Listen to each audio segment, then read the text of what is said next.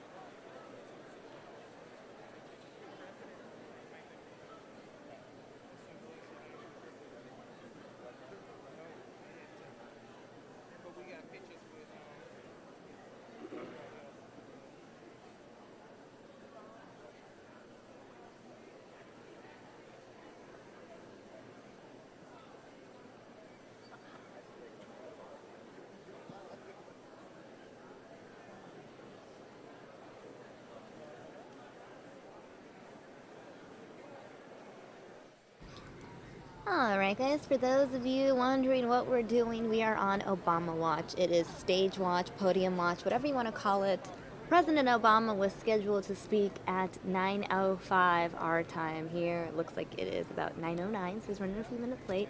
And he is making remarks at a town hall at a high school in Baton Rouge. So stay tuned. We'll be hearing from President Obama, and right after that, I'll be doing my top 5 with Ron Hoon. And a little bit later on, we have a very special guest, a comedian who is performing in town tonight. So we'll be chatting with her in a little bit. So stay tuned. We have a great show ahead.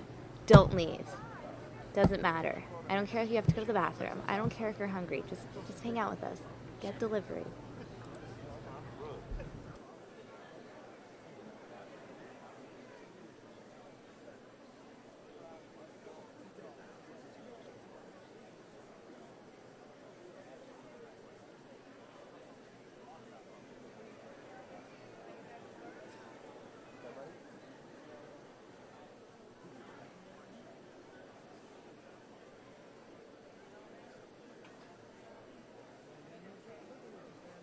Ladies and gentlemen, to introduce the President of the United States, please welcome Shadra Joseph.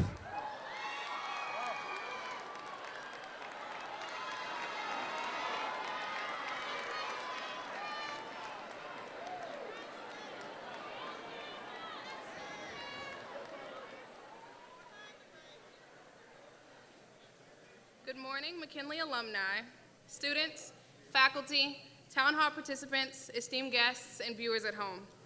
I'm Shadra Joseph, and I'm McKinley Senior High School's 2015-2016 Student of the Year.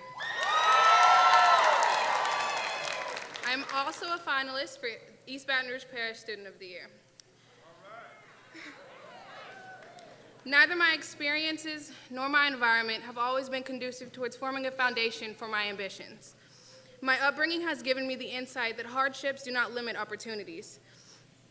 A journey towards self-actualization is not as easy for all of us as it is for some. It is challenging for marginalized Americans to succeed. However, remaining focused on ambitions and education allows opportunities for moments of surrealism similar to this one. I am here in spite of, not because of my circumstances. I have defied the statistics, and I will not falter in my aspirations to dismantle the glass ceilings imposed on women, people of color, and minorities. McKinley has been a significant factor in my personal development due to its ever-present but often unacknowledged historical value. In 1907, McKinley became the first institution in Louisiana to offer Black students academic advancement. Furthermore, its first graduating class of 1916 were all females. McKinley was a win for Black excellence and a win for women. Today, McKinley is home to educational opportunities that allow for a progressive, inclusive environment that stimulates informative and insightful dialogue among people who exhibit diversity in everything from skin color, sexual orientation, socioeconomic status, and religion. I am honored for the opportunity to introduce both myself and the president. As a representative of McKinley High School, Baton Rouge, and Louisiana, I offer the President our gratitude for giving America a non-traditional model of success that proves adversity does not restrict opportunity, and for choosing McKinley High School to make history. Ladies and gentlemen, McKinley High School proudly welcomes the President of the United States of America.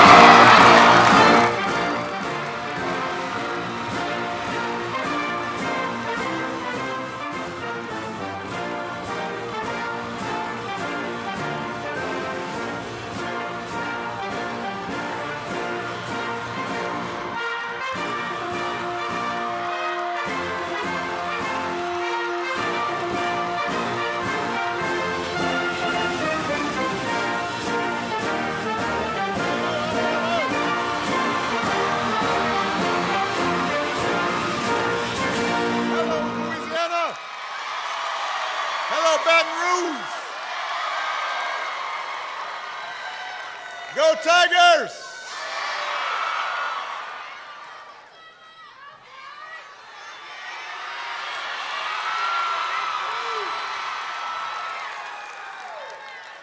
For those of you who are not aware, that's a go with an X. I got it. Can everybody give Shay a big round of applause?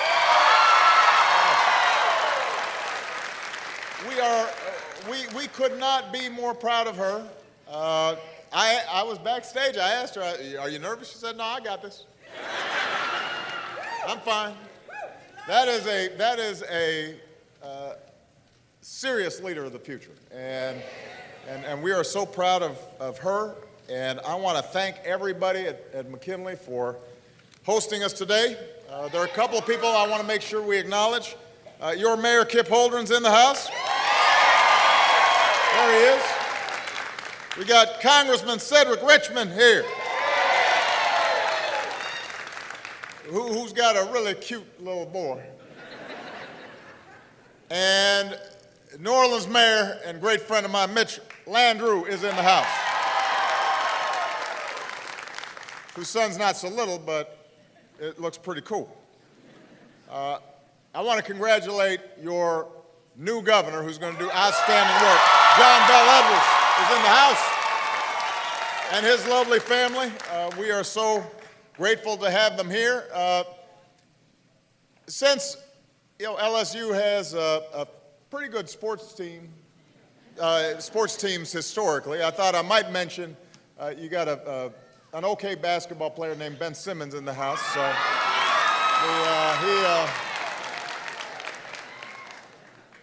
his dad played in Australia with my Secretary of Education, Arnie Duncan.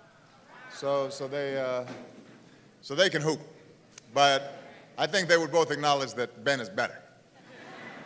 And it's wonderful to have him here. Now, it is my intention not to give a long speech, because this is sort of a town hall. I want to spend a little time having a conversation with all of you.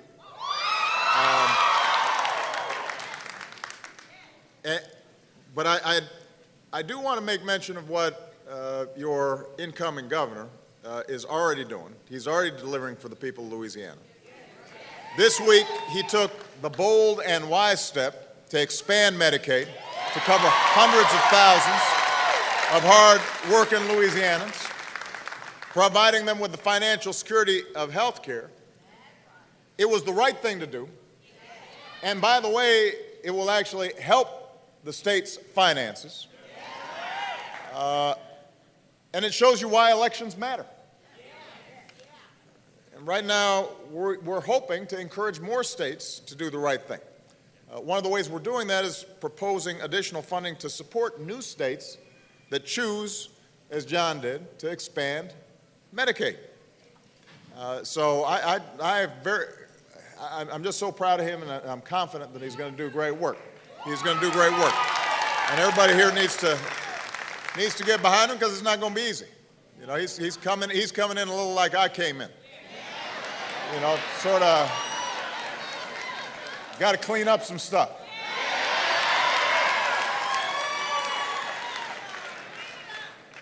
Now, I love Louisiana. I love Baton Rouge, but this is the first time I've been here as president. I've been trying to pack all my fun trips into my last year. And although I missed the Tigers beating Ole Miss last night, maybe I'll come back for football season. Some of you know I gave my final State of the Union address this week. I focused on the fact that we're going through a time of extraordinary change, and that's unsettling. It can seem sometimes, especially during political season, where everybody's running around saying, oh, everything's terrible, and let's find somebody to blame, that our politics won't meet the moment. But what I want folks to know, that's right, if you have a chair, go ahead and sit down. If you don't have a chair, don't sit down. I don't want you falling down. Good thing, whoever the first one was who did that, you're a leader. Love you back. Thank you. But what I want people to know is that we've been through big changes before. And America always comes out stronger and better as long as we make decisions together that are designed to seize the future instead of run away from it. And we're uniquely positioned to do that. We've got the strongest economy in the world. We've gone through the worst economic crisis of our lifetime, and we have bounced back with 14 million new jobs, cut the unemployment rate in half. We're the most powerful country on earth, capable of meeting any threat. Our commitment to science and education and entrepreneurship and our diversity make us a perfect match for what's needed in this new century. But our progress is not inevitable. So we've got to answer some big questions. Number one, how do we make sure that we create an economy where everybody is benefiting, everybody feels secure, everybody has a shot at success, not just some? That's question number one. Question number two, how do we make sure we've got an innovation economy and we embrace science and reason and facts instead of running away from it? Number three, how do we make sure that we keep America safe, not through trying to talk tough, but by being smart? Number four, how do we make sure our politics works, not in a way where everybody agrees, because in a big country like ours, people aren't going to agree on everything, but so that it is civil and so that it is constructive and so that we can work together to find solutions to the problems that are not just going to face us, but our kids and our grandkids. All right? Now, I tried to give you a sense of how I think we need to answer those questions going forward, but I promised I wasn't going to talk long because I want to have a chance to hear from you. I just want to make this point. We're pretty close to New Orleans, and I had a chance to go back and travel with Mitch as we were commemorating the anniversary of Katrina. And if you have any doubt about America's capacity to overcome anything, you just visit some of those neighborhoods and you talk to some of those families. And you see the businesses that are thriving and the homes that have been built and the parishes that have pulled together. And it's just a reminder of the fact that when we work together, we cannot be stopped. We cannot be stopped. We work best as a team. And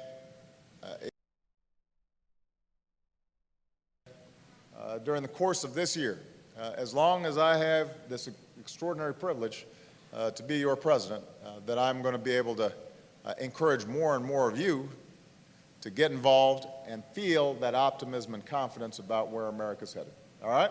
So with that, let's start this conversation. And let me say this: we got mics in the audience, and we're going to go boy, girl, so it's fair.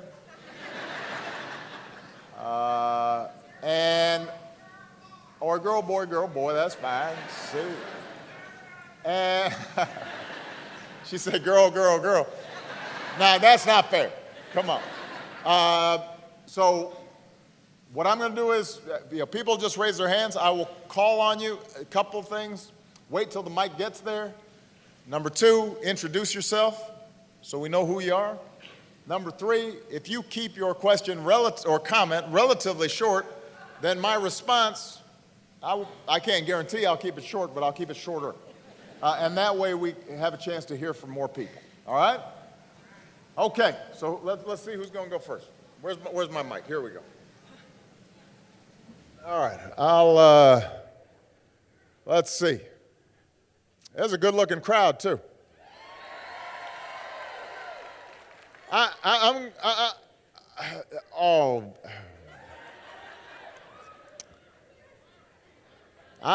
don't know who to call on. That young lady right there in the brown jacket, right there.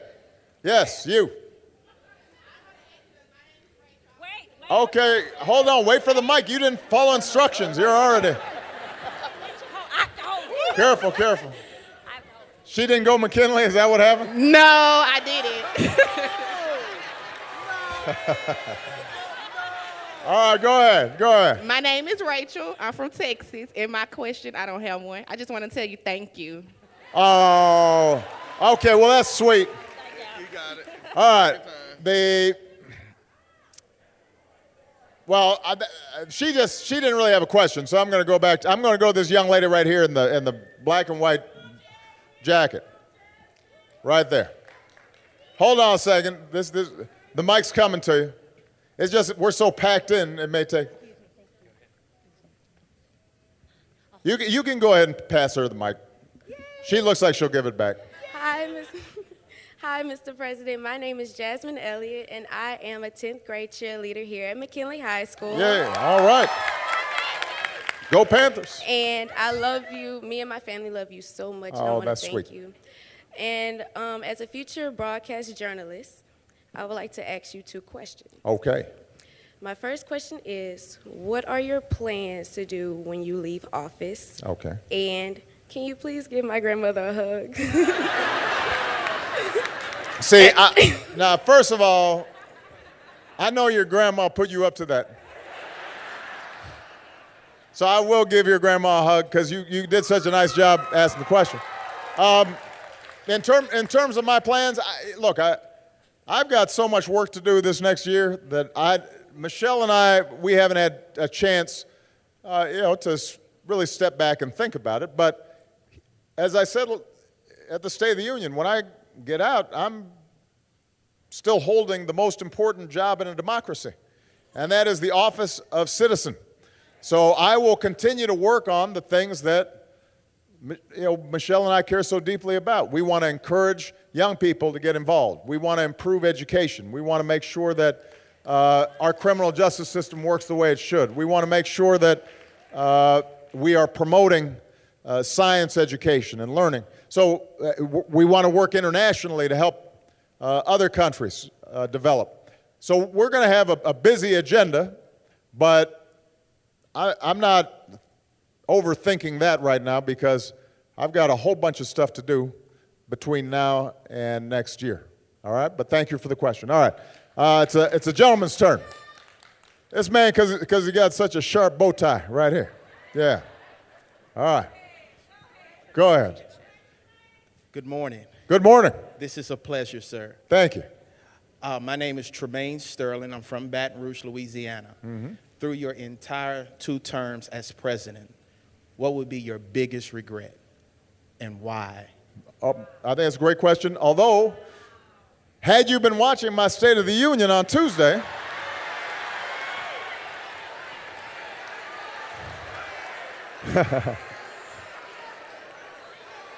he might have known that I actually already answered that question. But that's okay. I'm sure there was a good ball game on that night. No, what I told the country, except for you, was that my biggest regret was the fact that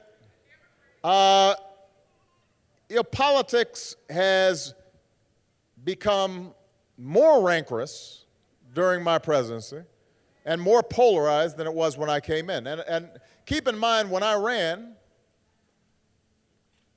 my belief was that there were no red states and blue states. There wasn't a black or white or Latino or America. There was a United States of America. And that continues to be my belief. Now, I have, as president, obviously done soul searching about what are things I could do differently to help bridge some of those divides. I think part of it had to do with when I came in, we had a real emergency and we had to act quickly, and people in Washington sometimes weren't always as focused on getting the job done as they were, how's this going to position us for future elections. But as I said at the State of the Union, I have no doubt that there are things I could have done better. But what I also say is that this is not something a president can do by him or herself. When it comes to how we work together, the main impetus for a better politics is going to be the American people. They have to demand it. And so if we have voters who are not getting involved, then the people who tend to determine the agenda are the special interests or money or power or the loudest voices or the most polarizing voices, because a lot of folks, some of the best people, they're just sitting at home. And they're getting cynical about politics, they don't get involved, and then the people who do get involved end up being the folks who aren't willing to work together. It's important for voters to insist that their elected officials are strong on principle, but also are willing to compromise with people who don't agree with them.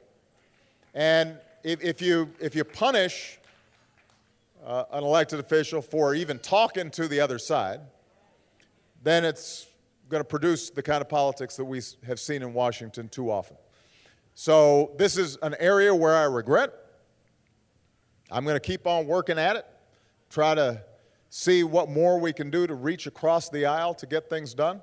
I said on Tuesday that I think at the end of last year, maybe we surprised the cynics by getting a budget done, and we extended tax cuts for working families that were due to expire, and we were able to continue funding for transportation. I know that your mayor was talking about how the interstate here narrows, and we may need to do something about it to relieve some traffic. And those things are not things that should be subject to a lot of Republican and Democratic argument. Maybe that's something that we can carry over into this year. One area, for example, that there's been genuine bipartisan interest and support is the idea that we've got to reform our criminal justice system. That we have to be tough on violent crime, but also be smart when we think about how can we prevent young people from getting into the criminal justice system in the first place. How can we provide alternatives for low-level, nonviolent drug offenders? How can we make sure that the sentencing is proportional? How do we make sure that we're training folks while they're incarcerated to get a skill that would allow them to be gainfully employed? How do we make sure that when they are released that there's a transition process for them? How do we lift up all the outstanding employers who are willing to give people second chances? So there's a whole slew of work that we could be doing there, and to their credit, we've seen some very conservative Republicans and some very liberal Democrats sitting down at the table and trying to work it out. And that's an example of where we see some promise. Another area and I mentioned this at the State of the Union, some of you have heard of the Earned Income Tax Credit.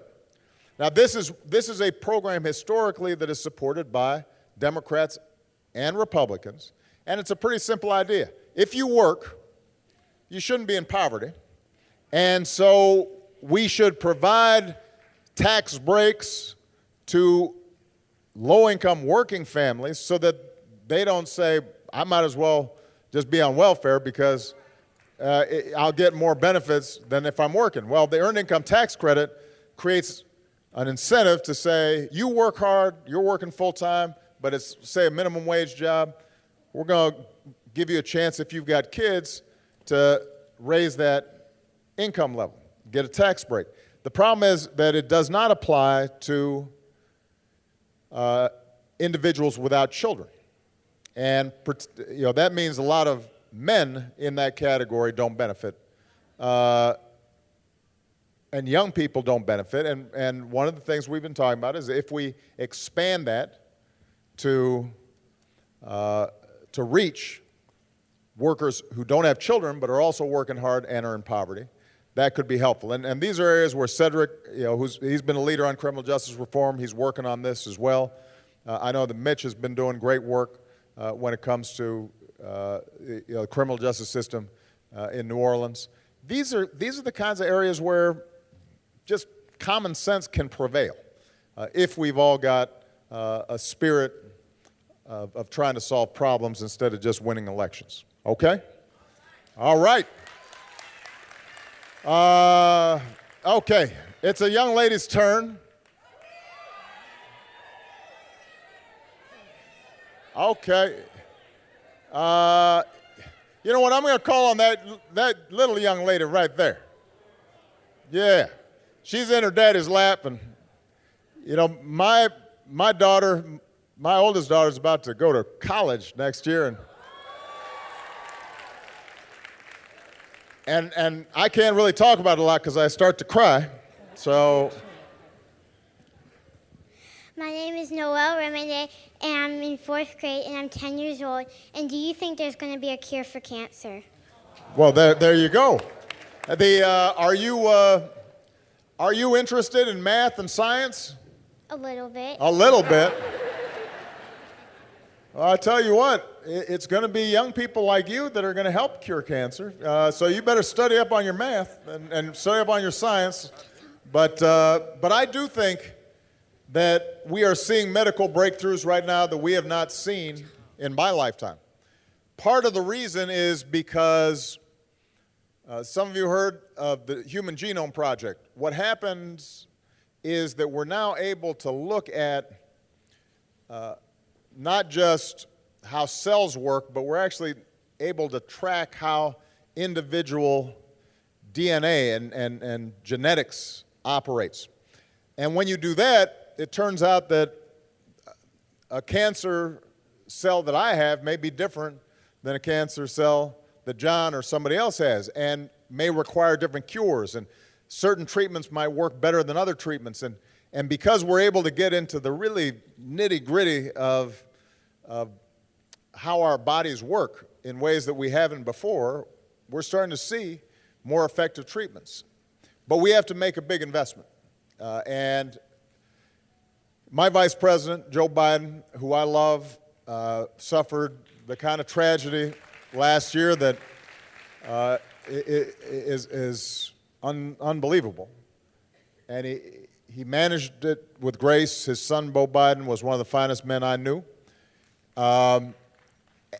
And so I thought it was entirely appropriate for Joe Biden, who has seen this and gone through it, to lead this effort like a moon launch. We're going to double down on medical research. We're going to look at the best, we're going to gather the best researchers, the best scientists, and we are going to go after this thing. It probably won't be cured in my lifetime, but I think it'll be cured in yours. And that's why we got to get started now. All right? Okay.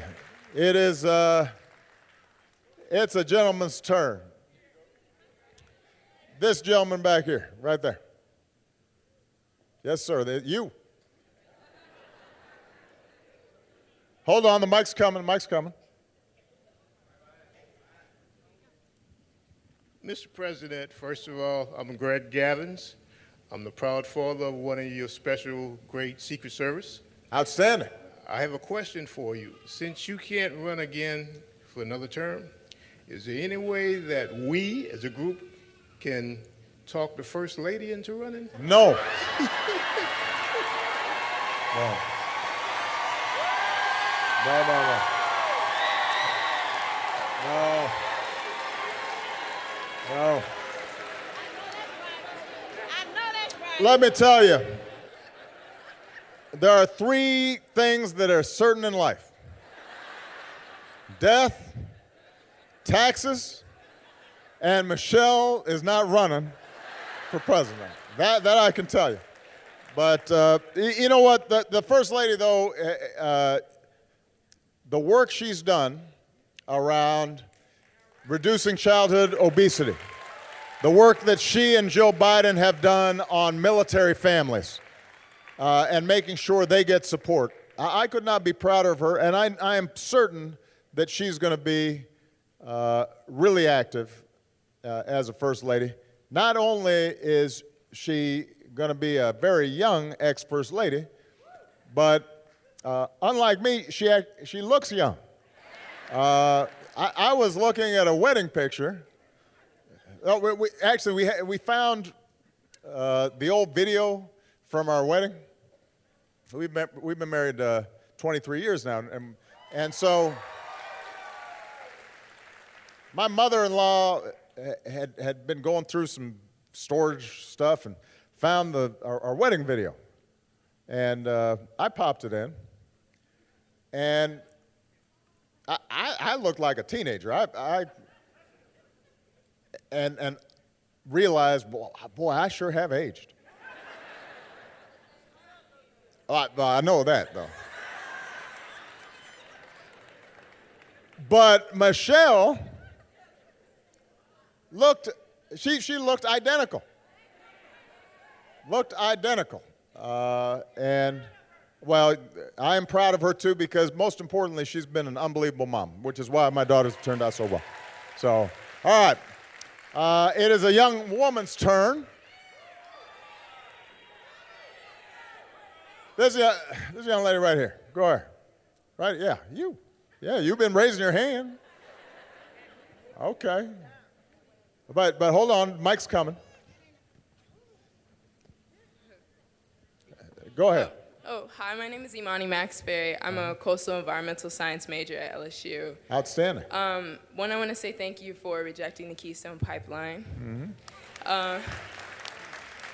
And two, I want to ask, while you've been in office, what environmental issue do you think has impacted you the most and should be more brought to the public? Okay, that's a great question, and I'm proud that you're doing that work. That's important. First of all, it's important for us to understand how much environmental progress we've made in my lifetime. And the reason is sometimes when we talk about the environment, it sounds like something far away. But we don't realize, we don't remember what we've accomplished already. In the 1970s, in California, there would be regular days where people did not go outside. When Ronald Reagan was governor in California, there were regularly days where the smog was so bad, it was like it is in Beijing now. People just wouldn't go outside. And if you had asthma or some respiratory disease, you might die. I remember as recently as 1979, when I first started college, I started college in Los Angeles. When I went running, first week I was there, after about 5 minutes, I'd start feeling a burning in my chest. And it was just me sucking in soot and smog. And now you go there and that smog isn't there. And the reason is because we instituted things like catalytic converters and unleaded gasoline, and we changed the technologies to reduce smog. It used to be that places like the Cuyahoga River around Cleveland caught fire. It was so polluted. Caught fire. No, there's no joke. And now you go there and people are able to use it. Same thing with the Chicago River. Now people are kayaking and fishing. And so the point is that we actually can make progress when we make an effort because of our technology and our innovation. And every time we've taken a step to try to clean up our air or our water or our environment, there are all kinds of people who say, this is going to kill jobs, we can't afford it, can't do it, it's going to cost too much. And then after we do it, we look back and say, you know, it didn't cost as much as we thought. It happened quicker than we did. Our businesses figured out how to do it and to make money doing it at the same time. That's what I mean when I say an innovation economy. We've got to be confident about our ability to solve any problem if we put our minds to it. So now the answer to your question right now is what I'm very much concerned about is climate change. And there are folks who are still denying that this is a problem or that we can do anything about it. Look, if 99 doctors told you that you have diabetes and you need to change your eating habits and get some exercise and lose some weight, you may decide not to do it because you're stubborn, but don't say they're wrong because the science is unsure. This is happening.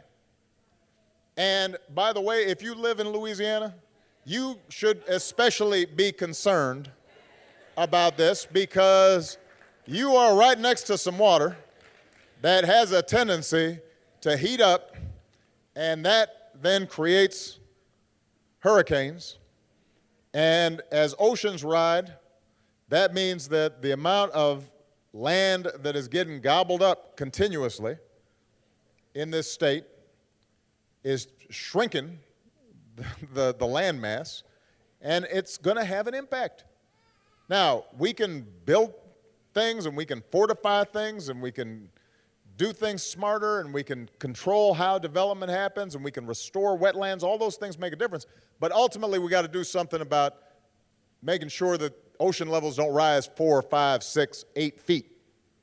Because if they do, this state's going to have some big problems, bigger problems. So what we've done is we've gotten together with 200 other nations, American leadership, to say all of us have to start bringing down the carbon pollution that we send in the atmosphere.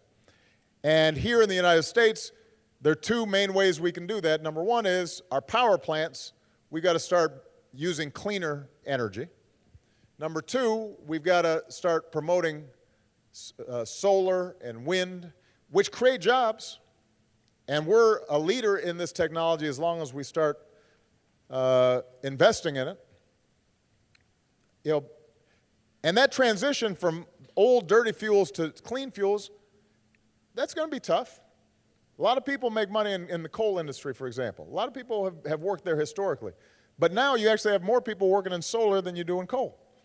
Those communities that are reliant on coal, we should help them get a jump on making money in wind power and solar power. Those are hard-working, good people. Let's not have them stuck in old jobs that are going to be slowly declining. Let's get them in the new jobs that are going to be going up. And then in our transportation sector, we need to continue to build on the things we've done since I've been president, doubling fuel efficiency standards on cars, promoting electric cars. All this stuff adds up. And the good news is businesses can succeed and we can make money doing it at the same time. But don't think that this is not a problem for all of us. This is the main message I have. You know, we talked, that young lady was asking me about curing cancer. Well, we might cure cancer, but if temperatures have gone up 2, 3 degrees around the planet, 4 degrees, and oceans are rising, we're going to have more problems than medical science can cure. We got to make that investment now, and we can do it. All right, good question. This gentleman right here. Hold on, I got a mic right there. How you doing? I can hold it. Go ahead. I'm a big kid. Well, maybe I'm not a big kid. Okay. My name is Alan Turr. I'm from near Youngstown, Ohio. You've been there many times in helping with the steel mills get back on track. That's all good. Right. And in your defense, my business is doing good, making money. Good. Growing for the last 10 years. And I got a lot of friends that have businesses. They're doing real well, too. So for a lot of people that are complaining, there's a lot of people doing well. So I think if you hustle, you can make good. Absolutely. But my question to you is, you're on your last year. Is there any one big thing that you'd like to see happen before you leave the office? Good. Well, first of all, what's your business? Well, I got a couple businesses. I manufacture Halloween props, and I own a haunted house in Hayride in Lordstown, Ohio, which you've been there many times, to the car plant, called Fear Forest. Maybe if you make it back into Youngstown in October, you can come check it out. But I make Halloween props, and I like to scare people. So that's kind of interesting. That's fun. You sell a lot of Obama masks? Hey, Obama's not scary, so. There you go. All right. I don't think so.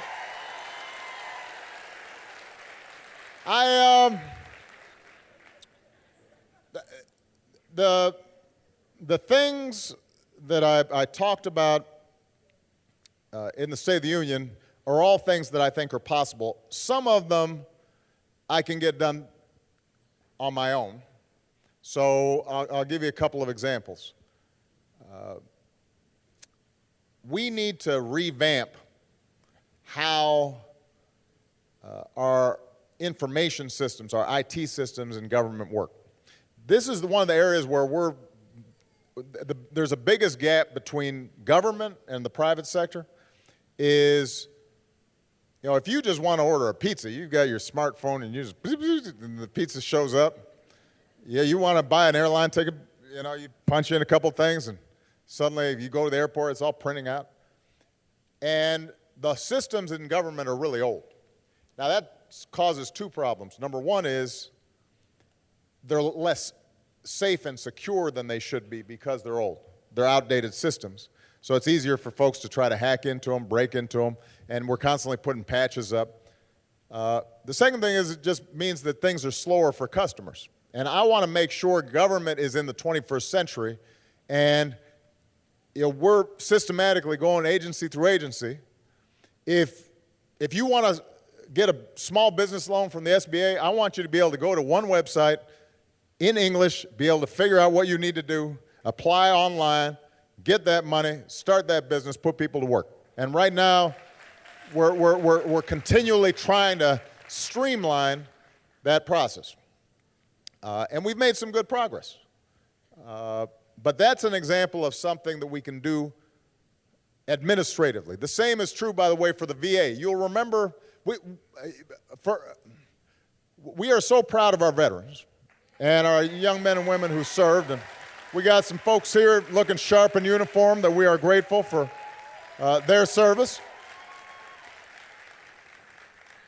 And we have put more resources and provided more support to and increased budgets for the VA than any administration in history. We have cut backlogs. We included folks who had been affected by Agent Orange. We have boosted the resources available for folks suffering from PTSD. We are ending veterans' homelessness. We've made some huge investments, made really good progress. But you'll remember that story that came out last year or a year and a half ago in Phoenix where folks were waiting so long to try to get an appointment that, and many of these were elderly, aging folks, and they were dying before they got an appointment. And it was unacceptable. When we did an investigation of what had happened, and what was worse was some of the administrators there were hiding what was going on and manipulating sort of records in ways that meant they had to be fired. But when you looked at what was going on, a lot of it had to do with the fact that they had a system where a veteran would call in trying to get an appointment. Somebody was writing it down on paper. Then they were tapping it into some 30-year-old computer system that would then print out something that then would get walked over to someplace that then they'd have to it was a mess. And so we've had to make big investments in trying to clean up that whole process. So that's what we can do without Congress. Some things I think we can do with Congress I've already mentioned. I think we can get criminal justice reform passed. I think that we can potentially do some work on what I just identified, the earned income tax credit that would help millions of people around the country who are working hard get out of poverty.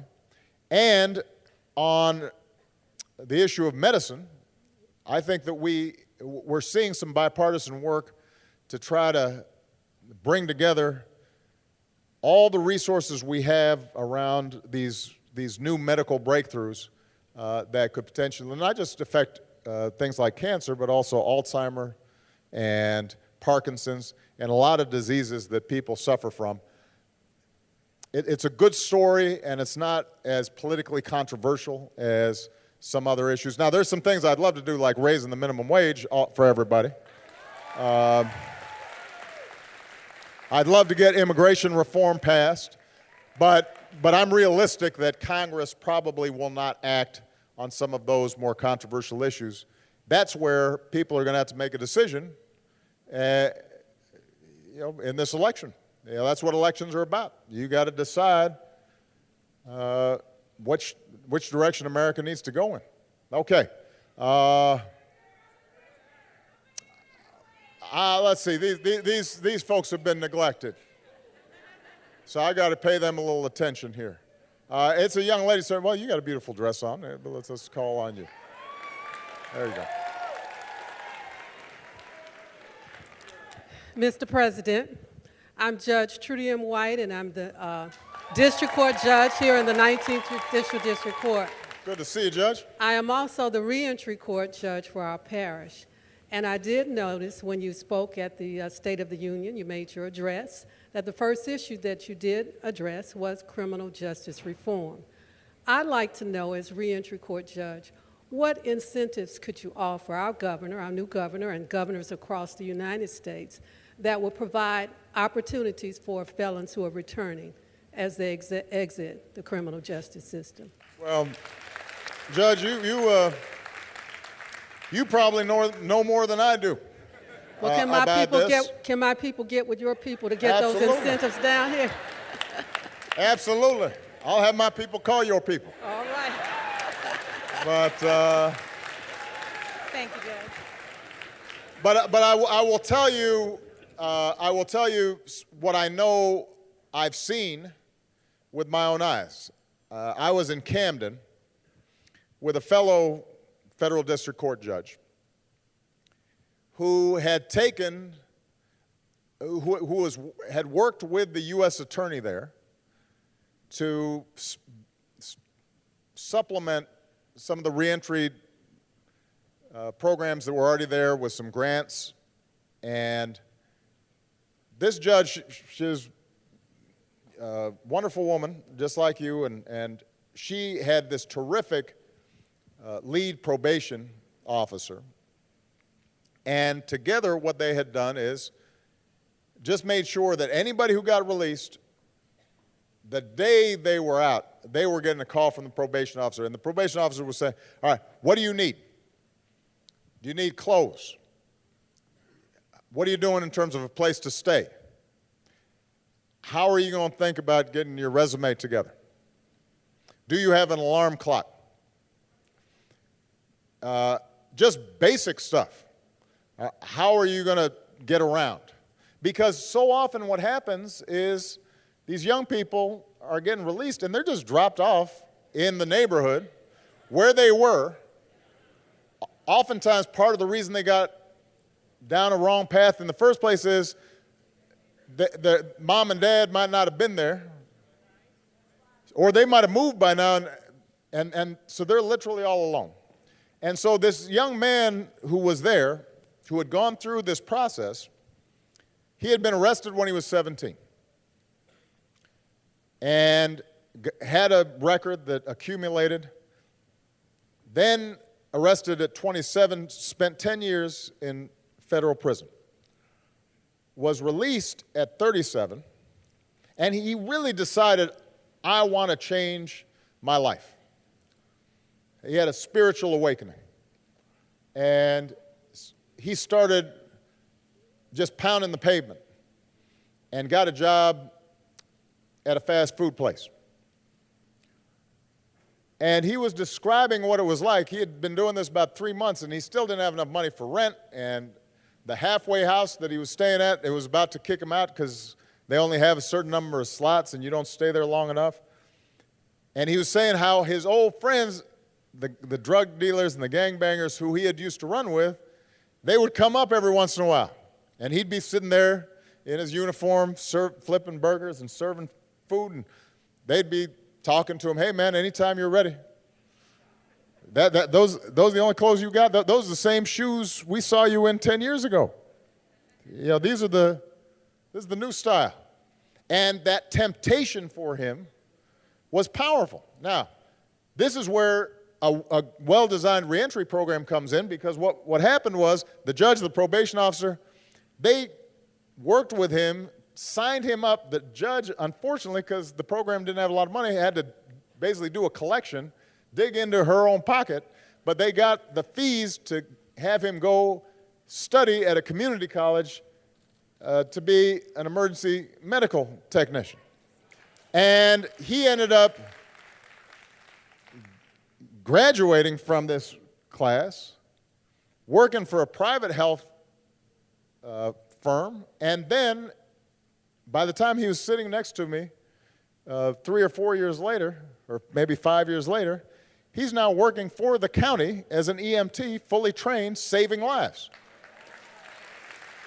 But the point is that it required intensive intervention and support and help. But what a smart investment that was. Because if we spent whatever it cost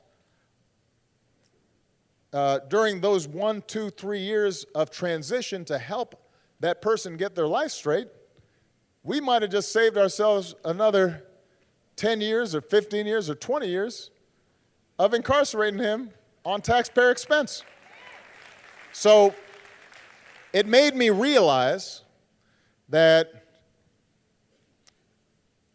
if we really want to be smart on crime, you've got, let's say, a minimum sentence, mandatory minimum sentence of 20 years for some drug-related charge. If we reduce the amount of time that they're incarcerated, took all those savings and we took just some of that for 1, 2 years of reentry programs that are highly supervised, then we're going to get better results. Safer streets, better citizens, because he's now paying taxes as an AMT instead of taking taxes as a ward of the state. Less violence, more hope. He's got an opportunity now to be a father as opposed to an absent presence in a child's life. That's how we rebuild communities. And that's why this is such a promising area. And as I said, I want to make sure to acknowledge, this is an area where there's been some really powerful bipartisan, interesting coalitions. I think the evangelical community, because they have a lot of strong prison ministries, they care about this. They believe in redemption and second chances, and so they've gotten involved. And you've got libertarians who just don't like the idea of the state spending that much money on prisons. They've gotten involved. And so there's a lot of good work. And as I said, Cedric's been a leader in this process, so we gotta see if we can make this happen. All right? But my people get with your people. That redhead right there. It's good having hair like that. You stand out in the crowd.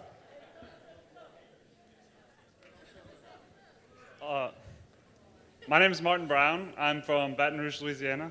And my question is about education. Education is one of the most important things in achieving equal opportunity.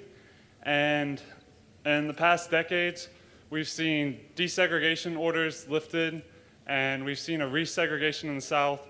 Furthermore, there's huge disparities in resources for different students in different school districts and parishes. And I was wondering, what can the federal government do? What have you done?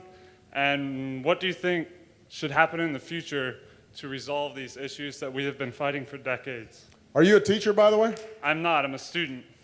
Where are you going to school? LSU. Fantastic. What are you studying? Math and economics. All right. Well, maybe you'll solve this problem. Well, thanks for the question. It's a great question. I talked about this at the town hall. In this, or in the State of the Union, this economy will become more and more knowledge-based during the course of our lifetimes, our children's lifetimes, our grandchildren's lifetimes. There's no denying it. That is not going to change. And so when people talk about how the economy is changing and how come we can't have it the way it was back in the 50s and 60s, it used to be that if you were willing to work hard, you could drop out of high school, walk into the factory, say, I'm ready to work, and if you showed yourself to be a hard worker, you could actually build a middle-class life on the factory floor. And that's great. But if you go into a factory today, it's full of computers and robots. And if you don't know math and you don't know science, you can't get that job on the factory floor. And by the way, because of automation and technology, when I go to a car plant, we sold more cars, U.S. automakers sold more cars last year than any time in history. It has come all the way back. It has rehired hundreds of thousands of folks. We created 900,000 manufacturing jobs. But you go into a plant and it's just quiet and clean, and probably where if you used to have 1,000 people in that plant, now you've got 100, just because it's so automated. And the point is, you are not going to be able to build a middle-class life in this society unless you have some education and skills that you can continually enhance and retool throughout your career. That's just, so young people, I'm going to be honest, I'm not going to call them out, but if you're Ben Simmons, maybe you'll do fine not hitting the books. But, although he's a very fine student, I'm sure. But my point is, unless you are one in a million, you better be working hard. You better be studying. And it's not going to stop. Now, the point you made is exactly right. How do we make sure everybody gets that opportunity? Because we know what the ingredients are. We know that early childhood education makes a huge difference, the kind of start that young people get. We know that poor kids oftentimes are not starting off in school with the same vocabulary because they haven't heard as many words, which means that we've got to train parents, not just not just teachers, to help get kids rolling. We know that schools that have great teachers and high standards and are creative and have the best technologies and that are used the right way make a difference, that high expectations make a difference. So we know all these things, but the way that education in America has been organized is local school districts, local control, and local property funding as the primary way of supporting schools. And that has led to big disparities in every state in the country. So the federal government can't get at that. What the federal government has done and can do is, through programs like Title I funding, we provide additional money to school districts that have a high proportion of low-income kids to try to give them more resources. The federal government, what I've done during my administration is worked with states and local school districts to give them incentives to adopt best practices, to help develop and train teachers to more effectively teach kids, to make sure that we've got high expectations and high standards. I just signed last year a reform of No Child Left Behind that had led to a lot of over-testing and stress among teachers, but had not necessarily improved learning. But ultimately, it's going to be up to states and local school districts to make a decision about how much do we care about equities in funding within states. That's not something the federal government can force states to do. There was a case way back in the 70s that was brought before the U.S. Supreme Court making the argument that it was unconstitutional to have this property tax-based system of funding education. And the Supreme Court said it's not unconstitutional. It's up to states to make a decision on what they want to do. Some state Supreme Courts have said it's unconstitutional to fund education that way. But if you don't have states making those decisions, the federal government can't force them to. We can help, we can give incentives, but federal funding for education accounts only about for 7% of total education funding. The main thing we can do is hold up best practices, show people this is what works, this is what doesn't, and then the people of those communities have to determine this is what we want to do to make a real serious change. All right? Now, one last point I'm going to make on education, making sure folks like Shay can afford college is critical. And, you know, if I had my wish about what I could get Congress to do, I mentioned a whole bunch of issues. One of them also would be the proposal I've put forward, 2 years of community college at no cost for responsible students. Tennessee has already adopted this. Tennessee's already adopted this proposal. The city of Chicago's working to adopt it. So you've got Democrats and Republicans who've seen the wisdom of this.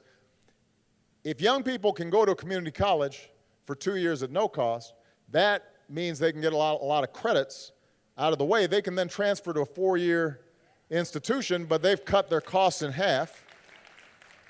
And this is an affordable proposal. I mean, we propose paying for it essentially by closing some corporate tax loopholes and some tax breaks for hedge funds. And it's enough money to actually make sure that every young person has at least that baseline. And that's part of the reason why America became an economic superpower, was because earlier than anybody else we said we're going to give everybody universal high school education. Now the next step is everybody, in addition to high school education, should be able to get that 2 years of post-secondary education as well. All right. So how much time do I have? I got to check with my people. 1 or 2 more questions? Okay. This young lady right there. You can stop jumping. Yeah. Yeah. I just called that. But do you actually have a question, or were you just jumping? All right, where's the mic? Right here, right here. Right here. Yes, you. I don't know why you're surprised. You raised your hand. Thank you so much for taking my question. First off, my name is Anjanae Turner. I'm a law student at Tulane in New Orleans in the Big Easy. I'm here with my little sister and one of my other friends from Tulane who also went to Columbia for undergrad. Okay. First off, I just want to say that we're very inspired by you and the First Lady, and That's nice. You are our biggest inspirations, and we want to be just like you guys, so can you help us? Give us some tips. So I'm sorry, what was the question? The question is, can you help us be more like you and the First Lady and give us some tips to be... Some tips? Yes. Well, look, I will say this.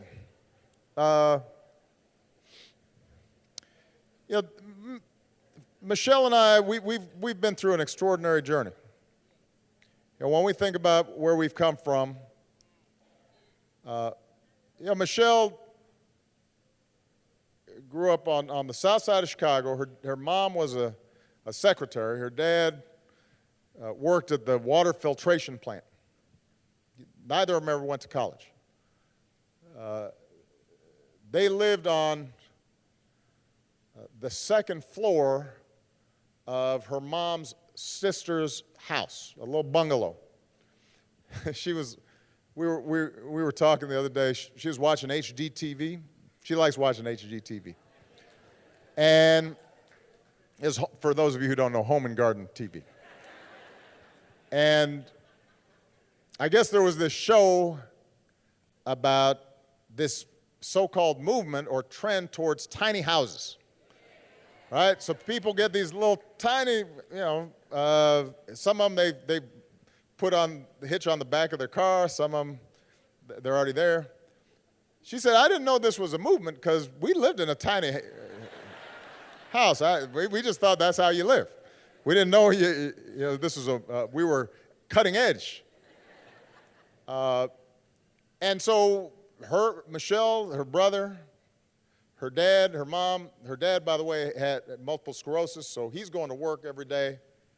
He had to wake up an hour early to get to work.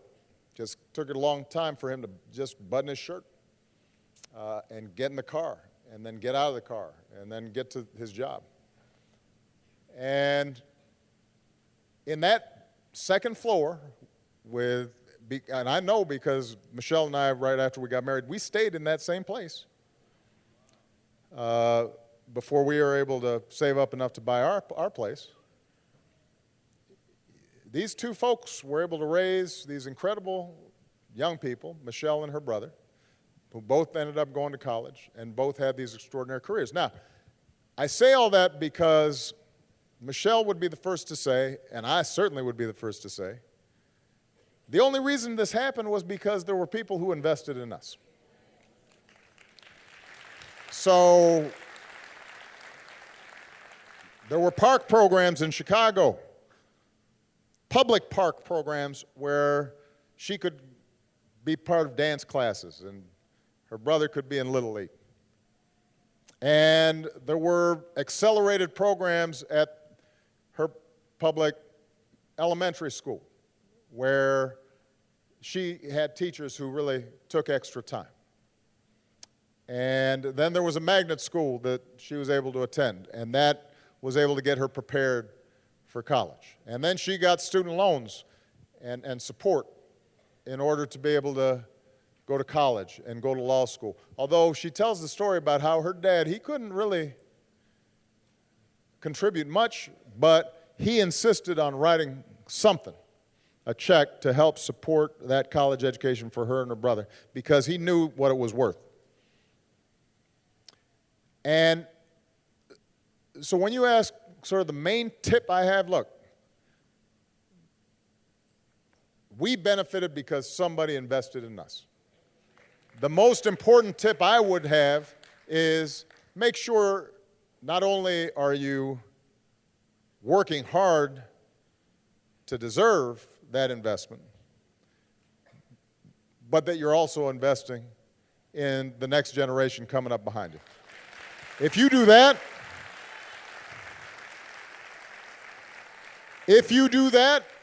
then, you're going to do great things. Your sister will do great things. And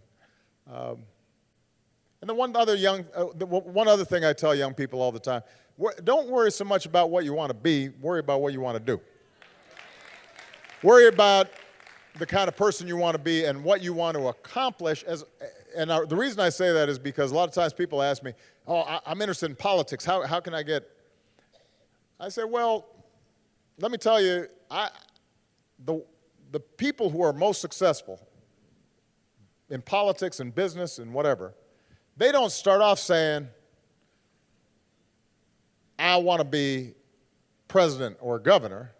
They start off by saying, I want to give people a better education, or I want to make sure that folks have jobs, or I believe in justice under the law. And they pursue a goal. They're trying to get something done. A byproduct of that is that they may find themselves in positions of authority or power or influence.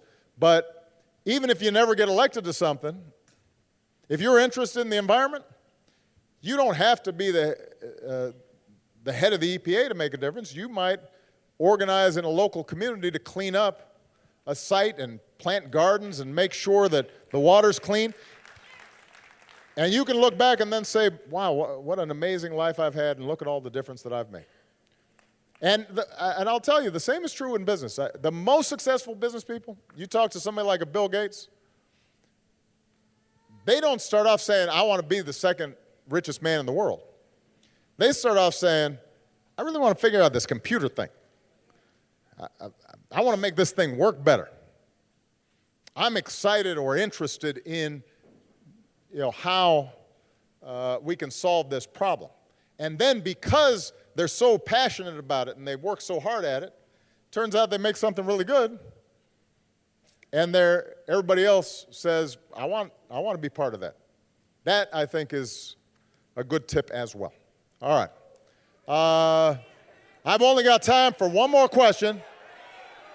It's a young man's turn, and he's right in front, and he looks very sharp. He's got his tie on and everything.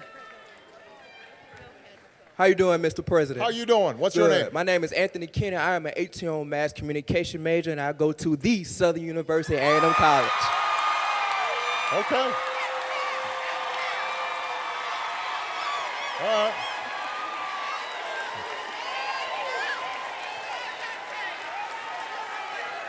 Okay. But, Mr. President, first off, I'd like to say thank you for being an inspiration, because I aspire to be where you are in the next 30 years, and I know I will be there. Okay. But one of my main questions for you, sir, Mr. President, going to HBCU institutes such as Southern University, most times, I know when I go recruit out for high school students, most times a lot of them say, oh, I don't want to go to HBCU, because I feel like if I go to HBCU, I won't get as many opportunities as a student at university as LSU or Tulane.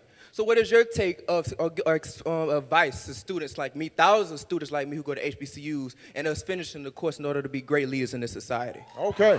All right.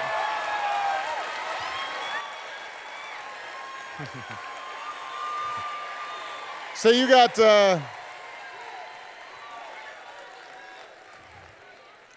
you got some folks voting for you already.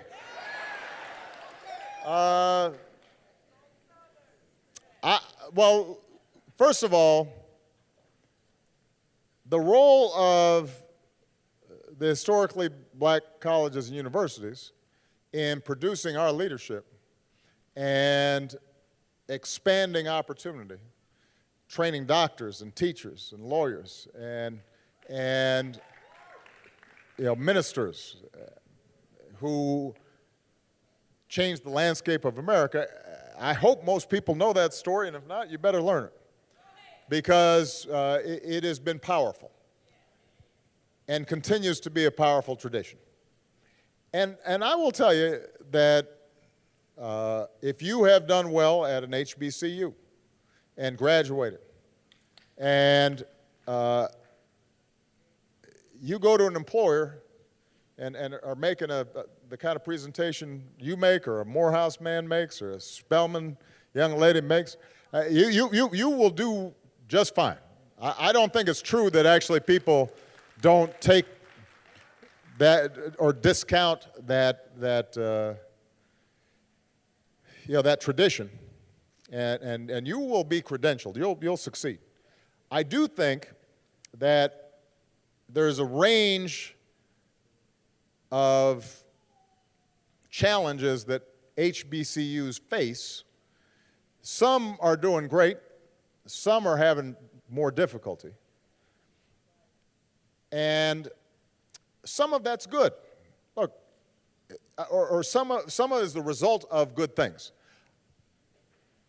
We don't live in a society where African Americans are restricted in what colleges they can go to. And I want them to be able to go to an LSU or a Tulane, as well as a Southern, as well as a Morehouse, as well as a Howard or a Spelman. So more opportunities open up. That's good. We have been very supportive of HBCUs over the last several years, and to their credit, the previous administration had supported them as well. There are some HBCUs that are having trouble with graduation rates, and that is a source of concern. And what we've said to those HBCUs is we want to work with you, but we don't want a situation in which young people are taking out loans, getting in debt, thinking that they're going to get a great education, and then halfway through they're dropping out. So now some of it is those HBCUs may be taking chances on some kids that other schools might not. And that's a positive thing, and that has to be taken into account. But we also have to make sure that colleges, any college, HBCU or non-HBCU, take seriously the need to graduate that student and not load them up with debt. Everybody needs a college education or a secondary an education beyond high school, if it's at a community college, if it's a technical school, if it's a training program. You're going to need more training as your career goes on. But I don't want you taking out a Pell Grant or a bunch of or not a Pell Grant, like a federal loan or a private loan, and you walk out with $50, $60, $100,000 worth of debt, and you didn't get your degree. So we are working very hard with every school, all colleges and universities, not just to reduce costs, but also to increase graduation rates, give students a better sense as they come in. Here's what it's going to take for you to finish. Here's why you've got to not lollygag and not take enough credits and think going to college is about partying, because it's actually about getting your degree. And we want students and parents to be better informed about that process ahead of time. All right, listen, you guys have been wonderful. Michelle, Sasha, Malia, Bo, Sonny, they all send their love. But before we go, I want to remind you of what I said. Our system of government only works when you are involved not just by voting, but by being informed and staying involved throughout the process. Your governor, your mayor, your congressman, they all want to do right by you. But there are going to be challenges. There are going to be folks who want to stop progress. There are going to be people who like the status quo. There's always going to be, in this democracy, countervailing pressures. And if you want to see change, you've got to help make it happen. When I ran for office in 2007, 2008, I did not say, yes, I can. I said, yes, we can, people. God bless you. Love you. Thank you, New Orleans. God bless America. Hello, everyone. How are you? That wraps up Obama.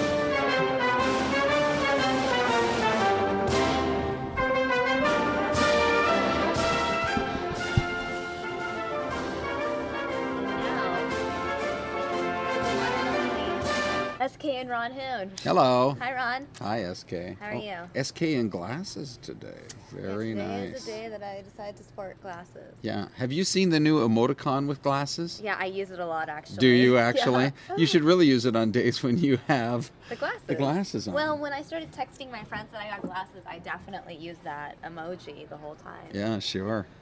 So, Ron, we just heard from President Obama. Yes. He's in Louisiana doing his thing, being a president. His final days on the road. I mean, this is the month now where he goes around and talks about everything he talked about in the State of the Union, right? Yeah, sure. Last year, that's kind of traditional. We saw him speak about different things. In fact, when he was speaking just now, he spoke about his visit to Phoenix last year. Oh. Talked about the problem at the VA. It Yeah. wasn't a good reason. You know, I heard a report on, where did I hear this? I believe it was on the POTUS channel, which is on XM. There's a channel dedicated to the President of the United States. Yeah, well, see, they call it POTUS politics of the United States, but Is everybody that not, thinks of POTUS. that's a channel, not a show on? It's an actual channel on Wow. XM, yeah. Huh. So, they were talking to somebody who said that the president is not a big fan of these State of the Union addresses, which is weird because he's probably better at giving a speech than almost anything else, right? I mean, that is sort of what he's known for, is being a good He's good orator. at basketball. Okay, well, Or yeah, golf. sure. He likes right? golf Yeah, a lot. okay, good. But anyway, that he's not a huge fan of it, and so, but whoever the advisor at the White House was saying, however, we realize this gives us one chance to get in front of more eyeballs than any other politician in the country is going to get for the entire year. Now, the thing that changes that is these debates. I thought, oh, that's interesting. I mean, you add up all of the different, all the different channels that'll be airing tonight's or last week's State of the Union, earlier this week, and yet, if Donald Trump is in a debate, the numbers go nuts.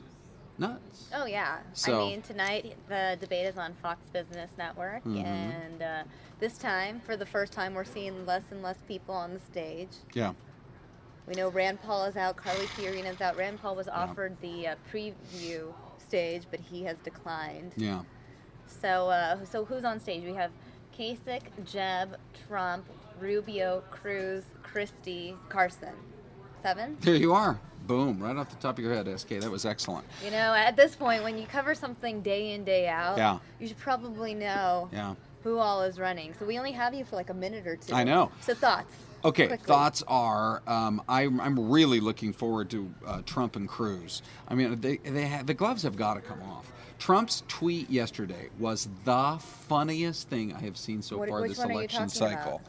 That is I didn't bring my phone up here. Let me go ahead and pull it up on Twitter. But, he keeps kind of beating the drum on, so drop down to, about noon yesterday. I think we might have gone too far. Yeah. Okay, we're getting, there it is right here. This one right here. Okay. Okay. This is, to me, this is just so funny. This one right there. Yeah. Okay. Where did I first see this? This is getting some play out This there. one right there. Sadly, there is no way that Ted Cruz can continue running in the Republican primary. Unless he can erase down on eligibility, Dems will sue. So you're saying it's a false sense of sadness? Well, for starters, sure. Second place is so he now gets to decide who runs and can't run. I mean, I know his numbers are huge, but it's kind of like he's the grand poobah who is going to decide all of that. And especially the part that it breaks my heart to go on Twitter and have to announce to you people that Ted Cruz can no longer run. Well, when you say it like that. I mean, that's basically what we're saying. Sadly, there's say, just though, no Ted way Cruz he can is continue Canadian. running. Or was. I guess he Correct. denounced his Canadian citizenship just so But people wouldn't question it. Was he not born as joint citizen? Yeah, the thing is, they all say you're supposed to be born in the United States. Right. He was not born in the United States. Well, they say natural born. So the way Marco Rubio put it on Fox News the other day was either if you're a citizen, you're either naturalized, meaning you've gone through the naturalization process, or you are a natural born citizen. And he said, therefore, Ted Cruz is a natural born citizen because he was never naturalized, right? He didn't go through that whole process of naturalization that an immigrant would. So I thought that actually was a pretty good argument. Rubio defended Cruz. Actually, he did. I think most people... Is Rubio trying to be Cruz's VP? No. In fact, I think Nikki Haley everyone's talking about that. Elevated her status pretty dramatically as a possible VP. Her only downside is that she's a reliably Republican state already and wouldn't bring anything really to the table. I'll tell you the smart Florida thing. is the swing state. The smartest thing is for every one of these other 6 guys to not alienate John Kasich.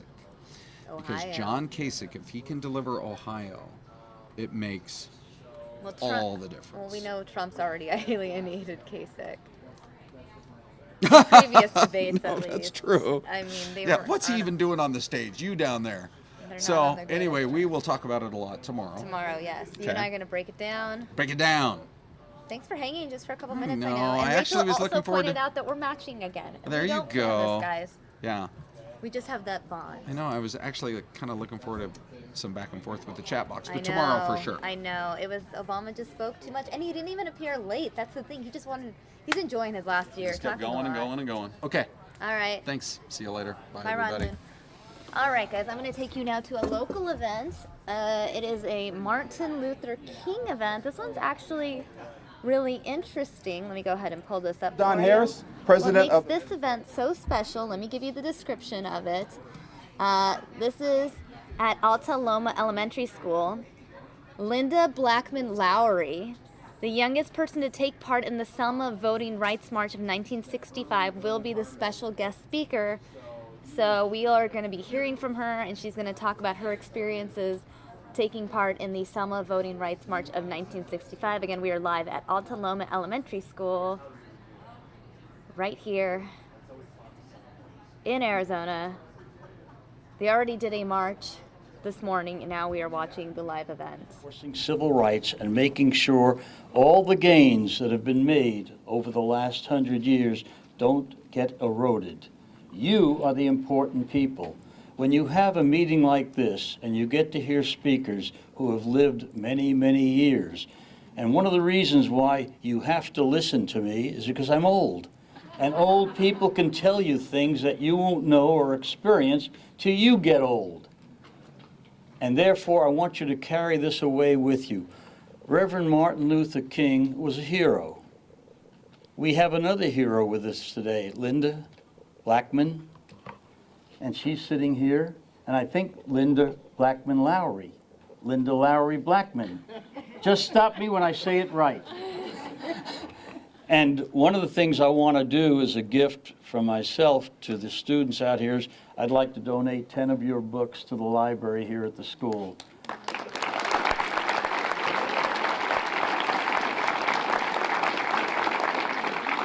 In 1965, I was a young Marine captain in a place called Vietnam, and I didn't get to make the Selma March. A little bit of my background. In 1941, my mom and dad in Brooklyn, New York joined the NAACP. I joined over 50 years ago. My daughter, an attorney in Chicago, is a member of the NAACP in Chicago. It is a battle. When you join an organization like the NAACP, it's a battle. But I want you to remember why you folks are so important. In 1965, young people died for civil rights. People that were in Mississippi that came down from the north and marched hand in hand with their black brothers and sisters paid the ultimate sacrifice. They were killed. They were killed because they were there to ensure that we would get voting rights in this country. And in 1965, and I noticed it on the pathway down here today, and I want all of you students to make me a promise today. Sometime in the next week or two, you will walk along that walk of bricks with all the years and look at every brick that's in the ground, because it's the history of the world in capsulized form that you couldn't get out of books. I want you to walk down that walk, look at every brick, and see what it says and what it stands for. And you know what 1965's, the brick, the only one that's in the ground? It's Lyndon Johnson's Voting Rights Act that was passed in 1965. I was not in country at that time. Like I say, I was in a faraway place, and hopefully you guys will never have to do what we did in Vietnam and what's going on now in the rest of the world. I hope to God you never have to have that burden and that chore. But there's a battle going on in the United States, and it is still going on. We have seen an erosion in the last 10 years of the civil rights that were gained in the 60s and the 70s. Blood was spilled for those civil rights, and we're having more bloodshed now. People are being shot. People are being killed. There's lack of respect for law and order. There's lack of respect for government officials. There's lack of respect for what were basic fiber in this country. And once again, I can't stress it enough. You guys are important. You are the most important people in this town right now because you're the future of your community. The future of this community rests on your shoulders. And I know today you're going to take away words and say, well, I don't understand everything you said. I don't really get and comprehend what that man was telling me. But we're going to have somebody come and tell you this morning about what she did when she was 15 years old. Linda Blackman Lowry marched in the Selma March in 1965, which was a battle march. It was a war. And she was 15 years old. Some of you are approaching that age, or maybe even reached that age already. At 15, this young lady was out there carrying the mantle of freedom and fighting for the rights of all people. Civil rights affects everybody. If one person is denied their civil rights, then it fails. Everybody's denied their civil rights. You can't take out and surgically remove one individual who's had their rights trampled upon and say, well, it doesn't affect me. It does affect you. Don't ever forget. Hearken unto these words. Don't you ever forget the burden that you have to your fellow man. Doesn't mean if you're black, if you're Chicano, you're white, yellow, it doesn't matter. You're a human being. And when you bleed red. Don't ever forget that, ladies and gentlemen. And once again, I'd like to thank all of you for having me. This is a pleasure. These are one of those moments in life. I'm 78 years old now, and I don't have a whole lot of years left. But this is one of those moments in life where I get to speak to you folks that I carry away with me as a treasure. And thank you so very much for allowing me to enjoy this treasure this morning. God bless.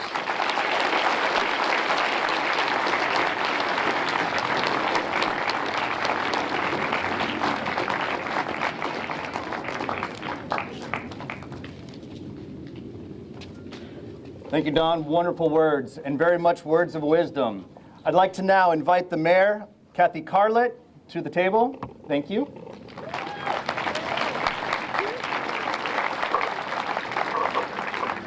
Thank you. It is such an honor to be here today and to be in the company of somebody who actually facilitated such momentous change in our country, change that we get to enjoy every single day. And you know, I hope that we never take it for granted. It's amazing. So we come here today to honor a great man and to recognize an important turn in our nation's history. Martin Luther King, along with many individuals at great risk for their own personal safety, stood up and stood together to create change. And that is the heart of our nation, isn't it? The ability to have an impact, to create change, to be energized by passion and hope, to act with the courage of your convictions for the sake of your vision. And the results of that vision, the Civil Rights Act, along with the Voting Rights Act, became watershed legislation that changed American history. Changed American history. It absolutely changed the direction our country was going. That is monumental. It doesn't happen very often. The effects of Dr. King forever impacted the direction of our country. He fought for what he believed, not only because his race was suffering, but because he believed racism and segregation are contradictory to the will of our Creator. It's a very big reason. I have the honor of introducing to you a remarkable woman, someone who I think would fit right in the city of Peoria. Miss Lowry embodies the spirit of our city, someone who knows what is right and doesn't let others determine that for her. Ms. Lowry was the youngest person to march all the way from Selma to Montgomery, Alabama in March 1965, and she was just telling me that she had her birthday when she was on that march. She turned 15 years old. She was 14 and actually celebrated her birthday on that march. It's a good way to remember it, isn't it?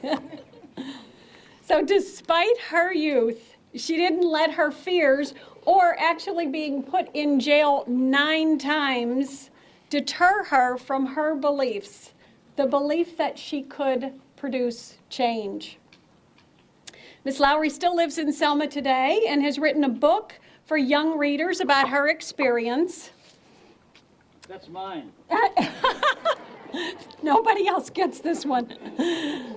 I believe that her story is a model for all of us.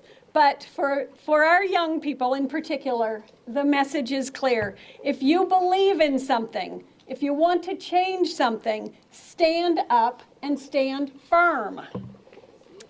Let me quote her own words to you. You have the ability to change something each day of your life. Believe it or not, people, it can't happen without you. Ladies and gentlemen, please welcome Linda Blackman Lowry.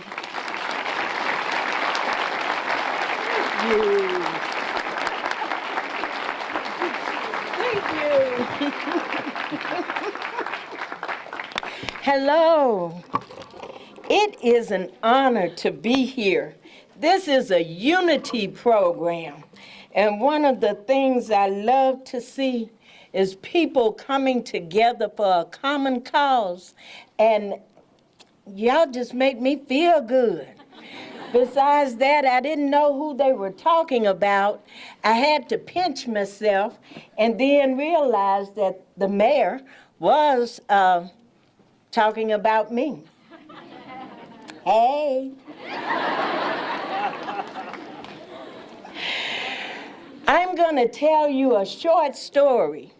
And in this story, it's going to tell you about the man that we are honoring today, Dr. Martin Luther King Jr., and how he changed my life. But I got to begin when I was 7 years old. See, at 7, my mother died, and I'm the oldest of 4. And my grandparents and the older people around me said my mother wouldn't have died if she hadn't been colored, that she would have been able to get the blood she needed to live from an all-white hospital in Selma. But instead, they had to send some 90 to 100 miles away to Birmingham, Alabama, to get the blood my mother needed to live. The blood came by trailway bus, and it stopped at every little corner between that 100 miles to Selma. And when the blood arrived, they said my father was 15 minutes late. My mother had already died. Well, I was 7 years old, and I figured that since white people hated me, I was going to hate them back. And I was going to make a change when I got big, because nobody else's mommy would ever die because of the color of her skin. So I'm going to let you know, when I was 7 years old, every little fiber of my 7-year-old being hated white people in Selma, Alabama. And I didn't know what I was going to do to make the change, but I knew in my heart that one day I was going to make a change. Dr. Martin Luther King came to speak at a church in Selma. I was 13 years old, and my grandmother took me and my siblings to hear him speak. Now, there's a little story behind that. We used to watch a story on Saturdays called Sergeant Preston of the Yukon. And Sergeant Preston had this beautiful German Shepherd dog named King. And King saved everybody and everything in 25 minutes on Saturday. So we knew we were going to see King, the German Shepherd. We had decided how we was going to shake King's paw and hug King's neck. But then a man named Mr. James Baldwin got up and introduced Dr. Martin Luther King Jr. Of course, we were disappointed.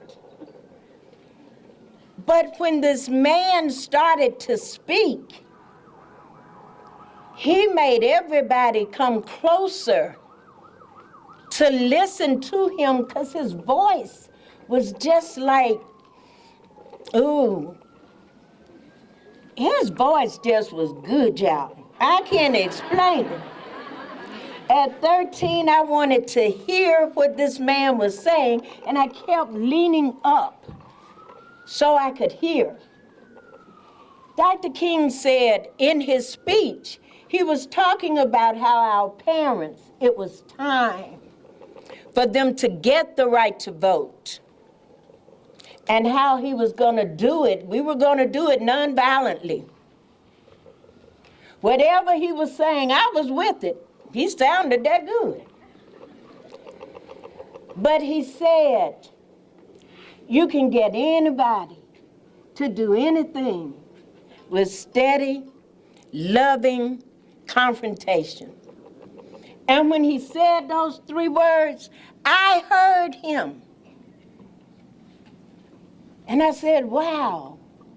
And then when he said it again, it was like saying, Linda Blackman, you can get anybody to do anything with steady, loving confrontation. It hit me. I said, there go my change. I know how to make change. And I was determined from 13 years old to make that change. That change came in the form of marching nonviolently, going to jail, marching, going to jail, marching, and going to jail. But that's how we brought that change. We were consistent. We didn't march one day and stop. We marched twice in a day, every day. I ended up in jail 9 times. Gotta tell you about being a jailbird. I was a good jailbird. Enjoyed being a jailbird. I had all my jailbird friends with me. But we were in jail because we believed in something. We knew that one day what we were going to jail for would make a change. We weren't in jail for hurting nobody. We wasn't in jail for taking anything from anybody. We were in jail to make a difference. And it was nothing like being in jail. Now, we were scared in jail. I'm not going to tell you it was fun. It was scary. We had each other's backs, but those big men had billy clubs and guns and cattle prods. Cattle prods was these sticks with an electric shock on them that they used for their livestock on their farms. And they could use them anytime they wanted on us. But we would get there, and if one cried, all of us cried, because we were all scared. If one did something, all of us took a part in it, because we didn't want just one to be singled out. It helped us when we would sit up there and they'd tell us to be quiet, and we go, we shall overcome, to the loudest. I mean, just the loudest. And that would irritate them so much. I got to like the song. I really did. Because that song in particular of all the freedom songs we sung, seemed to be the one that irritated white people the most. And we did overcome. One day, it was 23 of us in jail. We had been in this jail cell for 3 days, all girls. And one of my friends, Pat Green, got sick. And we called the jailer, we asked him, told him she was sick and we needed help. He brought us some brooms. And I'm gonna use the word because this is what the word was back then. He told us, niggers, clean up this place, it's dirty. But across the little catwalk in the jail, there was a window. And you could see the street, Franklin Street. And it was a street where black people had their shops and stores. And black people were walking up and down. So I decided to take the mop handle and break that window so we could call for help because Pat was really sick. Broke the window, we called for help. Let them know we had been there 3 days and people were sick. The jailer came in and he said, which one of you niggers broke that window? Since none of us was niggers, we didn't answer to it. We didn't know what he was talking about. He said, I'm gonna ask again, which one of you niggers broke that window? If you don't tell, I'm gonna put you in a sweat box. Now we started thinking, because we didn't know what a sweat box was or what it would do. Obviously make you sweat, but when you're scared, you don't think like that. So I said, I broke the window. And he said, your name, nigger? And I said, Linda Blackman. And then somebody stood up beside me and said, I'm Linda Blackman. Somebody behind me, I'm Linda Blackman. It was about 5 Linda Blackmans that day. And the jailer thought we were being funny. We were trying to take care of each other. That's how we had each other's back. He took 21 of us. He left Pat and another girl in the cell. And he took 21 of us and put us in this little iron box. It was just an iron box. Had an iron door with a little shutter in it, and he threw us in there and closed the door. It was dark, airless. I don't know how long we were in there, 5 minutes, 5 hours. All I know is when I woke up, the prisoners was taking all of us into a courtroom. And Judge Bernard Reynolds told us that we didn't smell so good and to go home and leave his courtroom. Told us to write our names on a piece of paper. So we did. We wrote Minnie Mouse, Mickey Mouse, Long Ranger, Tonto, and we thought we were getting over, so we, wrote these names and we went on. I, for one, got out of jail that day, took a bath, ate, and ended back up in jail that evening.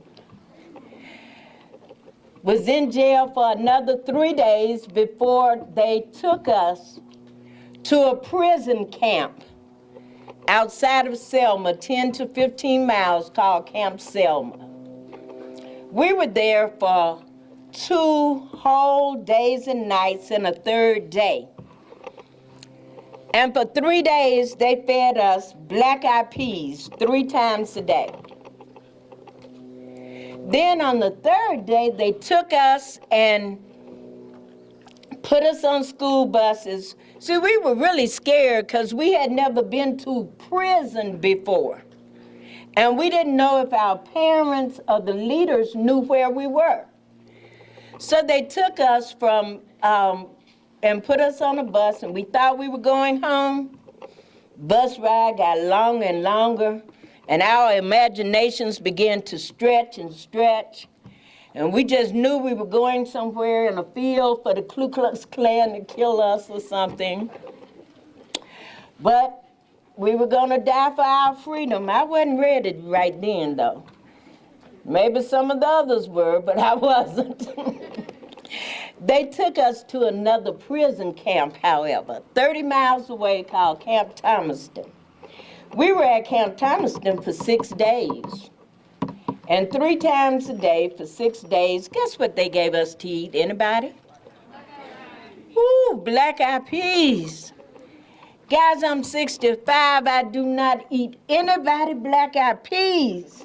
I haven't eaten black-eyed peas since I was 14. They're my kryptonite. They make me weak. No black-eyed peas. But then our families found out where we were, and they had them bring us home. Now, those were about the scariest times in jail. In 1965, on March 7th, it's called Bloody Sunday, because a group of us decided to go from Selma to Montgomery, the capital, to let the then governor know that we still wanted the right to vote. We deserved certain rights under the Constitution, and that's what we wanted. We was asking for no more or no less. And we decided to do that march because a young man had died from being shot during a night march in Marion. His name was Jimmy Lee Jackson. And Jimmy Lee had been shot and he died 8 days later. And we wanted to let the governor know that death was not a deterrent to us. I was in the 19th row of that march on that Sunday morning. We got to the end of the bridge. When we got to the crest of the bridge, we could see all the state troopers and sheriff's deputies and posse. When we got down to the bottom of the bridge, they told us we could not march. We were an illegal assembly, could go no further. When Representative John Lewis asked if he could speak with them, he told them no, he couldn't. No words to be said. They started putting on these gas masks. We didn't know what they were. I thought it was something from the Outer Limits, a TV show, you know. Didn't know. So my group leader, James Webb, said, let's pray, because that's what we would normally do. Get down and pray, get up and go and regroup. We got down on our knees, and all of a sudden, we heard the gunshots. The gunshots was this gas. This gas caused you couldn't breathe. You couldn't see. And it was very confusing. I felt someone pulling me back by the collar, and I was resisting. And that person then decided to put both of his hands on me and jerk me back. As he did, I bit his hand. I forgot to be nonviolent one time, okay? But I did bite his hand. And I heard the word nigger twice, and he hit me twice. Then he pushed me forward, and I managed to tumble and run directly into a cloud of tear gas. And he was running behind me, hitting me. When I woke up, I was on a stretcher. They were putting me in a hearse. We didn't have ambulances then. And I wasn't dead, so I wasn't getting in that hearse. And I let them know that. People were running back across the bridge, and I jumped up and started running too. When I got on the other side of the bridge, I saw my sister, my baby sister, whom I was supposed to be taking care of, in a man's arms. She looked like a rag doll. She looked like she was dead. And I stopped. I could not move. I thought I had killed my sister. I thought she was dead because of me. I couldn't move. Somebody was running and they pushed me. And I think that's how I got out of that stance. Because even now, 50 years later, when I talk about it, it hurts me to think that I hurt my sister. But this man told me she had just fainted. And I was trying to wake her up, and she opened her eyes and she started screaming when she looked at me, and I just grabbed her hand and I started running. I thought if we get back to Brown Chapel Church, we'd be safe.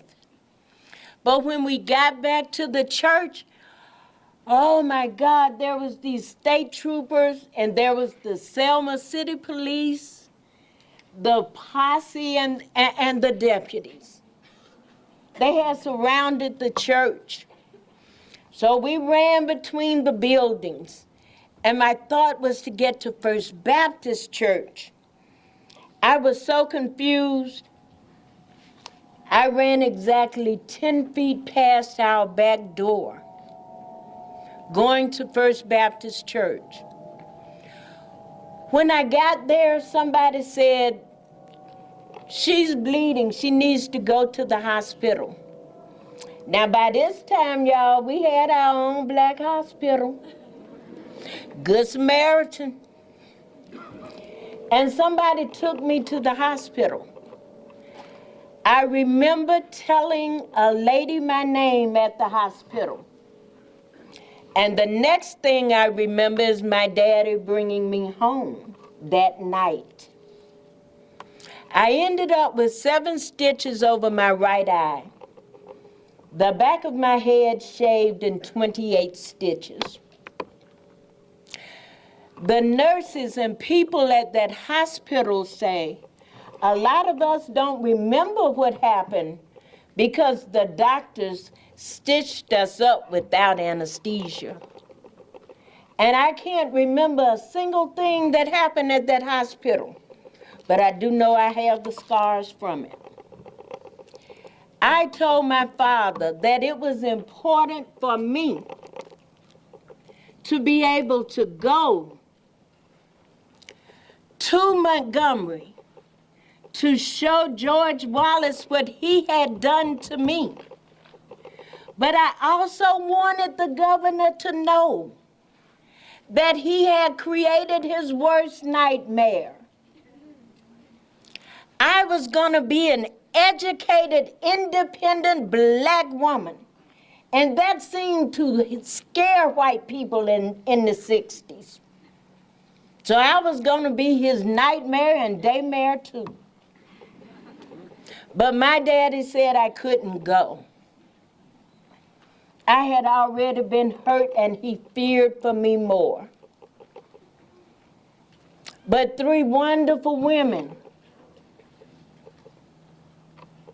asked him if I could go because they would need someone to help them, young legs to run for them. And thank you. And he trusted them, said yes. It was only 300 people allowed to walk from Selma to Montgomery. And here I was, one of the 300. I was so excited because I was going to let the governor know what happened to me. But on the second day of that March 22nd, I turned 15 years old. I walked out of that tent and I saw these 3 guardsmen. I focused on 3 Alabama National Guardsmen who had their guns at their waists and bayonets on the end, and they just looked like they were looking at me, and they just looked like they were coming to get me and finish the job they had started 2 weeks before. Oh my God, I was scared. I ran back in that tent terrified. I asked them not to let them kill me. I wanted to go home to the safety of the projects and my daddy. But they said some awesome things. And this one guy, white guy named Jim Lederer, he had lost a leg in a war. Jim came up and he grabbed me and he said, before I let anybody harm another hair on your head, I will lay down and die for you. Now, I want you to know I was kind of tempted to let him show me. But I also heard the words of my grandmother. And you talking about awesome. This woman was awfully awesome. Grandmother taught us that you never let anybody own this. When you let someone own your mind, you become a slave to whatever it is. If it's a thing like drugs, alcohol, if it's a thing, girls, like boyfriends, or boys like girlfriends, you let someone own this and they take a part of you out of you. And I couldn't let that fear I felt own me. Because if I had, I knew I never would be Linda Diane Blackman Lowry, ever. I took that fear and I put it under my arm to let it know I embrace it and respect it. And I decided I was still determined. See, I wasn't courageous or brave. I was just determined to do something. And that's what I did. You have that determination in you.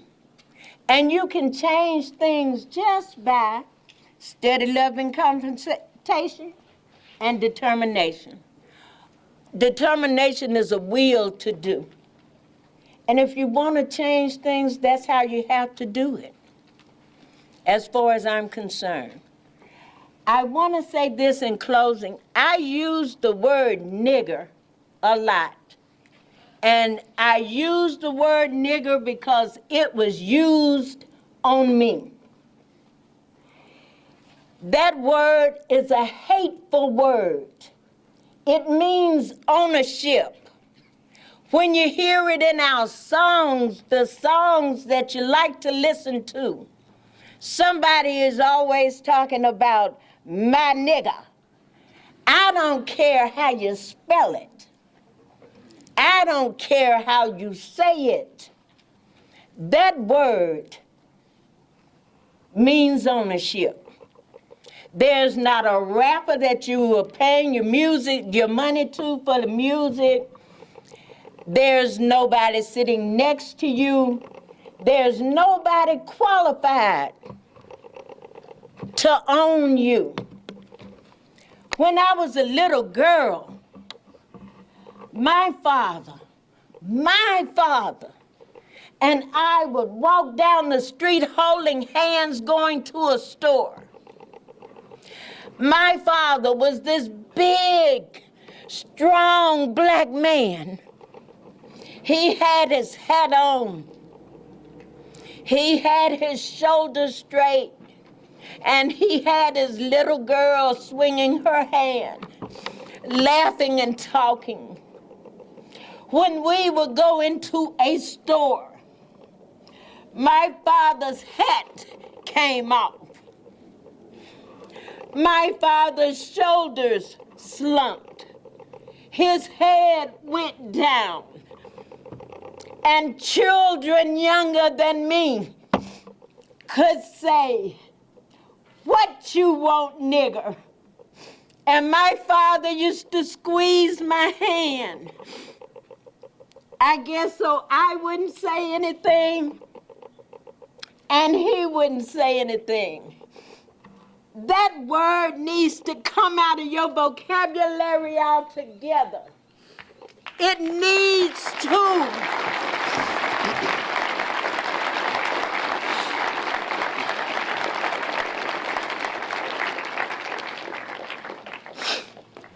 Some parts of growing up in a segregated society is still hurtful to those who lived it.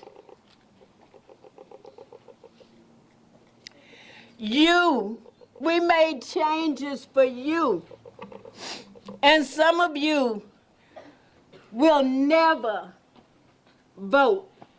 You'll never encourage anybody else to vote. And that's an insult to the memory of those who died, an insult to those who bled and went to jail.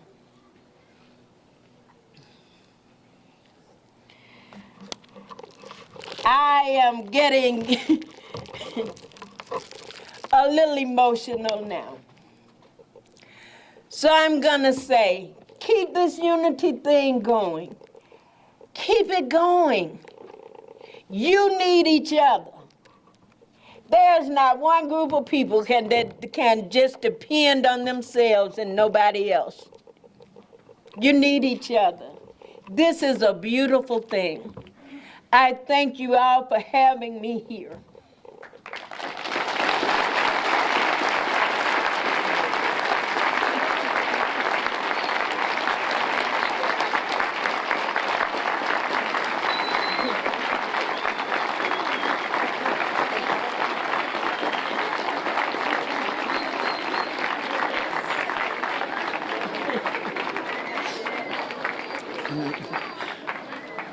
Pretty humbling, huh?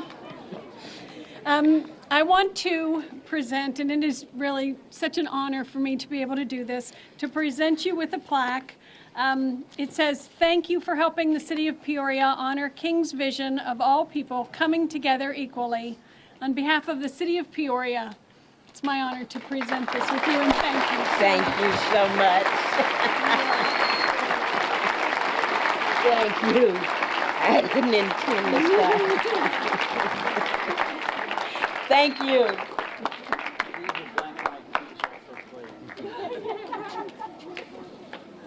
What an amazing day for our community.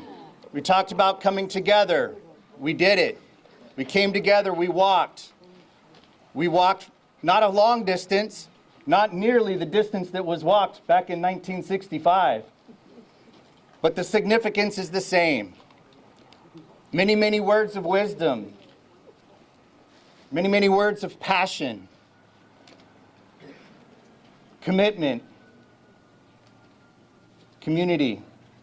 Ms. Blackman, Lowry, you've blessed our community today, and we thank you.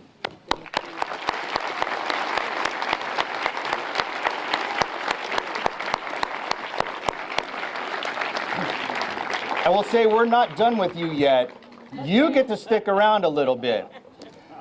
For those of you that are not in school, we're going to enjoy some refreshments. We're going to have you hang out. Ms. Blackman will be signing some books for us.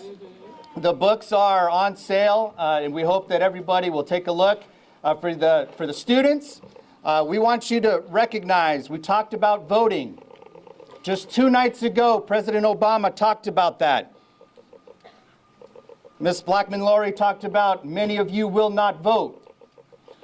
And it's a dishonor and a disgrace. You might be 4 years away from voting age. You might be 8 years away. We hope that today will put a mark in your mind about the importance of voting. This brick will land in the Decade's Walk as a constant reminder to you, the Peoria citizens, that voting matters. Your voice matters in Peoria. And our Peoria community comes together today, and we hope we've made that impact on each and every one of you. So with that, if you're in elementary school, you are going to go up and out in that direction. And if you're in high school, you're going to go up and out in that direction. We thank you all for coming today. We'll see you soon.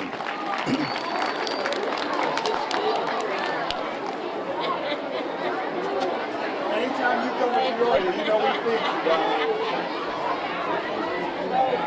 All right, everybody. Wow, what a very powerful speech there taking place locally, right there in Peoria, Arizona. Hard to believe. It's been since March 1965. Wow. Time does fly, everybody. Okay, let's get you out to a live event happening right now. Carly Fiorina on the campaign trail. She's doing a town hall right now. I'm going to get that audio up for you guys. Starts, ladies and gentlemen, when government creates a problem and then steps in to solve the problem. Government created the problem in the healthcare industry. Government's now stepping in to solve the problem. Government created the problem of a housing crisis through Fannie Mae and Freddie Mac. Government stepped in to solve the problem through Dodd-Frank. And what do we have? 10 Wall Street banks have become 5. They're even more powerful. 1,600 community banks have gone out of business. 20% of the credit union industry has gone out of business. That's bad for small businesses and families, folks. In other words, the bigger government gets, the more powerful and bigger and well-connected the big, the powerful, and the well-connected get. And Republicans and Democrats alike have played that game. This is not what our country was intended to be. Ours was intended to be a citizen government. None of the things we are talking about are going to be quick and easy to solve. They all can be solved. And we actually know the answers. But I don't think quick and easy is what Americans are looking for. This is an exceptional nation. We're not perfect, but we are exceptional. And we are exceptional because we believe profoundly in the value of every life, because we know that every individual has God-given gifts. This is an exceptional nation because we have always said yes when other nations have said no, and we have never been afraid to challenge the status quo. I am going to count on the common sense and good judgment of the American people. I'm also going to count on your courage and your wisdom and your determination to do what needs to be done now. Citizens, we are at a pivotal and perilous time. It is time. We must take our future back. We must take our politics back. We must take our government back. Citizens, it is time to take our country back. So, stand with me, join me, fight with me, vote for me. It is time. I will not falter. I need you by my side. It is time to take our country back. God bless you, ladies and gentlemen.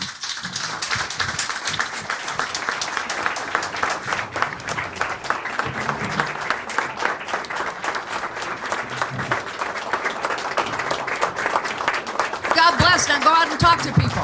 We're undecided.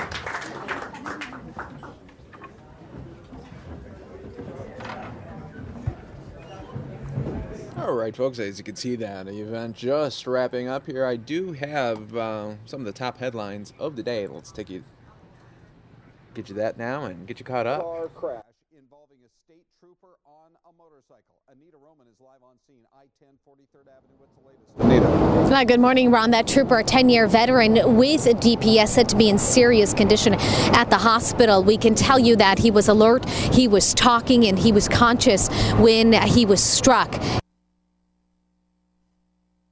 His injuries described as non-life threatening. Let's take a look at Skyfox video from above the scene just a short while ago. Here's what DPS has happened. Just around 6:45 this morning, the trooper pulled the Scion over that you see in the video. It was just past the 43rd Avenue exit in the westbound lanes of the I-10. Well, as the trooper was filling out paperwork, his motorcycle parked in the way right shoulder, almost in the dirt area. He had his lights flashing. DPS says he did absolutely everything right. So then that's when the driver of that maroon minivan comes in, apparently drifting across the right lanes of traffic, completely over the shoulder, striking this trooper. DPS believes that the minivan driver was driving at highway speed, so as you can imagine, 55, possibly 65 miles an hour. Impairment does not appear to be a factor. However, DPS says the driver of that maroon minivan may have been distracted, possibly sleepy. Take a look.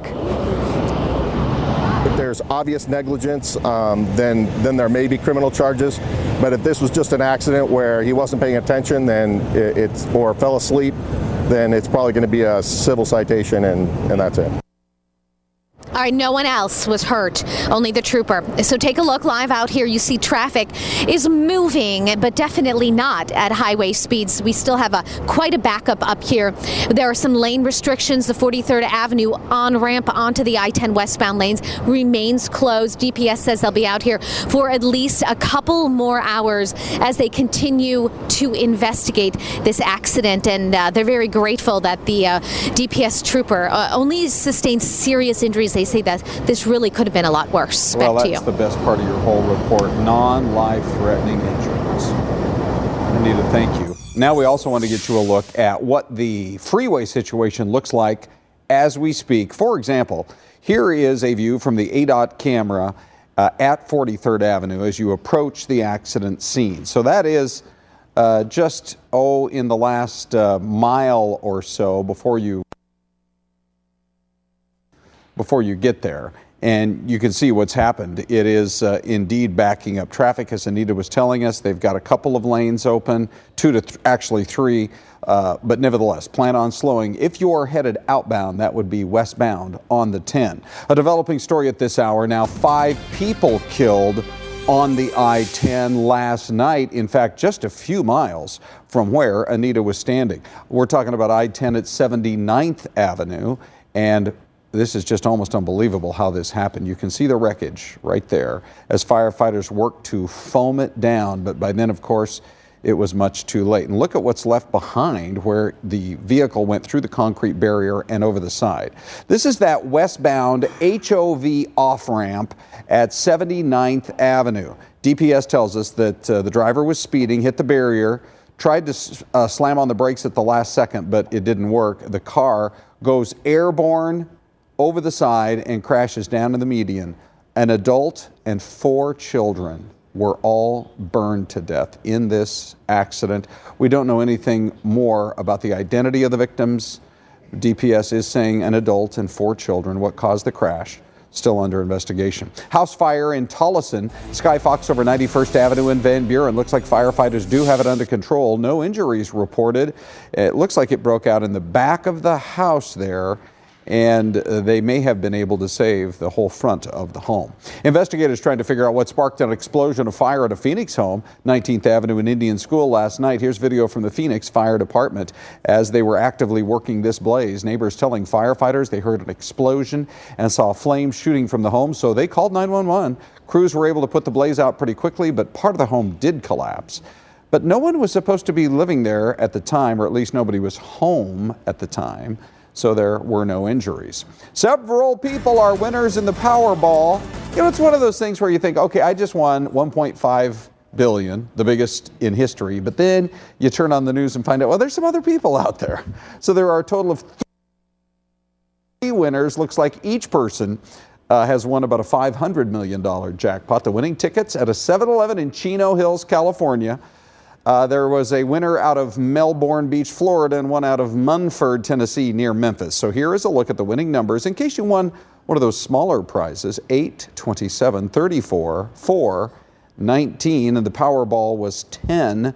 There were some match 5 winners in Arizona with tickets worth between $1 and $2 million. So it's worth it for you to double check those numbers as we keep popping them on the screen. Watch this.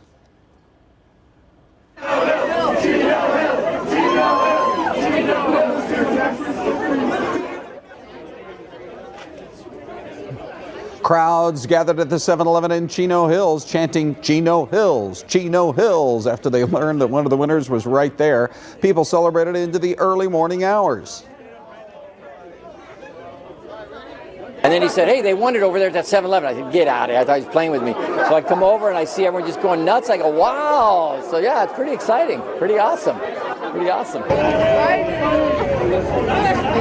By the way, the store gets a $1 million bonus for selling the ticket. Oh, and did you notice one guy was already wearing Rams gear for the new LA Rams coming to Southern California? A man in Ohio pulls a knife on a bus driver after the driver told him his bus pass was invalid. It was all caught on surveillance video. 22-year-old Jared Henderson starts right here arguing with a bus driver. Police say he then punched the driver and then pulls out a knife. The video shows him, there's where he's punching him, and then he grabs that knife. This lasted for several minutes. The people on the bus, they probably couldn't believe what they were seeing. Eventually, the driver calls out the passengers to call for the police. The driver pinned Henderson down until the cops could get there. A weather alert in Syracuse. We've been showing you the pictures out of Buffalo, New York, so now let's go to another upstate city. Crews have been working to clear all the snow, and they're having some troubles getting the job done. Snowplow drivers say cars left parked on the side of the road are a major headache for them. The downside is those streets may not be cleared until the cars are removed, and they don't know when that's going to happen. So that's the same old song that every snowplow driver for the last 85 years has had to deal with in this country. The same old song. It really is. People leave their cars by the side of the road. Yeah, what are you gonna do? That's always been a problem. Yeah. Didn't the Four Tops sing that too? The same old song. Same old song. Yeah. 10 minutes after 9 is the time, and well, we love shopping at Target, don't we? I mean, they're okay. I mean, I like the thing I like about Target is organized. You see these? These were $8 from there. Oh, really? Mm-hmm. They were. $8? $8. You can't beat $8 shoes, right? I was somewhere, I don't know, it was at someplace, and somebody said, hey, those sunglasses you have on, what are those, like designer glasses, a couple $100? $15 at Target. Can't beat it. Well, apparently, though. They look just like Andrea's multi-million-dollar my $10 ones? Oh, okay. Yeah. Apparently, sales are down. So the corporation announced this morning that it's closing 13 stores around the country, one here in Arizona. Yeah, it's the one in Casa Grande. Casa Grande, yeah. Target downsizing due to failing profits, I guess. They have nearly 1,800 stores. You mentioned that, didn't you? Well, the store in Casa Grande is going to be closed on January 30th, so everybody down there is going to have to drive up here. Would be the closest one to Casa Grande would be Chandler, I would think. Probably, yeah. Do you think that, I feel like ever since last Christmas, not this last Christmas, the Christmas before, wasn't it, when they had the security breach with their credit cards and things? That hurt them quite a bit, I think that did start to kind of, it seems. Yeah. Like maybe cost. All right, everybody. So that's your top headlines of the day and morning. As we get closer to the afternoon, hope everyone's having a great day. It's Thursday, Friday Eve. We're getting very close to that weekend. TGIF is almost upon us. I do want to show you now, we had this event yesterday. We couldn't have time to show it to you, but Bill Clinton was in Keene, New Hampshire on the campaign trail for his wife. Take a look at this. In 50 years.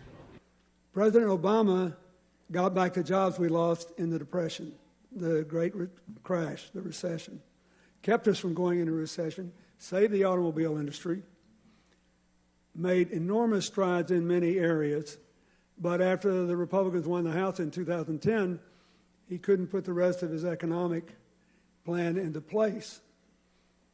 So what I'd like to do is to talk about what I think is the interesting back and forth going on today within our country, within our party, and in the Republican Party.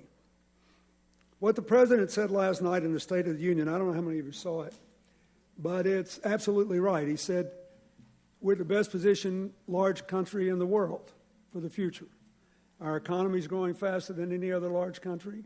We've created 15 million jobs, or 14 million in the last 5 years, a very rapid pace. We are well positioned, but we have to embrace change instead of run away from it. We live in a world that is interdependent, where borders look more like nets than walls. And in that kind of world, good and bad things happen. If you were troubled, as I know you were, by what happened in Paris and that awful tragedy in San Bernardino, you know that the battle we're fighting is basically in that the heads of more than 1 billion people over the social media and in everyday life. We have some choices to make. We should be hopeful because of the good things the President talked about last night. But hope is also tempered by a fair amount of anxiety, because 84% of the American people are still making, after inflation, the same or less than they were on the day of the financial crash. Half of the American people, after inflation, are making less than they were the last day I was president, 15 years ago. So if we want hope to triumph, we have to alleviate anxiety. A lot of people are justifiably angry about those who caused the crash. It was actually caused by financial institutions of all sizes who took on too much risk without enough money to back it up. That was the failure of the SEC. President Bush appointed an SEC commissioner who had his picture taken with a chainsaw in the financial regulations. And the failure of the bank regulators. Interestingly enough, no bank that was a combined investment and commercial bank failed. The first two to fail were investment banks, Lehman Brothers and Bear Stearns. And then the big insurance giants, AIG. And then a slew of banks that just overinvested in bad mortgages. But we got to talk about how to put it back together again, how to have broad-based prosperity again. When all this inequality really got off the ground was in the trickle-down era beginning in 1981 when President Reagan became president. It worked pretty well for him because never before in our history had we run big government deficits in peacetime without a recession, ever. So he had a lot of seed corn he could feed on. And in the Reagan years, we had 15.8 million new jobs, and we tripled the debt.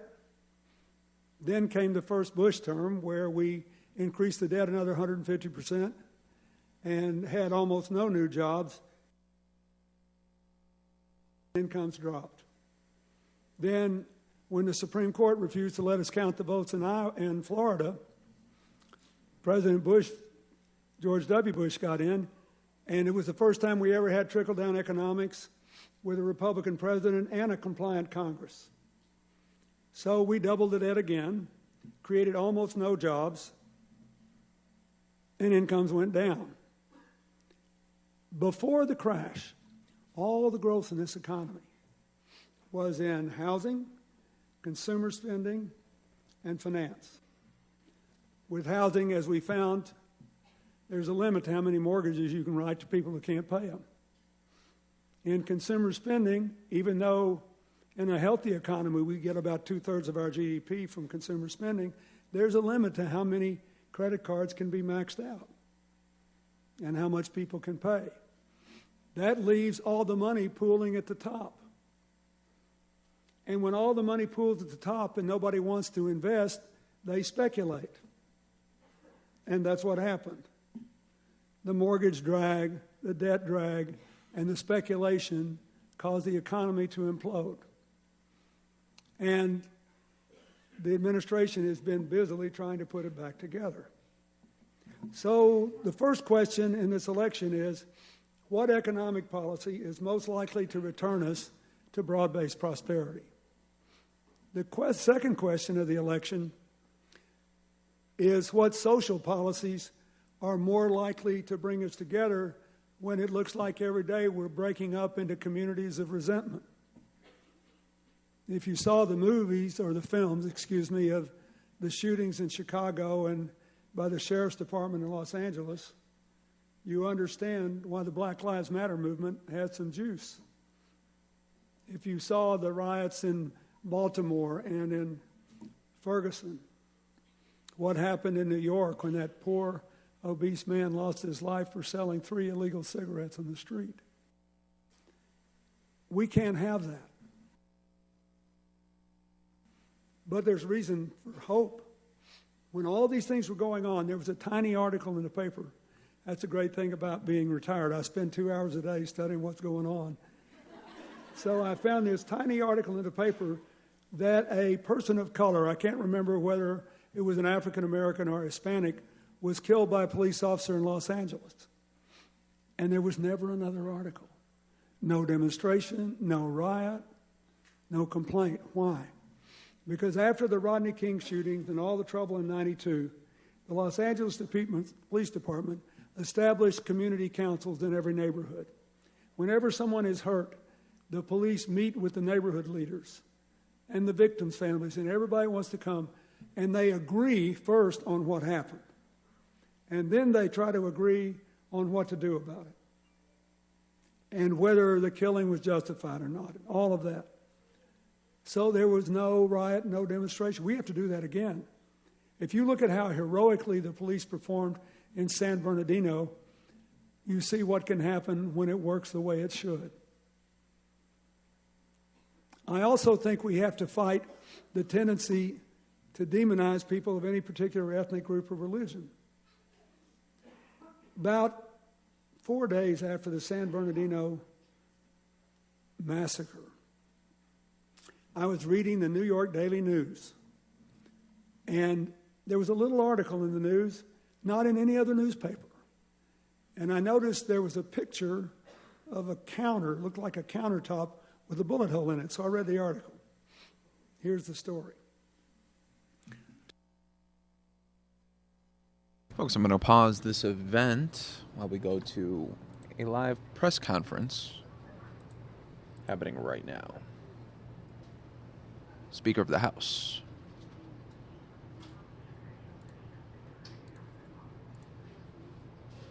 If the election goes the way we hope it goes, and that is why we think it's important for us to offer a positive, solutions-oriented approach, an agenda to the American people so that they can choose in 2016 what kind of country they want to have. We think the country is on the wrong track. We think we're headed in the wrong direction on so many issues. Economic growth, upward mobility, poverty, national security. So that's why we're here today to talk among ourselves about how we go forward. What's the better way? What's our agenda? And that's why we're having a fantastic retreat. Yeah, let me just echo what the Speaker said. Our presidential candidates are out there beating each other up at the moment, and that's going to solve itself at some point here in the process. And what Paul has laid out is something that I agree with totally, which is that we're going to do issue development to try to get ready for 2017. There have been examples of that in the past in which newly nominated Republican candidates have picked up ideas that were developed in Congress and made them the centerpiece of their fall campaigns. In the meantime, let me also make the point that we weren't sent here to do nothing, and we're going to be looking for opportunities to make some progress for the American people this year. Even though the guy in the White House is not somebody we can do the kind of broad reforms that we'd like to achieve, there are steps in the right direction we can take. One obvious step I would mention, it's not going to titillate the public, but one obvious step would be, for the first time since 1994, do all the appropriation bills. And the Democrats in the Senate who blocked that possibility this year are at least saying the right things. And we're going to give them an opportunity to step up and help us do that. Questions? Nikki Haley, in her response for both of you, said that the party should resist the siren call of the angriest of voices. Later clarified that was about Donald Trump. Did you guys both agree with that statement from Governor Haley? Hey, look, we thought Nikki did a great job. Both of us had a hand in selecting her. We think she's a great future of our party. I did this speech myself in 2011, I believe, and wrote it myself. She wrote her speech. We think she gave a great speech. And so I think what she's ultimately trying to do is talk about how do we have a message that's inspiring, that's inclusive, hopeful, optimistic, and that unites the country. We don't want to have another president like this one that divides the country. We want to unite, and that means listening to all voices, those who are frustrated, those who are inspiring, all of the above. Yeah, I mean, what people remember about Ronald Reagan was not that he was a solid conservative, but that he was cheerful, optimistic, and upbeat about the future of America. He believed in this country and its potential and expressed it better than anyone else ever has. And that needs to be our message going into the fall of 2016.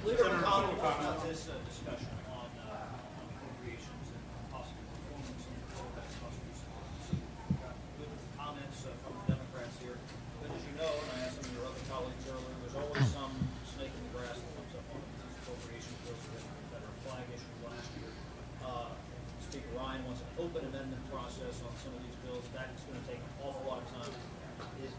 I mean, I know what you want to do because this isn't going to titillate the public, but this is really a Herculean task to get these bills done. It is. You know, nothing is done easily in the Senate. But as you all recall, I said at the beginning of my time as Majority Leader that open amendment process was going to be the rule rather than the exception. We've done that. When you have a bill open for amendment, it presents the opportunity for troublesome proposals from both sides. But we saw what the Senate looked like when nothing happened. 15 roll call votes in all of 2014, no budget for the last 5 years. We're not going to have that kind of Senate this year, and we'll just take our chances. You know, we're big men and women. We're prepared to vote on proposals that are offered from both sides. Yeah, Chad, instead of just shouting the questions out, let us just pick on you. Chad, I would say we're doing our budget early this year in the House. At least a month early is our plan, so we can get this appropriations process moving. As you know, with the conventions, we lose half of July, so we've got some compression on the schedule that we're dealing with. But we're going to, in the House, have an open rule system, and votes are going to be all over the place because the rule is going to be open. And that's how the system ought to be, especially in the House.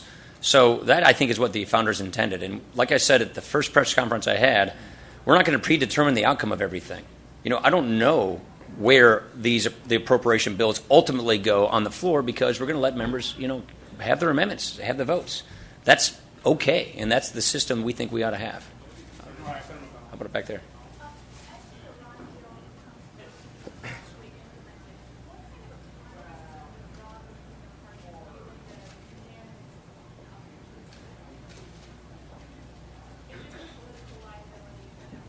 Well, let me just go ahead. Yeah, let me just say, as far as the Senate's concerned, there are a number of Democrats who are scrambling to try to convince their constituents that they really weren't for this deal.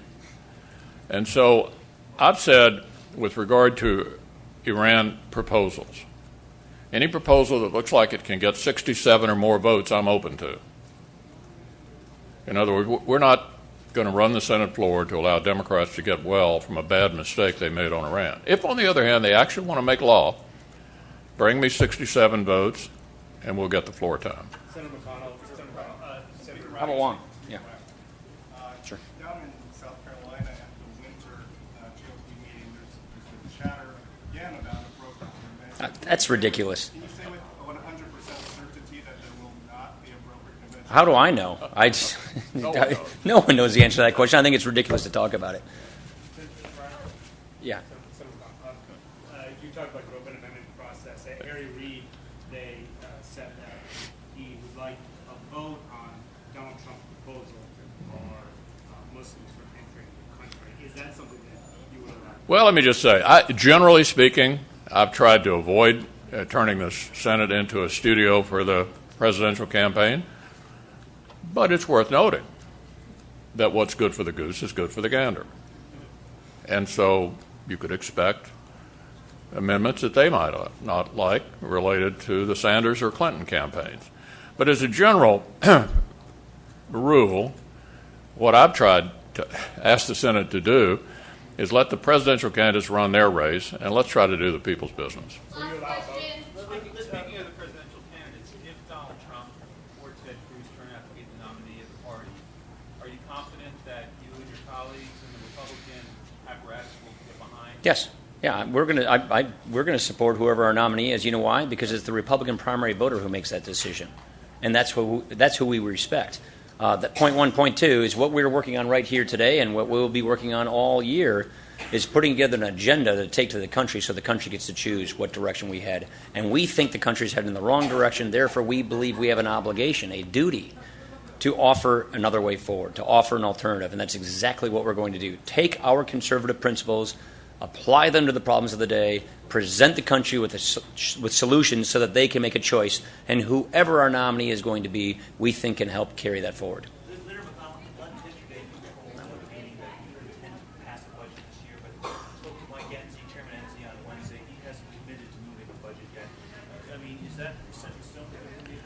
Well, we're certainly committed to trying to pass a budget this year, no question about it. I don't have to remind you, for the last 5 years under the Democratic majority, they didn't do that. Hey. And the only time they did do it was when the House said no budget, no pay. So it's pretty clear they don't think that's an important exercise, even though it's required by law. And so we're going to make a major effort to pass a budget. Thanks, everybody. Appreciate it. I think we're done.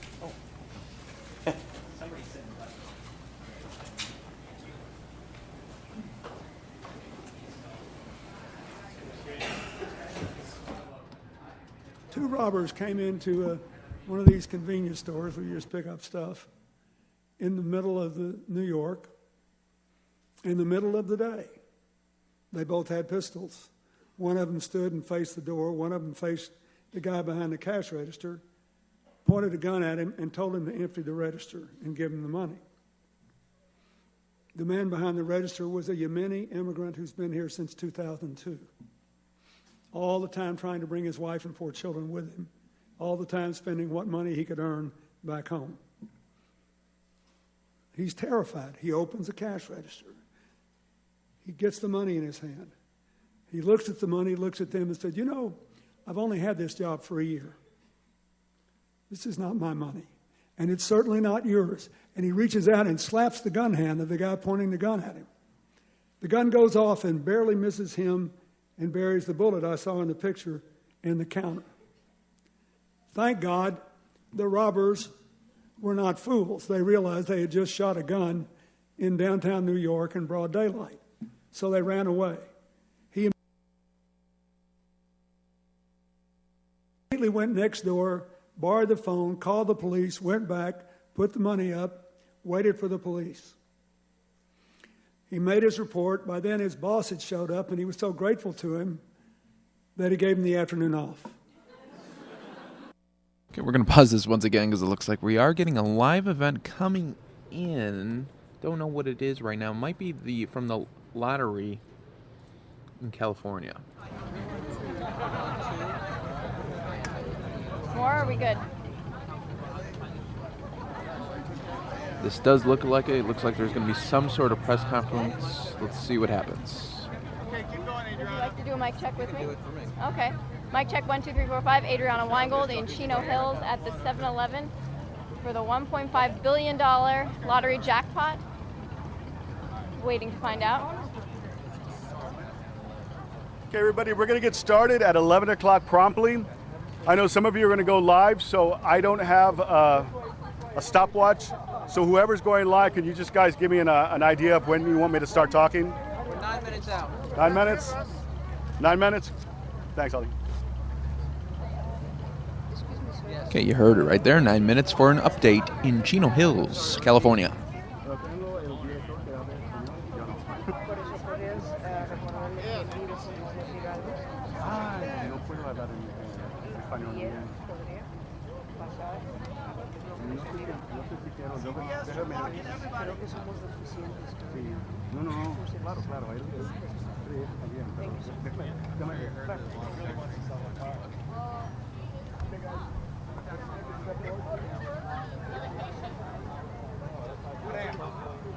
Where are you going to be? Let me know what's easier. I didn't copy that, Frank. What is it? We're on the CNN feed. Okay. Excuse me, dear. We're going to go live right there. Pull that.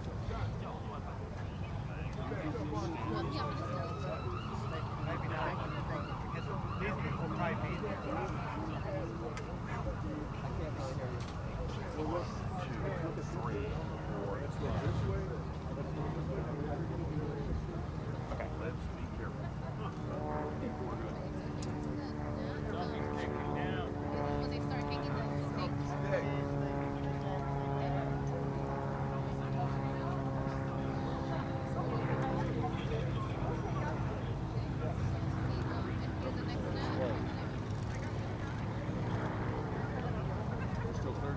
I'm glad there's a mountain of microphones. That way you don't see my cheat sheets, man. You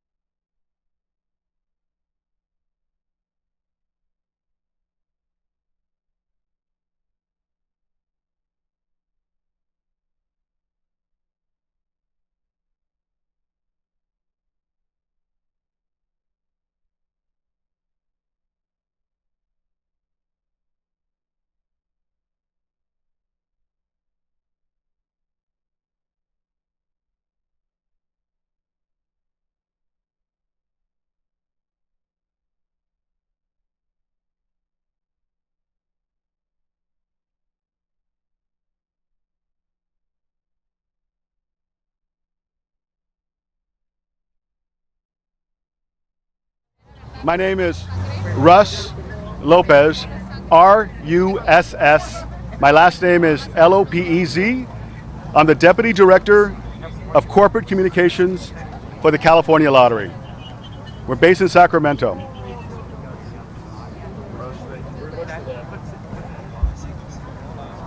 And if I'm screaming, tell me and I'll lower my voice. Russ Lopez, R-U-S-S-L-O-P-E-Z. I'm Deputy Director of Corporate Communications for the Lottery.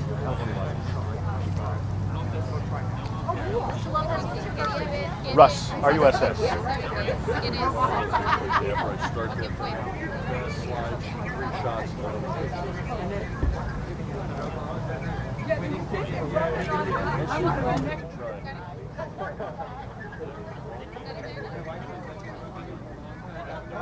Have a step forward. Take a half step my way.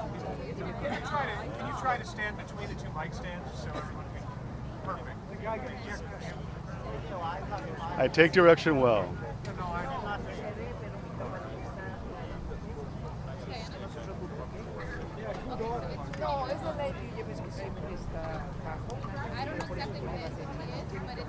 At 11 o'clock.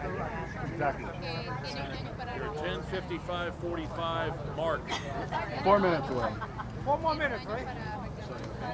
Radio man's on time. That sweep second hand hits the top. You're either on, you're either live, or you're unemployed. Take the pick. I know you guys already have his name because most of you already spoken to him, but I'll spell the 7-Eleven owner's name. It's B-A-L-B-I-R, and they pronounce it Bulber, B-A-L-B-I-R, and his last name is Atwell, A-T-W-E-L, and he owns this franchise.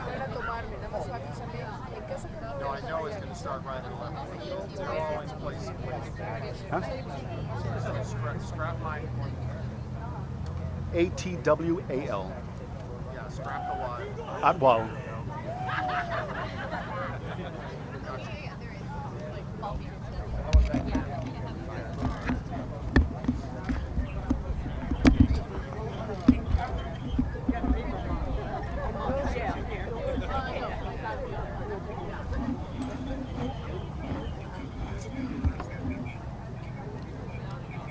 3 minutes.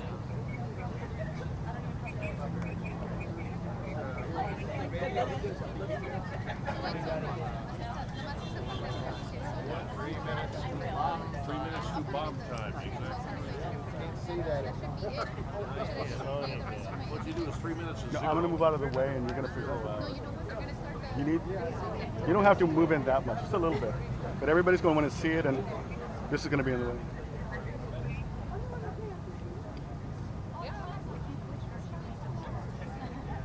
And when you hold a check over here, microphone can see the check. We'll see what we can do. I know that I'm not going to touch that. 57. 7? All right.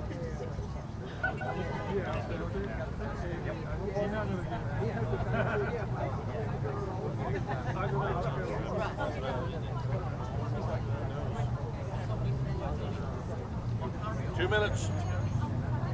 Just you can squeeze it a little bit.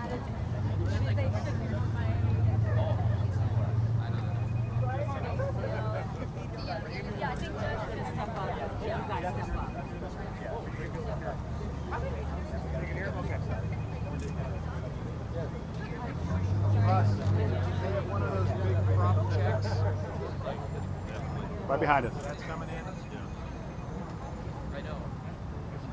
90 seconds. 90 seconds, folks. As I get shinier by the minute. He said 90 seconds. How far are you?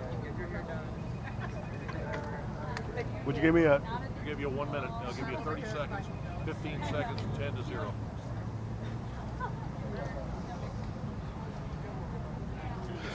Woo! 1 minute.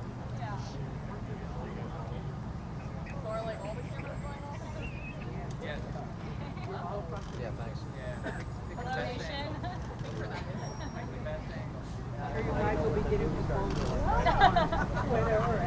Everything. Yeah. Okay.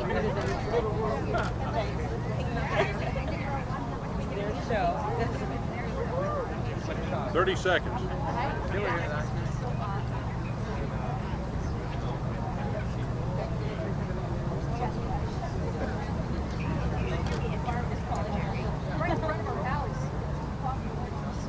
15.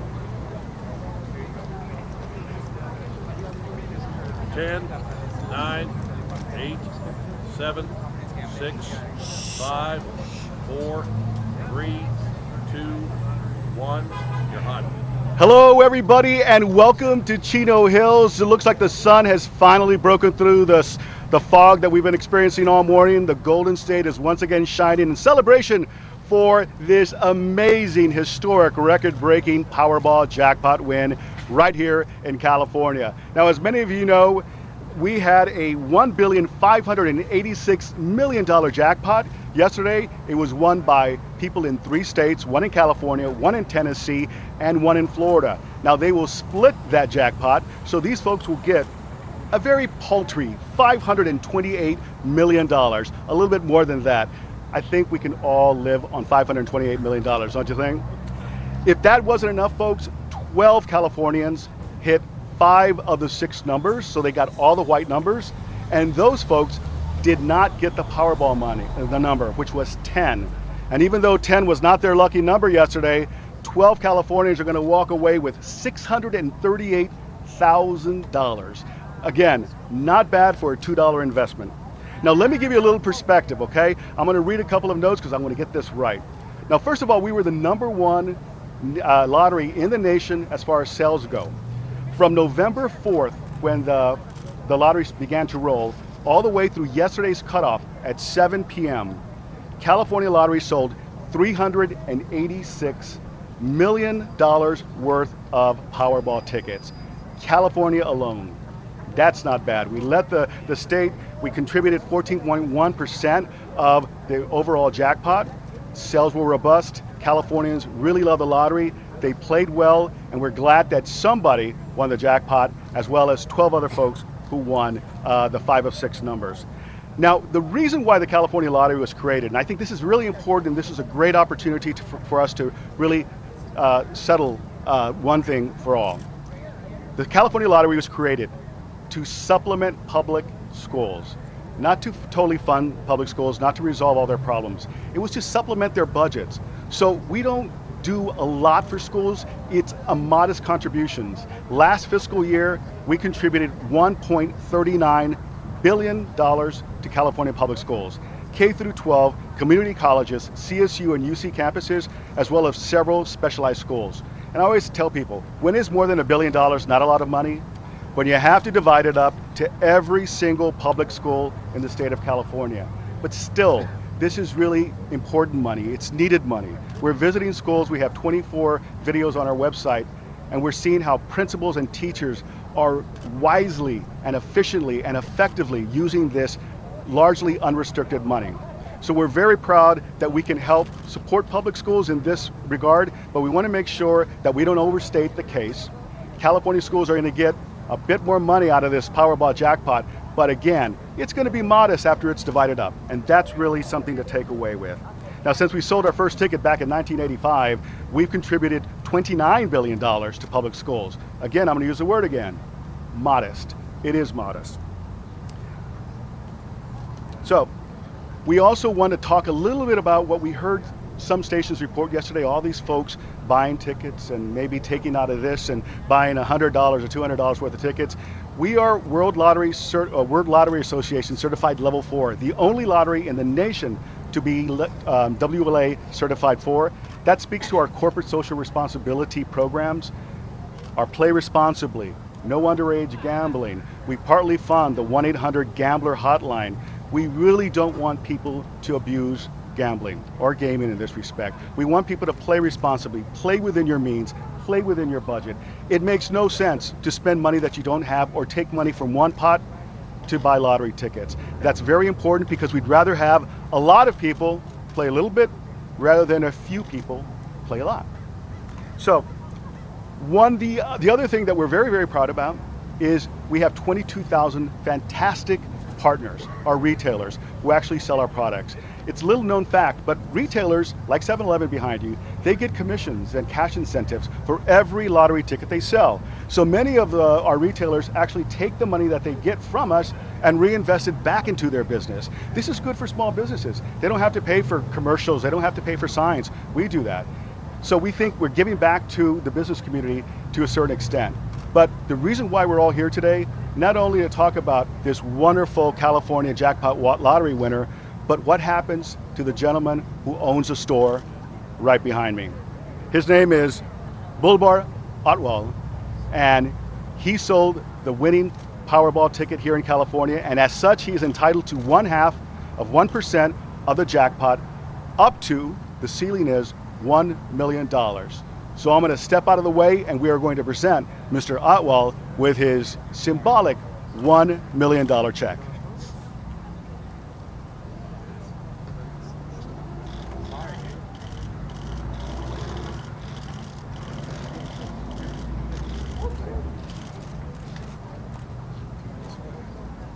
Go in the center.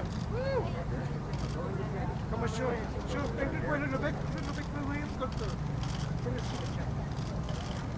Hold it up. Yeah, go off like that. Yeah. Not too high. Wait here. Look over here.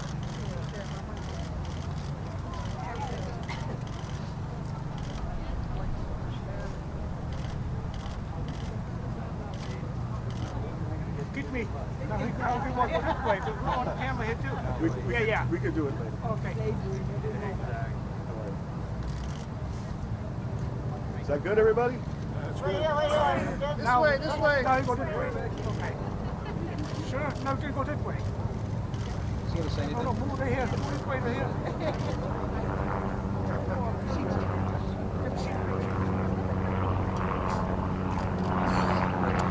All right. There'll be another photo op with Mr. Atwal. This is Hugo Lopez, the director of the California Lottery. And this is Mr. Jeff Strader with the 7-Eleven Corporation. What we want to do is bring out today's star. Now we're waiting for the big jackpot winner.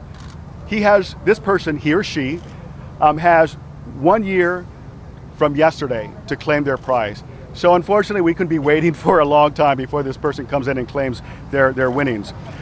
We think the 12 lower tier people are going to come in a second to come and claim their winning, and we're going to send out a press release when that happens. But the big winner, he has up until a year. We'll let you know when that person comes in, but again, they can take their time. They may be getting ready. This is a new life for them, a new journey. We have a winner's handbook that you can download on our website that gives you advice, guidelines more on how to start this journey, what you should do. Maybe interview 3 lawyers. Hire one that you feel really comfortable with.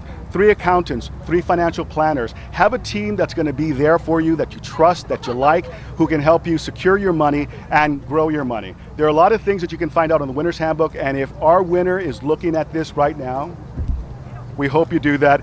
Come to the California Lottery headquarters or any of our 9 district offices. Talk to us. We're here to help you. We want to help you start this wonderful journey. Winning a big cash prize should never, ever be a nightmare. I know you've seen those headlines. That's ridiculous. It should never be a nightmare if you have the right people behind you, helping you secure that money and helping it grow. So at this point, though, I would like to introduce Mr.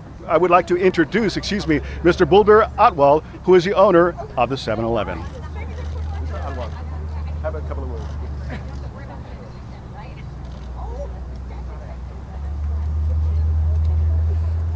First of all, I want to say I'm proud to be a 7-Eleven franchisee. Oh, thanks to heaven, 7-Eleven. And well, I want to thanks to my community. They help me always, and they come here to cheers with us all like yesterday evening, and they are here right now. And other one, I want to congratulate to person one from there, and I'm so happy for him. And I'm so proud to be partner with the California Lottery. And thanks to everyone. What are you going to do with the money? Well, like first thing I will gonna give to some charity. And then I'll be like sharing with my employee and my family and friends. Do you think your business is going to get better because of all this? Yes, it's definitely. And please come, everybody, and play lottery ticket today again. And we are ready for next jackpot. How many tickets did you sell? Salvir, how many tickets were sold? Lot. Salvir, can you tell us a little bit about your life, where you came from? You moved from Punjab in India in the 80s? Yes, I did come in 81, and I worked for electronic industry, and then I bought a 7-Eleven after that. I mean, to be here in front of 7-Eleven that one of 4 you own, with a $1 million check behind you, is this like the ideal American dream for you? Yes, it's a land of opportunity. So anybody come, you will achieve your dreams. Can you tell us, how did you discover that your store was the winner? Tell us the story. Well, I was at home, and my friend was calling me, and he said, hey, somebody won from Chino Hill, and it's your store. And I say, I don't know. And then next thing, I was watching TV, and there you go, it was my store. And I come here, and my store was full with my neighbors from here, so it was so nice. Everybody come from my neighborhood. How much do you get, and how much does 7-Eleven get? We like a share. I don't know exactly amount. But you are sharing it with your employees? Yes, I will. We all going to sit down at the dinner table and say, okay, let's parcel it out? Sure, they will, and we will. It's supposed to be the new Blueberry Market of Chino Hills, right? Yes, it is. Yes, it is. That's right, we'll be here. I got to tell you, Mr. Atwal has been available all day, all night. So I'm sure if you need to talk to him one-on-one, he'll be available. The lottery officials will also be available for a little bit after. We've been up for 9 days. We had 2 hours sleep last night because we were making international calls. So we're a little bleary-eyed, but we're very excited for Mr. Atwal. We're very excited for the new lottery winner. And we're going to stick around for a little bit before we head back to Sacramento and get some sleep. Can we hold the check again? Sure. Can I hold the check? Russ, can we have him hold the check in front of the mics? Sure. The mic. Yeah, stand right here.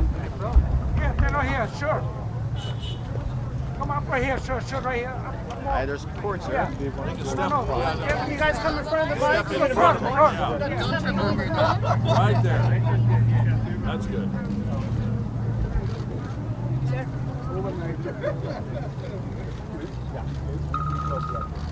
Mr. Lopez, while you're standing there, what sort of impact does this make for the state of California and for Chino Hills here? Can you stand us in Spanish, please?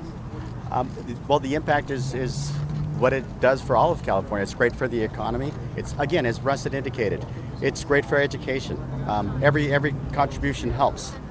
It's supplemental funding, but as we all know, it all helps. Mr. Lopez, a fast question. You can step in front of the mic for a second. There were some concerns people had about whether the computer system would be able to hold up under the strain of all these tickets being sold on this Powerball jackpot. Were there any tough times last night where your IT people were saying, is the system going to crash or what? Absolutely. We had what different war rooms where we had all of our IT staff, different staff throughout, and sure there were pressures, but everybody handled it admirably, and we didn't have any. No crashes? No. How many tickets at the peak point? How many tickets an hour were getting sold out? 37,000. My understanding is 37,000 per minute. 37,000 per minute. That's correct. Now, one last thing. This is the first $1 billion plus lottery we've had. The lottery has changed the odds. The odds are we could even see something larger than this. Are you guys going to start thinking about upgrading your infrastructure to handle mega, super mega lottery jackpots like this, given the sales that were involved on this one? We are continuously looking at ways to upgrade our infrastructure. So yes, to address your question, absolutely. I think one of the things you saw was with our billboards. $1 billion was something that wasn't anticipated not that long ago. I'm more concerned about your terminals holding up than your billboards. Yes, everything will be evaluated. There'll be lessons learned. Mr. Lopez, something in Spanish for the media, please. Estamos aquí felicitando y dándole este cheque aquí el dueño de este negocio. Lo felicitamos y esperamos que siga adelante. ¿Qué se sabe de la persona que ganó?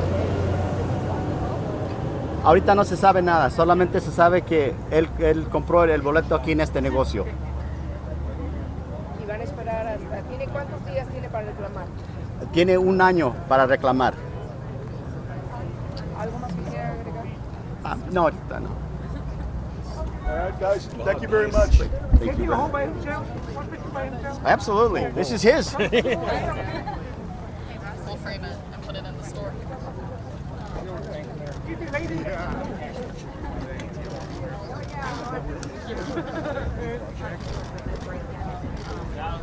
Now, lady. Should we take a picture? Yeah. Wait, I'm gonna hang out with the paparazzi. How about big smiling? There you go. I need to get my mind anyway. Yes. Oh, picture of face. No, cover your face.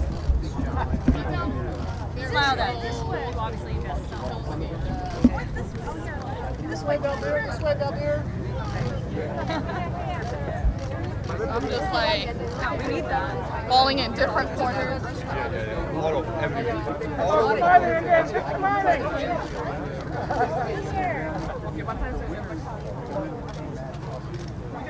Pero no sale, no lo puedo sacar.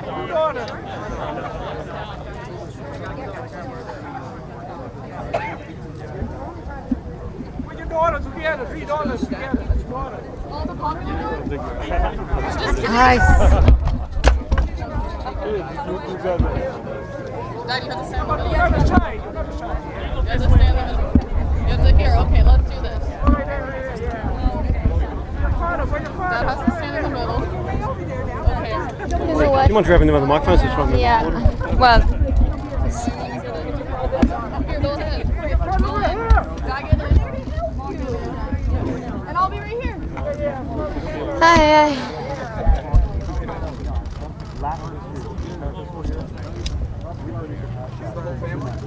No. We have a little one missing. Yeah, she's at school.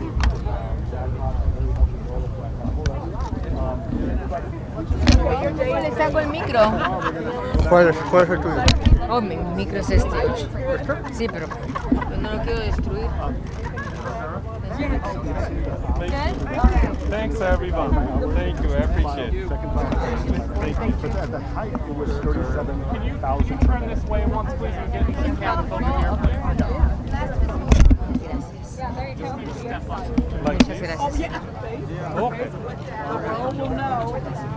Oh, we're doing, okay. Ya está. Here, we'll do it like that. Oh, you gotta put she's short. I'm not really sure where we're looking. I know, like this. Está prendido, ¿no? Está prendido. One more here, one more time. That's my favorite guy. Yes. Balbir. Oh, I'm gonna break something.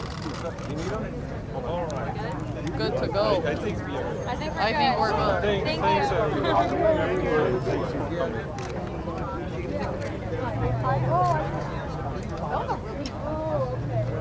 good. What a great day for this owner here, who is very happy with his amazing family, and made a nice speech.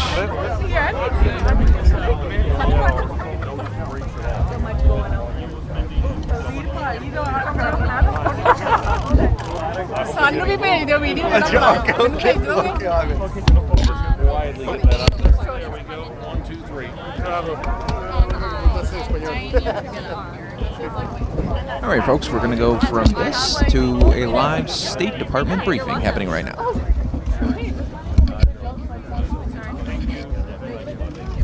Process has not been completed, so we're just not there yet. I do think we're very close.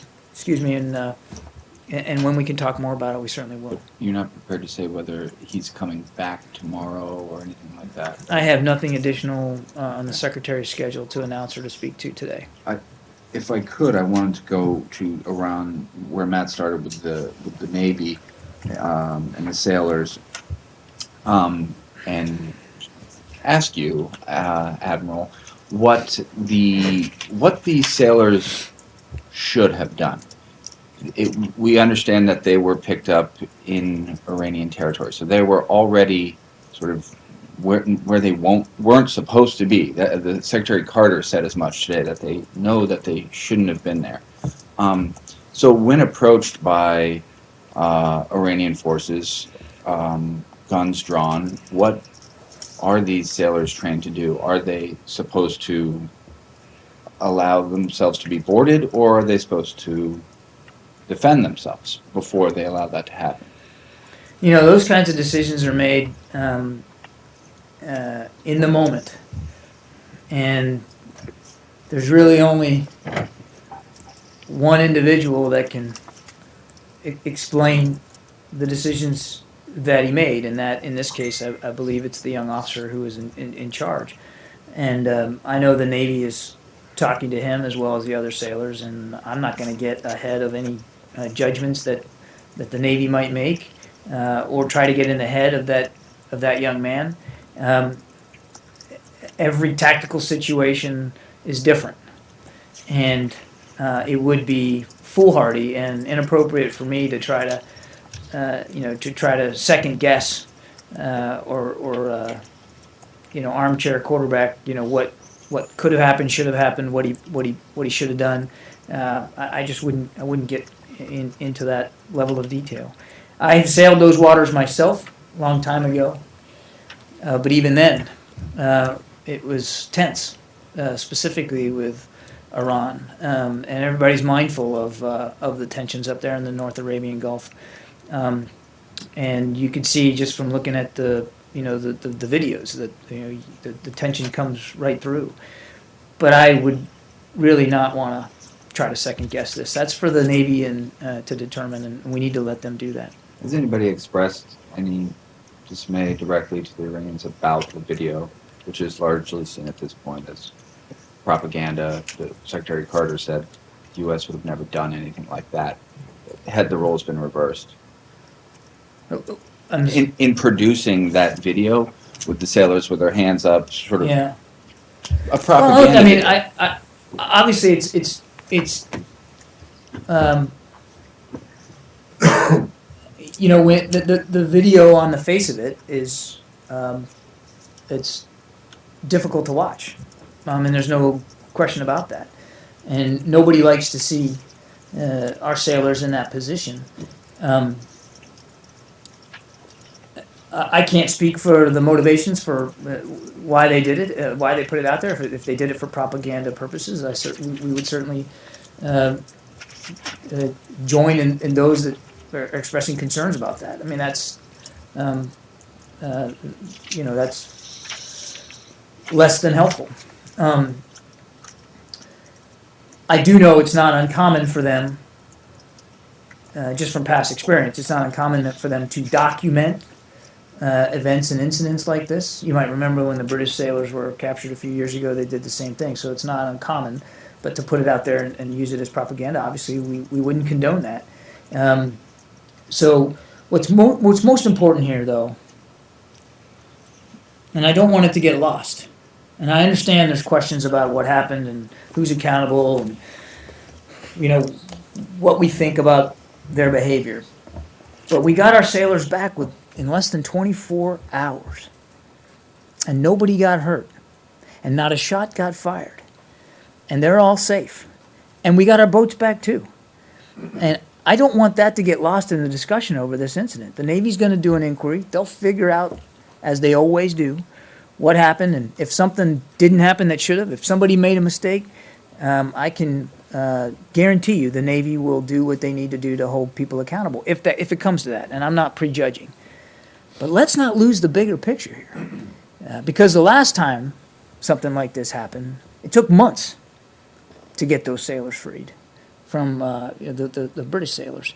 Whether you agree with the Iran deal or not, and I know there's people that don't, whether you agree with Iran sitting at the table at the ISSG, as we work through a political process in Syria or not, there's no denying that the dialogue that's been opened up with Iran and the relationship that Secretary Kerry has been able to forge with Foreign Minister Zarif as a result of those issues helped open up a channel, direct channel, to get United States Navy sailors home in less, or not home, but back to their unit in less than 24 hours. And I really, really think it's important for us to remember that. I don't think anyone's lost sight of that, or anyone is saying that that's fundamentally wrong. The question is that, as you noted, this has happened before, and this is a pattern that the Iranians have shown. They've stormed embassies, including very recently, just on New Year's Eve. Sure. They took these British sailors. They fired these ballistic missiles. They fired missiles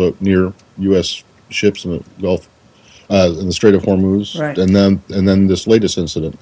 So the issue is not whether or not there is this dialogue or this channel of communication has opened up, and whether that's potentially good or played a very helpful role in securing these guys' release. The question is the pattern of behavior by the Israelis. And when you say the Iranians.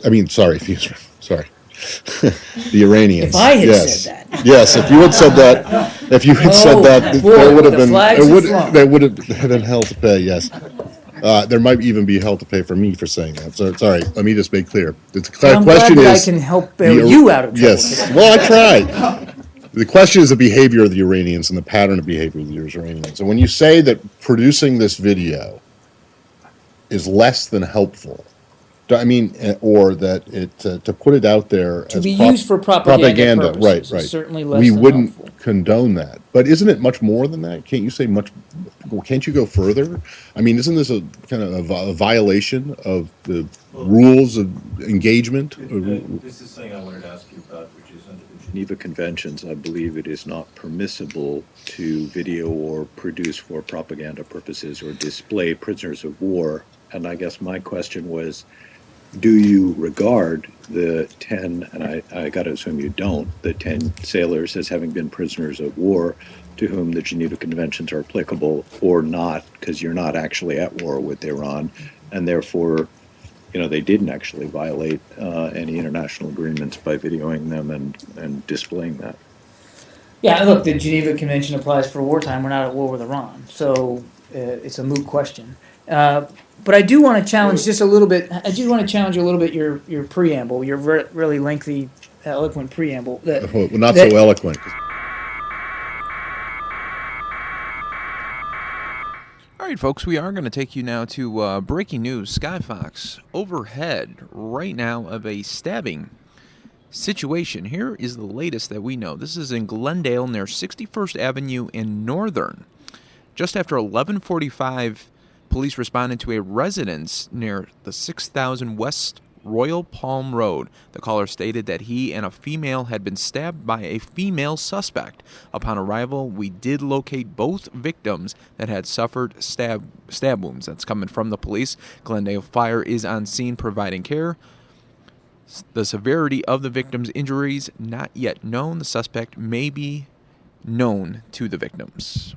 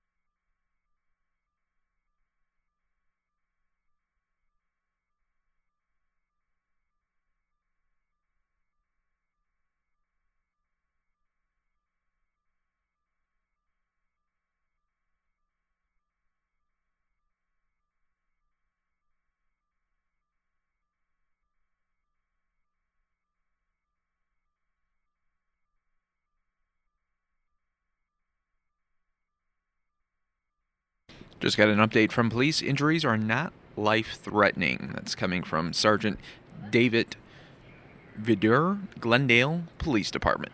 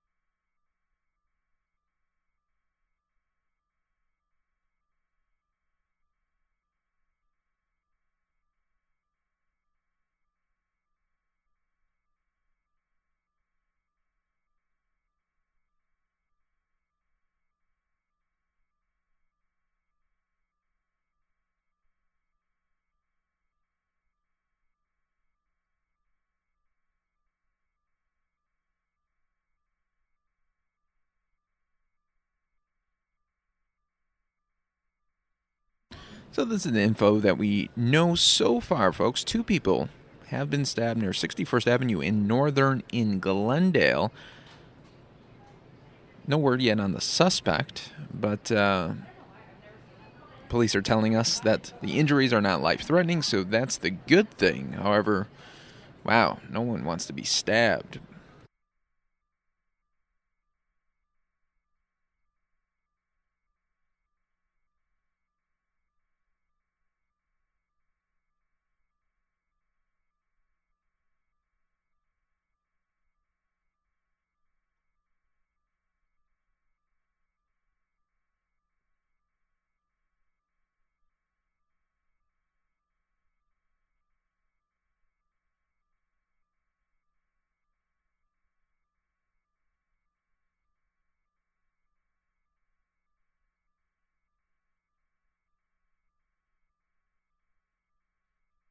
We will follow the story for you if any situation, any news breaks on this as far as a suspect.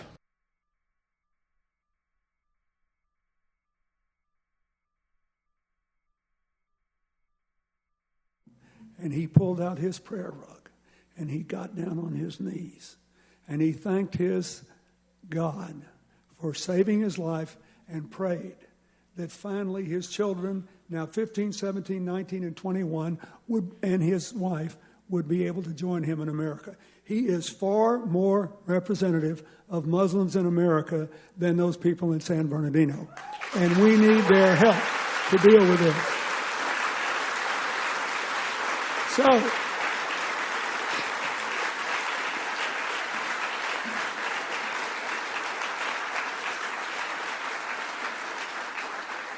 my belief is there are a few clear issues in this election. How can we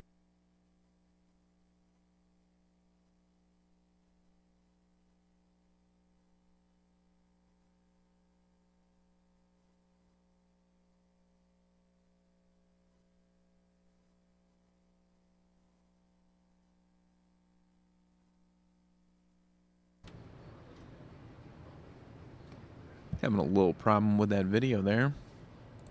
If you don't mind, and nobody's handing them some sort of windfall of cash. This is their money that comes in sanctions relief, if and only if they meet all their requirements under the JCPOA, and that was, and again, the sanctions were in place to get them to do exactly that. So, it's a technical point. It's not your question, but I do think it's important to state it because that narrative keeps coming back now as we get closer to implementation day.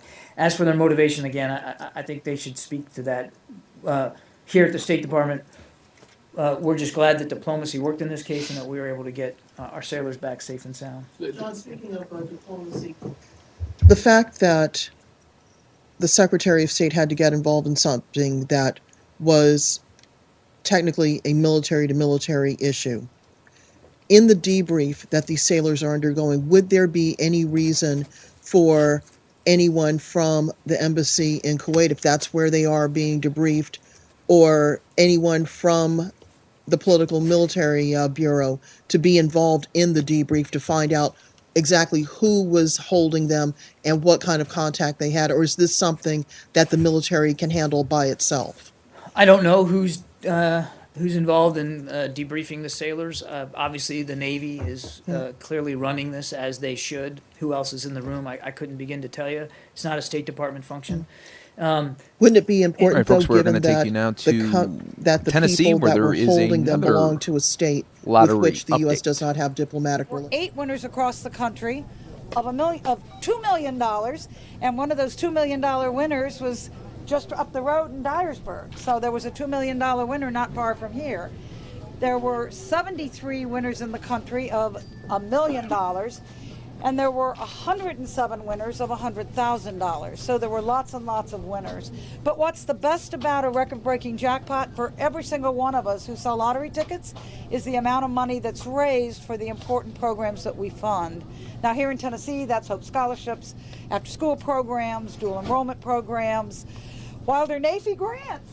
There's a Wilder Navy grant that actually is one of the scholarship programs that we offer. And we've raised $3.5 billion for those programs, and last week was a very, very important part of how we do that. But why we're here today is to celebrate Dana and Judson Nafee. Judson's in a duck blind, and his phone isn't even working. So, but we're excited that Dana's here, and part of why we're here is to give Dana, which I'm sure you'll share with Judson. I don't know. But Dana will receive, the Navies will receive a $25,000 bonus, and here's a check that they can post. If you all get to help me do that one. But more important, here's the real check. So, you get a hug. So Dana, if you'd like to say a few words. We're just so excited, like she said. We're excited for the state of Tennessee. We're excited for Munford. We're excited about the good the money does. My oldest daughter, Allie, will be going to UT Knoxville this fall, and she will be a recipient of the Hope Scholarship. So you're a double winner. Exactly, exactly. So now, are you two going to keep up that trend? Yes, ma'am.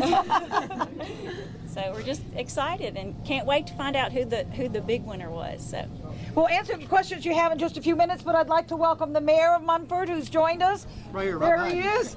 Yes, ma'am. Dwayne Cole. One thing for sure, when you get up in the morning, you never know what's going to happen in my kind of town. And this is a great thing. This is a great day. It's terrific that an old-time business, a long-term business, has established business, gets this opportunity, gets this privilege. So we're just very thankful and wish the very best for the winner. Thank you. Thank you, Mayor. Now, I think Dana and I will be happy to answer any questions y'all might have. About that winner, are we going to identify that person today? Well, we won't know who it is, when they come forward. The state law in Tennessee means we're subject to open records, so we will have the name of the winner, and if any of you ask, we will have to release that. But you all do I not can't know imagine right now. that you won't ask, right? But we don't know until they come forward. We don't know, so we can't tell you. What about the winner in Dyersburg? Do we have that person's name yet? We don't. Nobody's claimed yet. Both of those winners will have to come to Nashville to claim. And Luann, have we heard of any winners yet? No. Thank you. No, we've been on the road for 3 hours to get here, so there weren't anyone left. Where did they go to Nashville to claim that prize? Well, the actual address is 26th Century Boulevard. It's close to the airport. It's the Willis Conference Center. That's where our headquarters are. And so you just come to Nashville and you go through a little security process, which is part of what we did today. For those of you who've been at the other 2 stores in Mumford who sell tickets, you know that somebody from the lottery went to all 3 of the stores to do a security process and make sure that the ticket stock matches where it was delivered, et cetera, et cetera. So we go through a security process, which is part of why this wasn't announced as early as you all hoped it would be. We're a little crowded in here. Could the 2 of you hold the check out front and just, give us... Sure. How long does it usually take the winner to figure out he or she is the winner? Well, I've run 4 lotteries for 30 years. I've had a winner come forward at 8 a.m. in the morning after the draw for a world record jackpot, and I've had a winner come in on the 180th day. So, it just depends. Our advice to whoever has that ticket is make sure you sign the back of it, because the back of the ticket signature is a bearer instrument. So if you sign it, you know it's yours. I'd suggest you get financial advice from somebody you knew before you won. There are big tax consequences on whether you take the annuity or the lump sum. So make sure you check with somebody to find out what's best for you. It makes no difference to us. It's the same amount either way. So, get advice, sign the ticket, and enjoy it. Do you know if the ticket was a quick pick, or do you have any of that kind of information, whether it's a multi-draw? Do you have any idea what the ticket looks like? I don't believe it was a multi-draw. I don't know if it's a quick pick. You don't know if it's a quick pick? I mean, no, I don't know. I didn't ask. I got in the car and drove to Mumford. Is this the most someone's won in the state of Tennessee? I know it was a record jackpot, just divided by 3. Our biggest winner thus far was a $259 million Powerball jackpot in Knoxville. And that gentleman was on one of the morning shows I watched the other morning, where he has given a great deal to charity. He was a monk and an actor, and he's funded the Goodman Theater in Chicago and written a play, and it's off Broadway, so he's done a lot of good things with his money. The last Powerball winner was here in Tennessee. It was a $144 million jackpot sold in Antioch, which is right outside of Nashville. So our biggest now is $530 million, which is getting close to one of the biggest ever, but 259 was our highest up to then. And as a business owner here in the community, what do you hope if the person does, he or she live here, that they'll be able to kind of give back and pump that money back into this community? Absolutely. I hope it's a local person. I hope they love Tipton County and Munford, and they will give back and make a difference in our community. How can you not love Tipton County? Exactly. Come on. When you hear the NAFI name, you often think about Tennessee state politics. Did you ever think the NAFI name would now be associated with the largest Powerball jackpot in history? No, but we're in the grocery business. We're not in we're not in politics. We do business only. How is the speaker doing? I'm sure he's doing fine. Do y'all have any out-of-town Powerball ticket buyers, or? But we have people come through. Come in to see family or just driving through town. But most of our Powerball ticket customers are local. Have you thought about how this will impact your business, getting this sum? Any improvements? Any thoughts on what you're going to do with the money? I'm just trying to digest it at this point, so sure. Still in shock. But she might not go duck hunting. Exactly. With that winner out of Dyersburg, which store was that sold at? I don't know that I have that information, but I'll see if I can get it for you. Okay. With a world record jackpot prize winner in Tennessee, all of our focus has been on that this morning. But we'll get that information out to you as soon as possible. Do you find that the lower winnings, like less than 100, let's say, do you find that those often don't get claimed? Well, unclaimed prizes in Tennessee average about $14 million a year. And that $14 million goes to fund after-school programs. But it's generally $2 winners, $5 winners, and instant tickets. Or when you have a really big jackpot run like this, you've got first-time players who don't know there are 8 different ways to win. So they don't know they can win if they just match the Powerball, for example. So we will have some unclaimed prizes from this jackpot run. Do you all know what to do with the money? Any plans? We're going to share a little bit with each employee that works in this store. Just a little token of gratitude for all the hard work they do for us, and then after that, not real sure. Having said that, I'd like to tell you all how hard all the retailers across the state worked yesterday, or all week. We were down on the Alabama line, our biggest retailers on the Alabama-Tennessee line, and I was talking to the clerks and managers, and they said if it rolled, they were going to quit. They were so tired. But, they were doing hundreds of thousands of dollars. But the retailers worked so hard, and particularly the clerks who are behind the counter every day. So all of the retailers worked really, really hard all over the country. How long do they have to claim this amazing prize? 180 days. Now, I will point out, if anybody's listening who won, 180 days is not 6 months. It's 180 days. We had somebody come in for a lower prize on what was the 6-month anniversary, and it was the 152nd day, and our law wouldn't allow us to pay them. So it's 180 days. It's not 6 months. And Rebecca, you said yesterday was a record day for Yes. sales. 20? We did 20 million. I have all my little notes down here.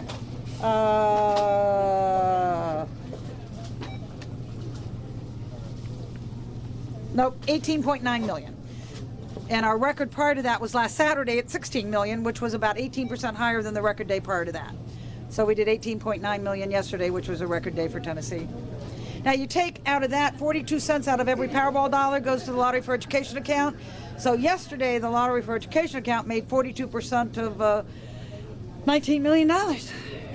And so it's your husband that's duck hunting right now, and he has no idea this is happening? He does know. I did get in touch with him, so. But he's a couple hours away. What is your relationship to the speaker? That's my husband's uncle. Anything else? Why is Tennessee so lucky? Well, we have, all my friends in the lottery business have been emailing me about how lucky we are all week. And I think it has something to do with the absolute incredible attitude of all the volunteers I've met since I moved here 12 years ago. You're a really, really fabulous state that I'm very proud to be a volunteer myself now. I will second that. Anything else? Thank you, Dana. Congratulations. Yeah, Go around the clock with it so we can all see it. sure. You want to come this way?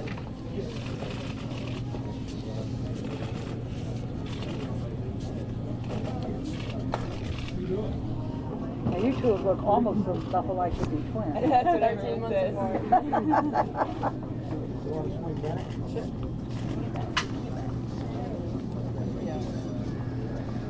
Kevin, keep it on. They're still on it. D-A-N-A, yes.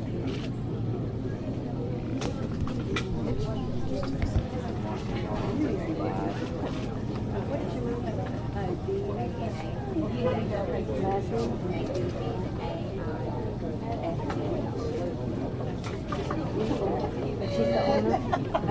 Yes, her with my dad.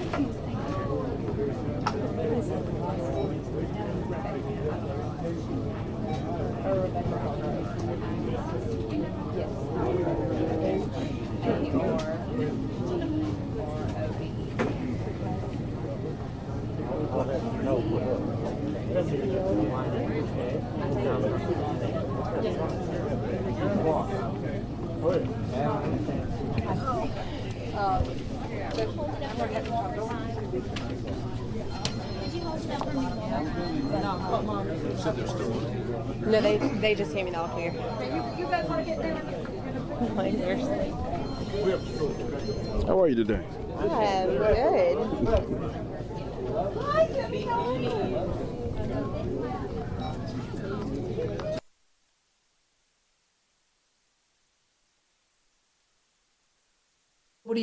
I'm not arguing that. And as we've said before, if the Iran deal itself were to lead to a change in behavior and conduct by Iran to make them more productive, more responsible in the region, then that's a good thing.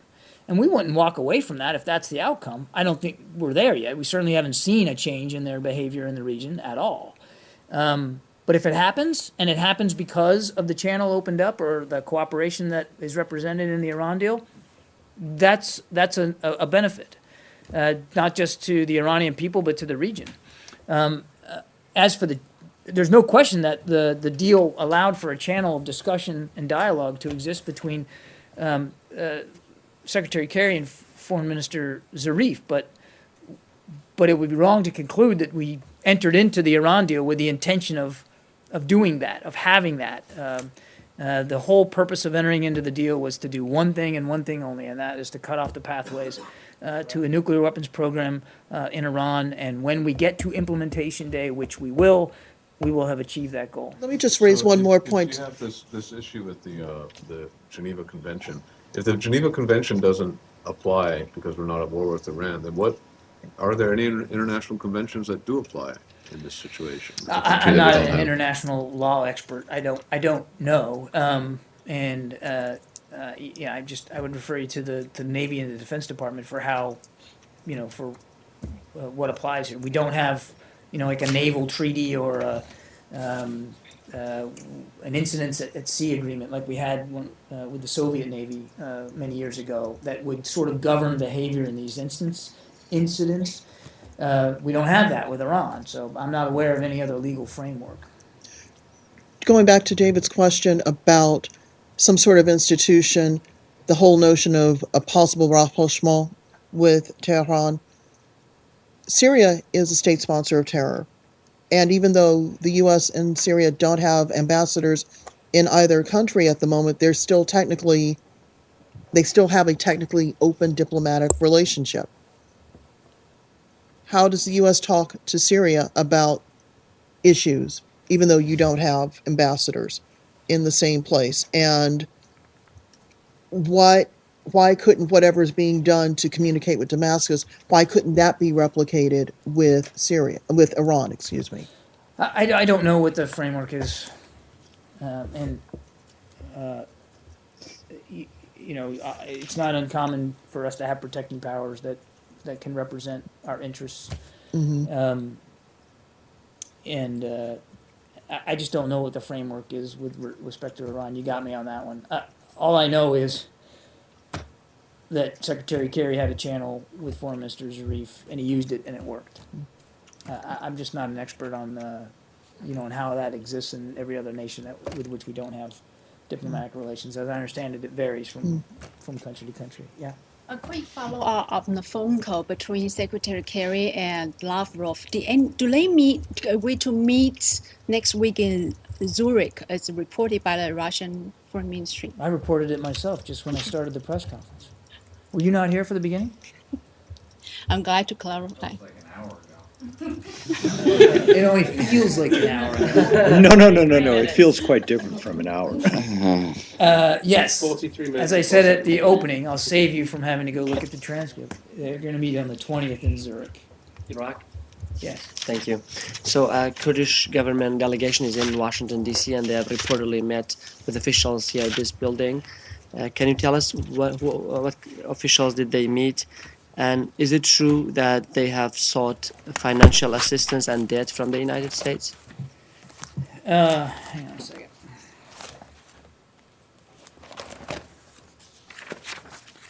Don't know that I have a readout on this for you.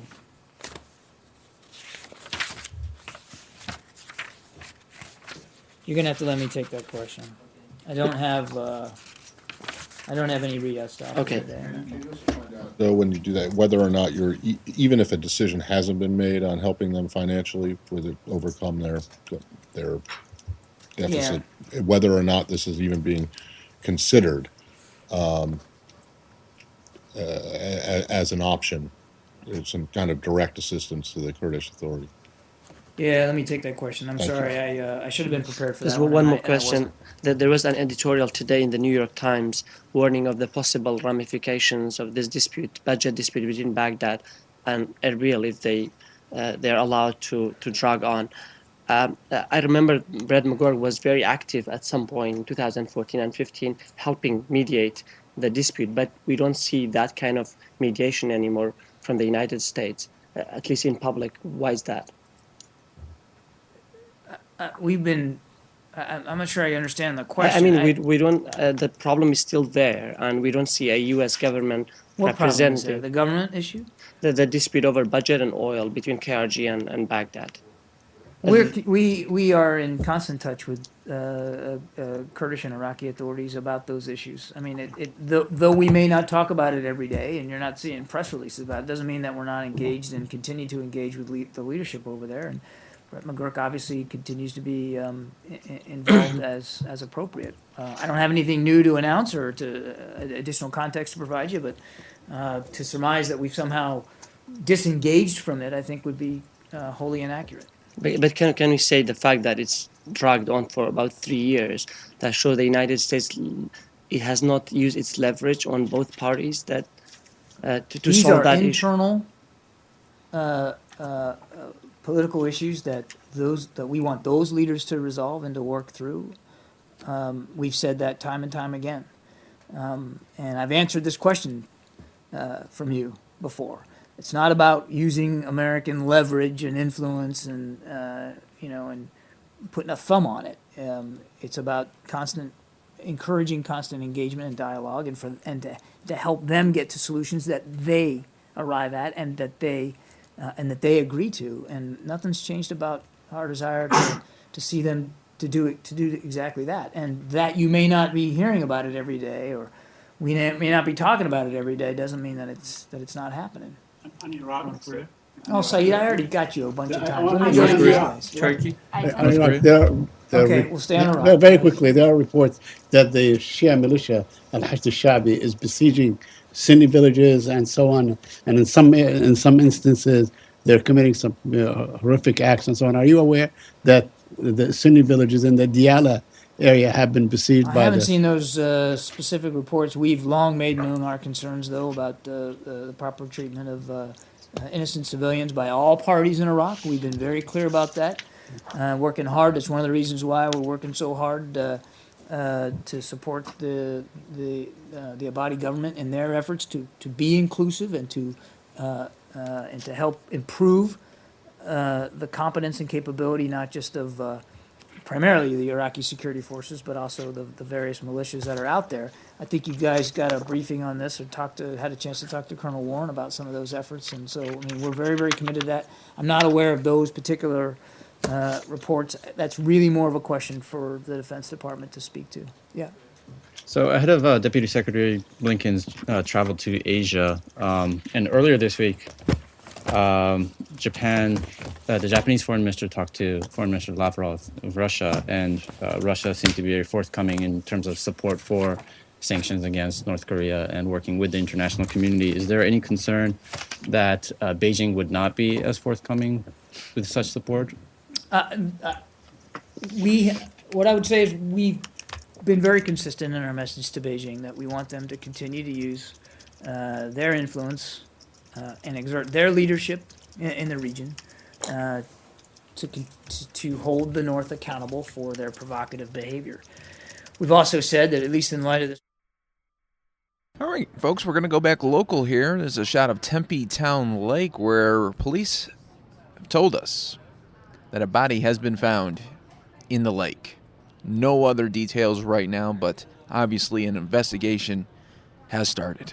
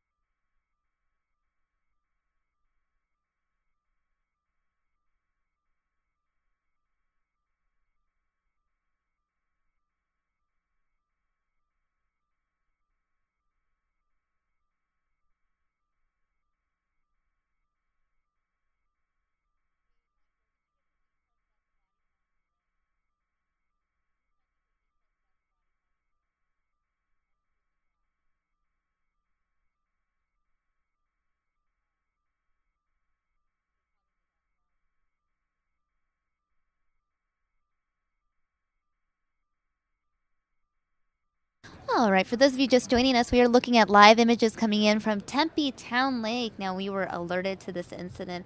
In the last hour, we learned that Tempe Fire Medical Rescue units arrived on scene and found a body in the Tempe Town Lake.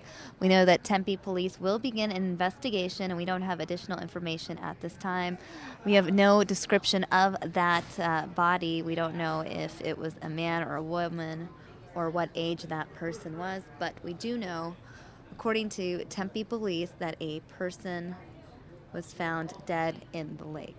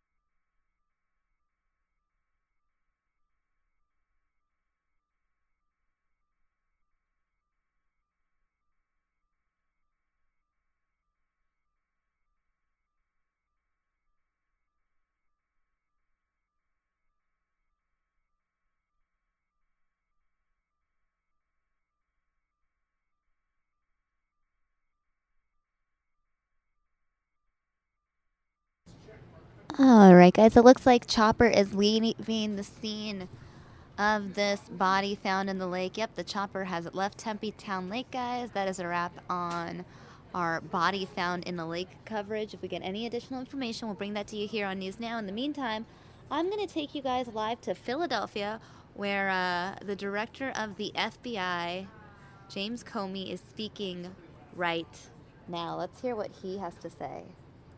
And so nobody's talking to him unless it's with the consent of his lawyer. And so I really don't know and can't say about that. Yes, sir. Director Wolf, under Channel 3, if I may, your visit, albeit 10 minutes this morning, to Officer Hartnett, what you can share of that visit, your personal reactions, and anything by way of any kind of interaction between the two.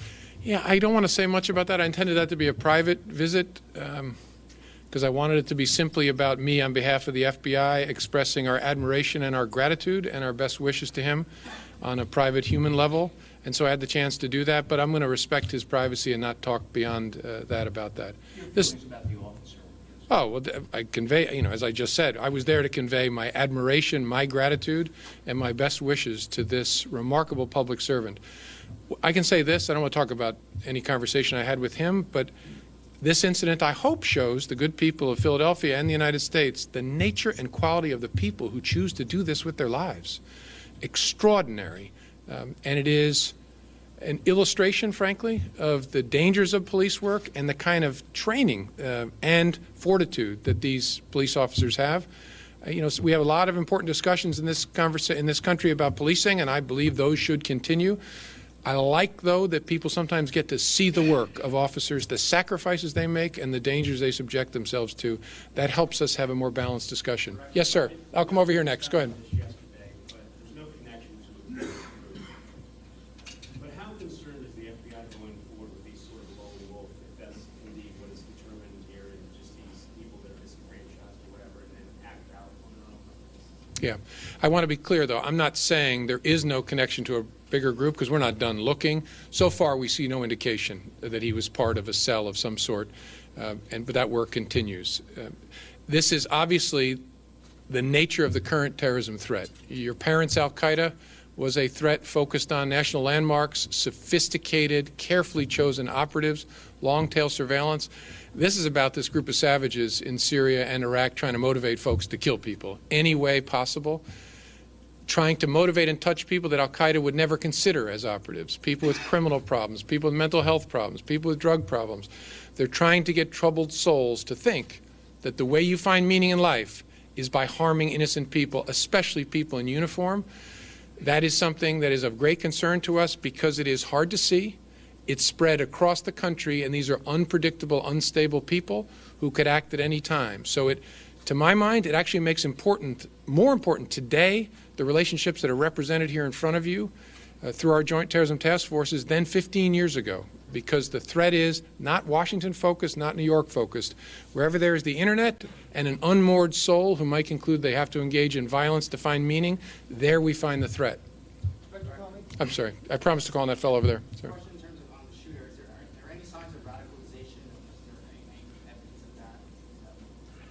Yeah, I'm not in a position to comment on that yet. That's obviously something we're looking at very closely.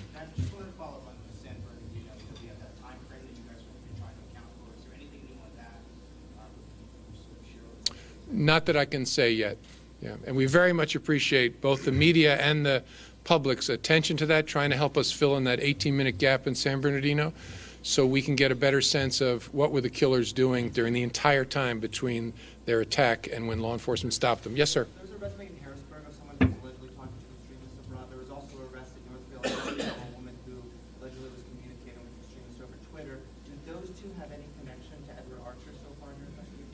Not so far in our investigation. They illustrate this threat that I'm talking about, but no, I don't connect them in the sense of an organized group of any kind. Yes, ma'am. Have you all had a chance to evaluate Mr. Archer in terms of his psychological state? Has he been given a psychological evaluation? And also to the point about these other instances, are there broader concerns with the FBI that ISIS is specifically calling for attacks on U.S. law enforcement? Only the second part can I answer. I can't comment on that aspect of the investigation. I can say ISIL has for many months now been trying to motivate people to kill police officers and military service members, going so far as to put out lists of military service members and their addresses to suggest that people murder them. So this is a threat. This is a dimension of the threat, but it extends beyond those of us in law enforcement, because they're trying to get these folks just to kill anybody in their name as a way of seeking meaning and glory. Yes, sir. Yes, when we talked about Keanu Thomas arrested last April, Edward Archer, and also reports that you are looking for 3 other people, does that say anything about concerns of Philadelphia maybe being a hotbed of turning out radicalized people? Yeah, I'm going to quibble with your question again. I'm not saying we're looking for 3 other people. This investigation is continuing, but don't hear me to be saying we're looking for any particular people or particular number. No, Philadelphia is not a hotbed for radicalization. The entire United States, with its 300-some million souls, contains people who are susceptible because they're unmoored or they're in transition. They're either teenagers or they're people who are struggling in life, and all of a sudden on their belt or in their pocket buzzes a message 24 hours a day, very slickly produced, that says, we have meaning for you. In the most important sense, you can fight on God's side in the final apocalyptic battle between good and evil. Become part of our family. Come to our so-called caliphate. And if you can't come, murder somebody where you are as part of being in this family. That's a message that doesn't mean a whole lot to most of us, but in every single state, in every single city, there's going to be a small group of people who are unmoored for whom that message, as sick as it is, has some attraction. As a follow-up, may I just Sure. ask, reports that you are looking for 3 other people, are those false, completely false? Yeah, I'm not saying that we're looking for 3 other people. So at this point, I guess I'd say that is false. We are not out looking for 3 other people. We're doing a lot of investigating. There was reporting that I saw in the media over the last couple days. I think that was a garble of some sort, that there were others, co-conspirators that we were seeking. We're not seeking anybody. That said, we are going to work very hard to understand this guy's entire life so we can untangle what his motivations might have been or whether anybody else was with him. Yeah. Director, as this moves forward, the door open potentially that this could become a federal prosecution, depending on what you might find, if in fact you find anything else. Right now, it's obviously staying with the local prosecution.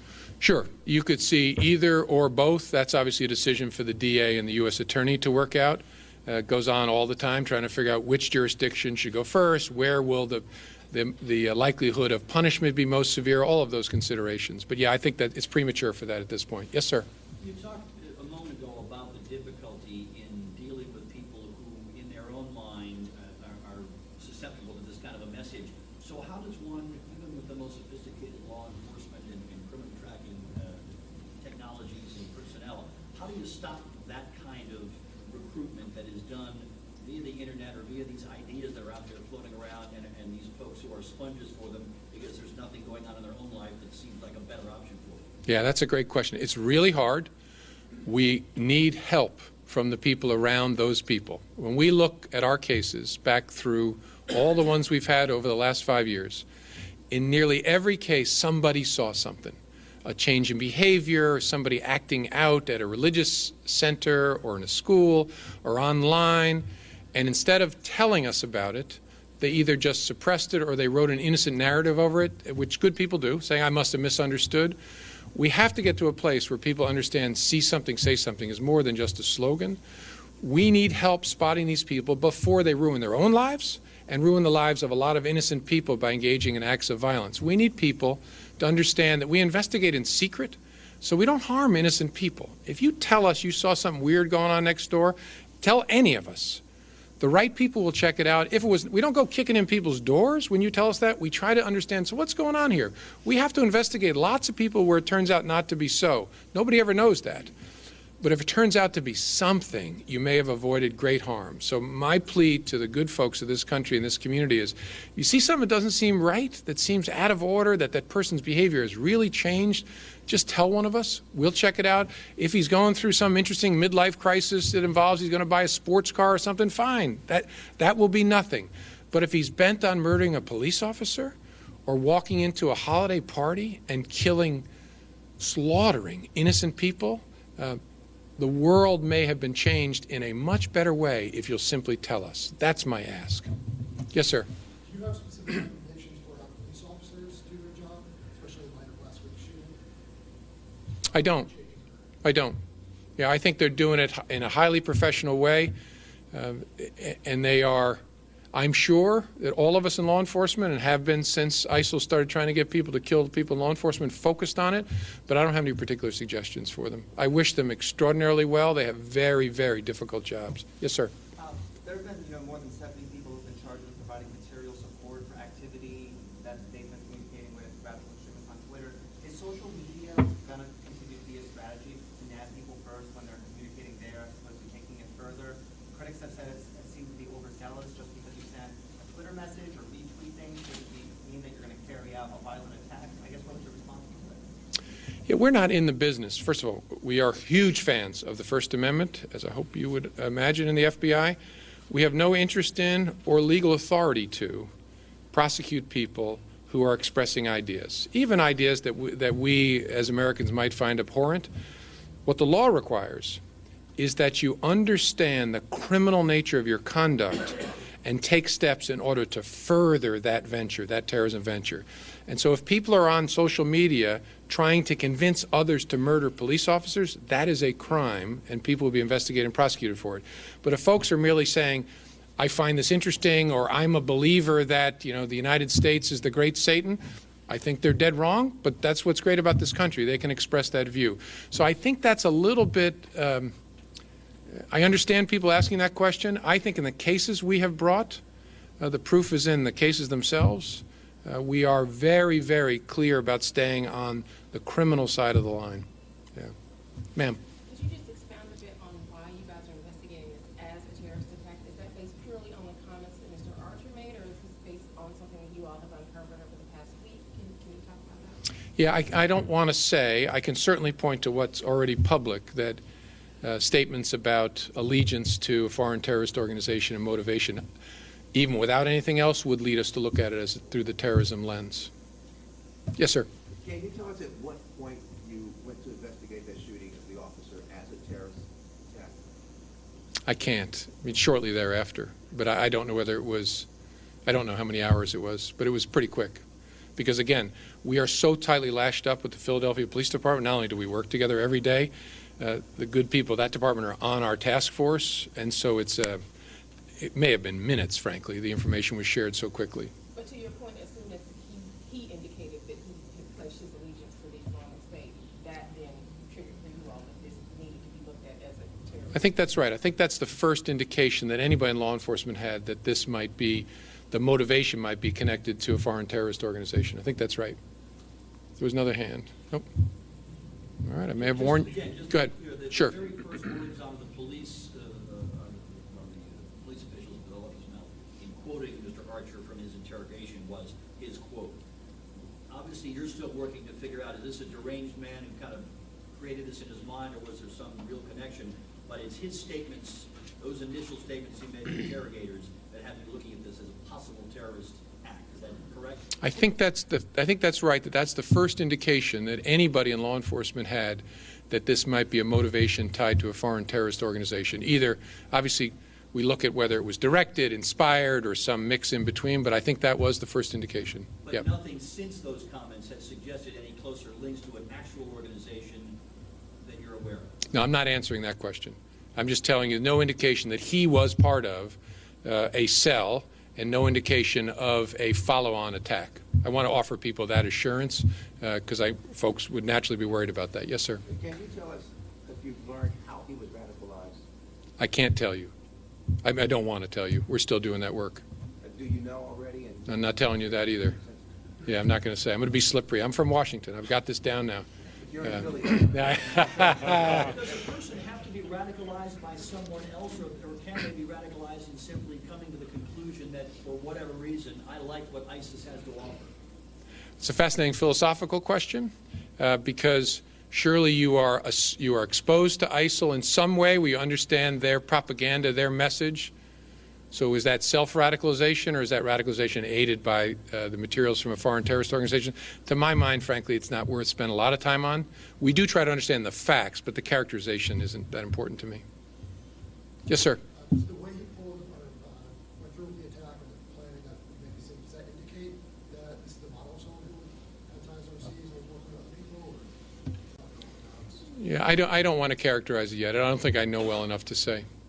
But are you saying that whatever information that you have collected over the past week leads you to believe that he was radicalized? Yeah, I don't want to say. Have you guys confirmed that he went to Egypt? Do you guys know what he was doing there? I know that's been out there in the press. I don't know if you guys have formally said that he did. Yeah, I don't think we have, and I don't want to by accident. But we are, I think I said at the top, we are working to make sure we understand all travel and what that travel involved and contacts during that travel. That would include Egypt? If he had gone to Egypt. The gun that was recovered, has that been connected to any other incidents that may have been used elsewhere that you believe were terrorist attacks? I'm not in a position to say. Yeah. The nature of this appeared to be, whatever planning in a general way occurred, the nature of this particular attack, this ambush, seems to be sort of a prime of opportunity. It seems unlikely that he knows the officer is going to come driving down the street by himself at 11:40 at night and comes out. Do you have any sense from any further conversation what nature of planning, if any, went into this, or was this simply, I've made up my mind I'm going to harm a police officer, when I get my chance I'll act? Yeah, I'm not going to comment on that. Sir. He used the stolen police issue handgun. Can we talk at all about where that might have come from, how we got his hands on it? I can't at this point. All right. Yes, sir. Do you have any sense as to how soon you might be closing in on establishing some conclusions to the questions that you are unable to answer for us at this point?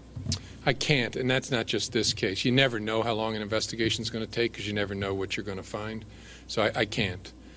As you can tell, I think you saw us do this with San Bernardino as well. We're trying, we at the FBI and our partners in law enforcement are trying to lean a little bit farther forward than we normally do to talk about our work here because good folks get anxious for reasons I understand. So we're trying to tell them what we're doing, where we can offer assurance about what we know so far. We're trying to do that. And so, look, at the earliest opportunity, we'll try to give you a clearer picture of that, but we want to make sure we do it well and respect his rights, because we want to make sure that he gets the fair criminal proceeding that he deserves. So that's how I think about it. At what point do you believe he may be taken into federal custody? I don't know. I don't know. Like I said, that's a conversation that U.S. prosecutors have. I used to be a prosecutor, but I'm not any longer. Prosecutors have together. But whatever it is, again, I know it sounds like I'm a broken record, but the relationship between the Bureau and all these police departments, including the Philadelphia PD, is so close. The work we do together, you won't be able to tell from the venue any difference in the way we investigate it. Okay, thank you all. Enjoy the day. Thank you, sir. Yeah, it's great to see you. All right. Richard, good to see you. Yes. All right, guys, that is a wrap on this press conference featuring the director of the FBI. Now, James Comey was speaking about terrorism, specifically the officer shooting last week, and in general, the latest on the terror investigation. As you heard, he took questions from the media. That is a wrap on that press conference. Again, that press conference being held in Philadelphia. Now we are going to go on the campaign trail with Ms. Carly Fiorina, who we know is in South Carolina today because today is the big GOP debate day.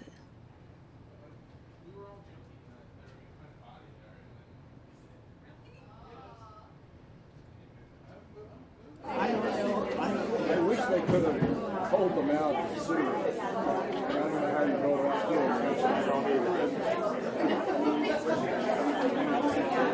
I think they would have collectively agreed to something that they're not about to agree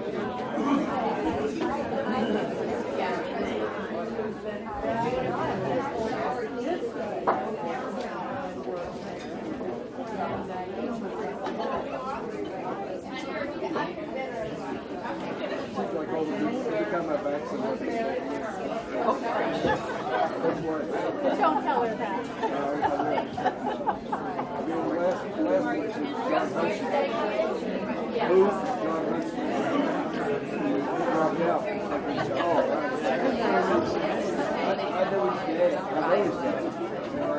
I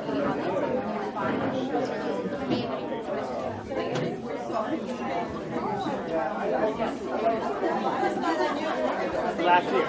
I mean, when Romney was. Yeah. And then we backed Romney and we saw him in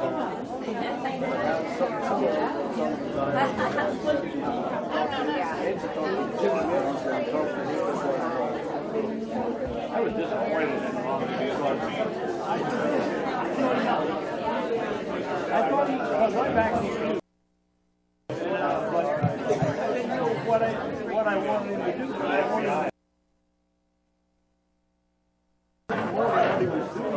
wanted him to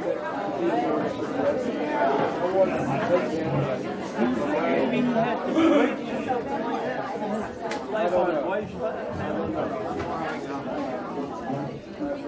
Yeah. But he certainly had a good time. I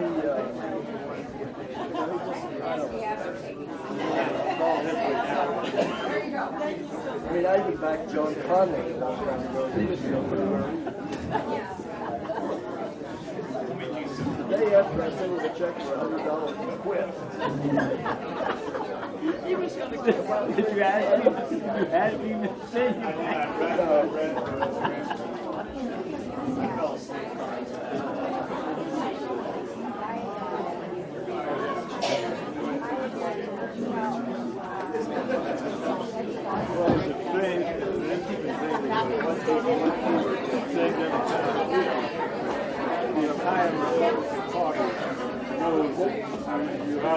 they descend on you. That's why I was hesitant.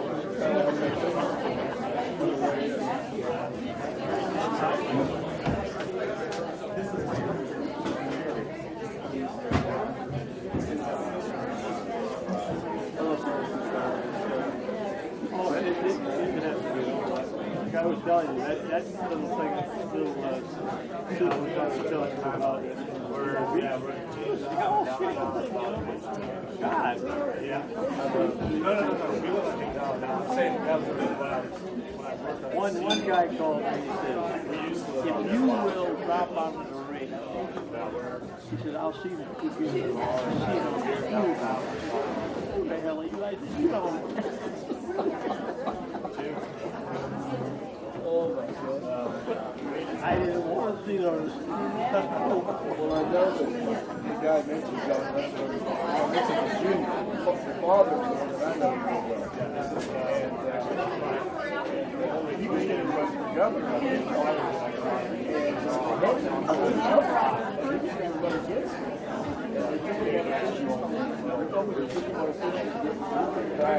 He dropped out and they named the arena after the University. It's called Hudson, and he dropped out. He may be happier. Oh yeah, no, I'm sure he is. And then his son became governor later on.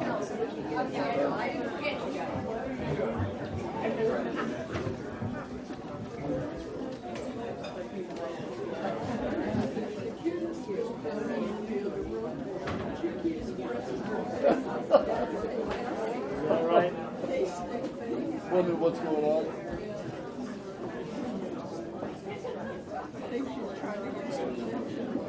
She did?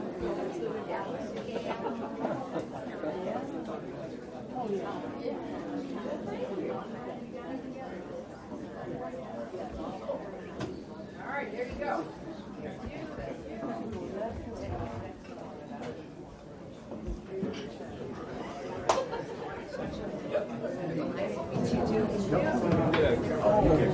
Yep, everything go on this side.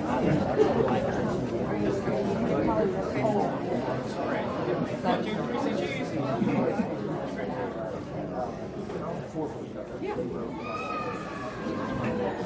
Okay, thank you.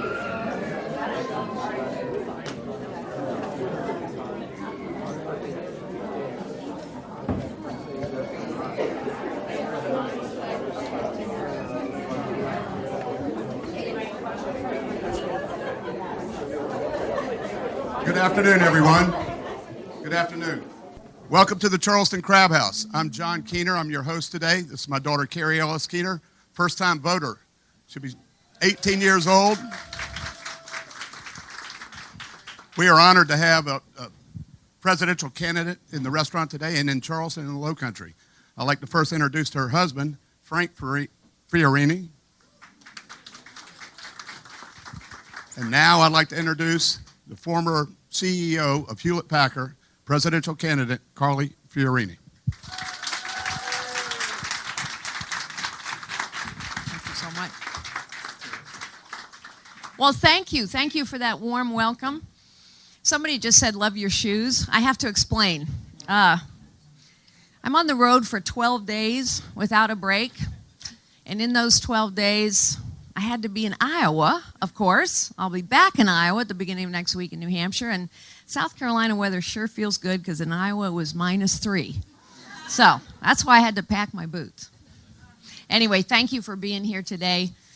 And I'm delighted that Frank can join me as well. Frank has been in South Carolina for the last, what, couple days? Yes, last couple days in South Carolina. You know, unlike some other women in this race, I actually like spending time with my husband.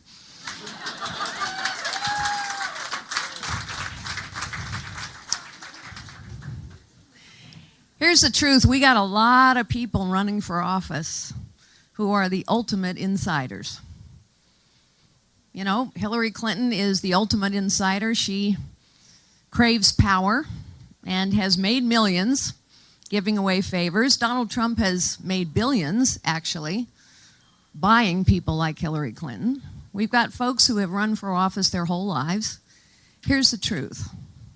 I've been blessed with many opportunities in my life, but I believe that as citizens, we now need to take our country back, that we are losing something important to this nation, and that if we continue to let the insiders play their game, which doesn't work for us anymore, that we cannot solve any of our problems. We cannot take advantage of any of our opportunities.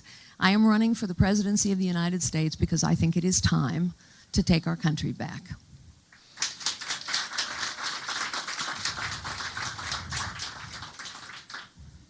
This nation has always been a place of limitless possibility. It's always been a place where we valued hard work over privilege, where we valued merit. It's certainly been a place of limitless possibility for me. I mean, I've traveled and lived and worked, done business, done charitable work, done policy work all over the world for decades.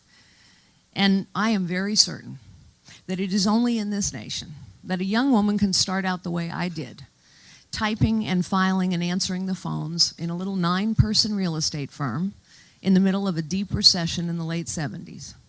Go on one day to become the chief executive of what we turned into the largest technology company in the world and run for the presidency of the United States. That is only possible here.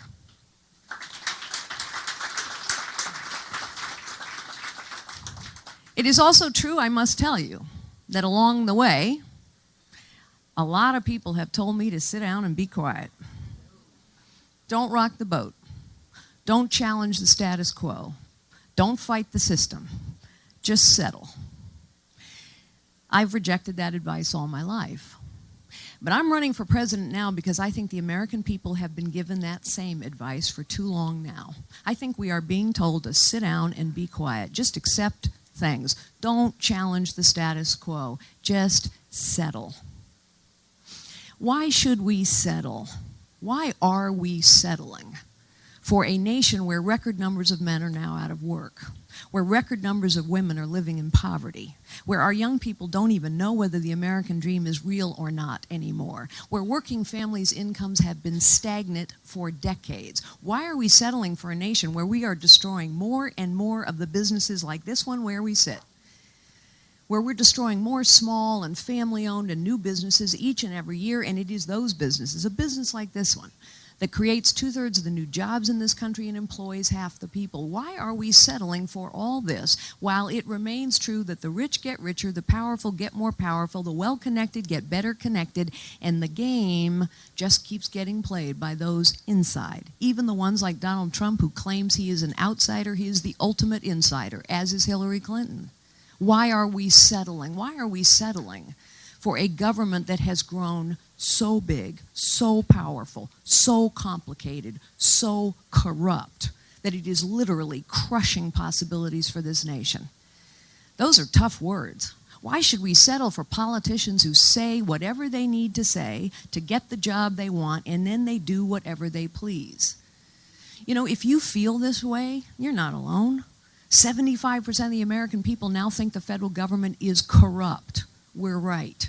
And 80% of us now think we have a professional political class that cares more about its own power, position, and privilege than on getting anything done.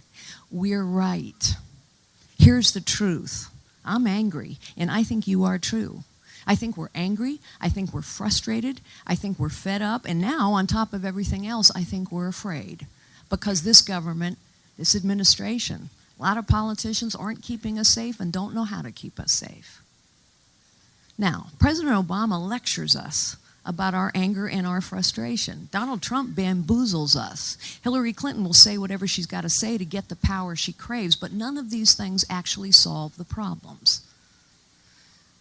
We can solve all our problems. We can heal all our wounds. But we can only do so by remembering who we are. Ours was intended to be a citizen government. So citizens, I am running because I think it's time. It is time to take our future back. It is time to take our politics back. It is time to take our government back. Citizens, it is time. We must take our country back.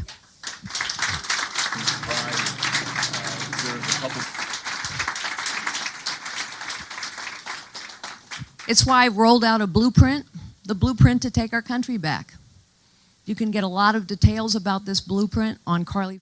All right, we're going to cut out of Carly Fiorina momentarily because we are going to pull up a link live on Periscope right now. The DPS director is speaking about an injured trooper. Let's go ahead and watch. Do you know what that person was cited for? I don't. I would bet after that we didn't cite her for anything. I probably just said, you know, make sure she was okay because she was part of the collision actually. So in driving that section of the, we just drove that section of the highway because I was curious if there were rumple strips there. No rumple strips. No. So, no, but if you look at the pictures that we posted on Twitter earlier, I think you'll see that they're literally off in the dirt. I mean, so they would have gone over the raised median, the curb median, and into the dirt. So I'm not sure there's any safety device that would have taken care of that. anything else you want to add about that?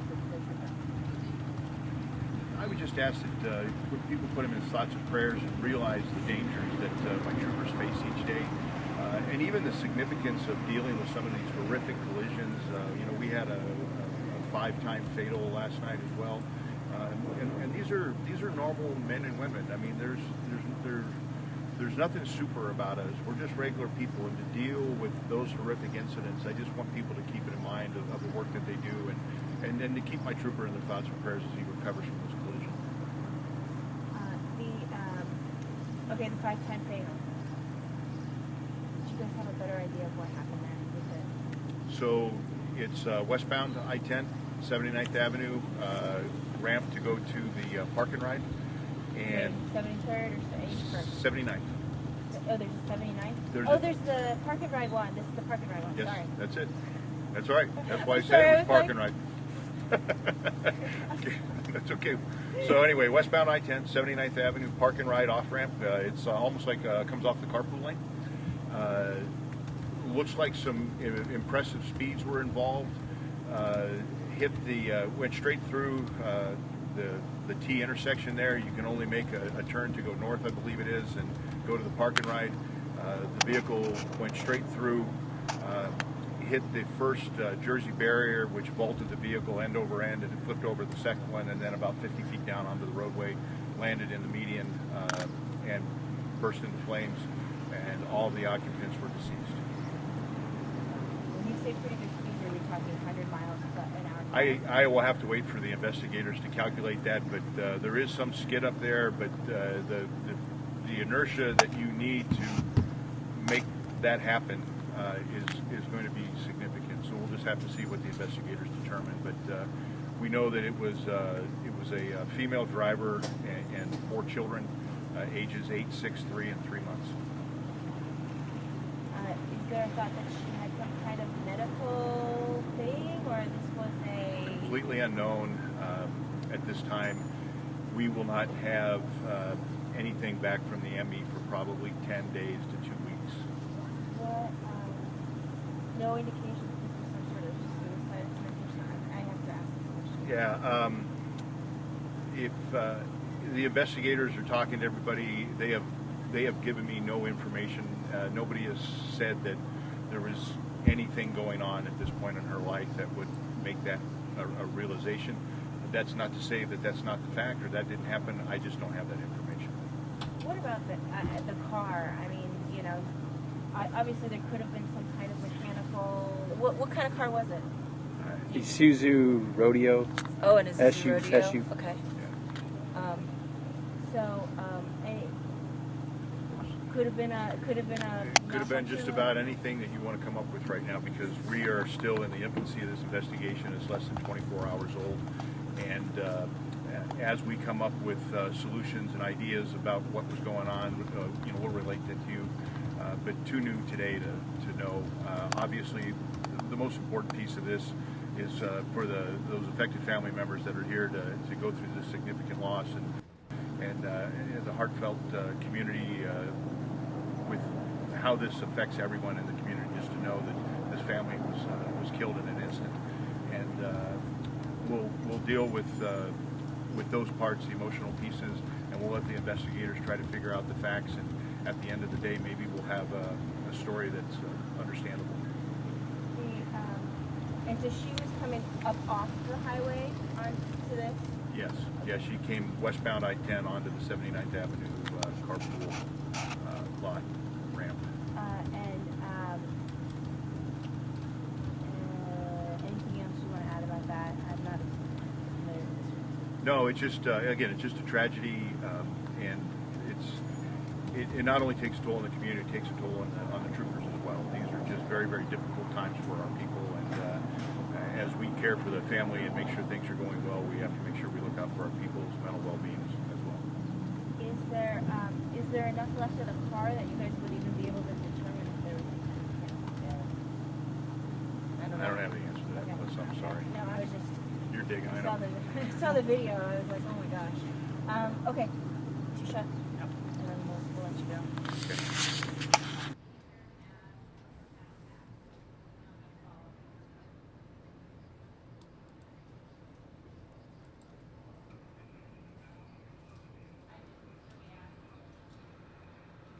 All right, guys, that is a wrap on that impromptu sort of press conference. The public information officer from DPS periscoped that so that we could listen in.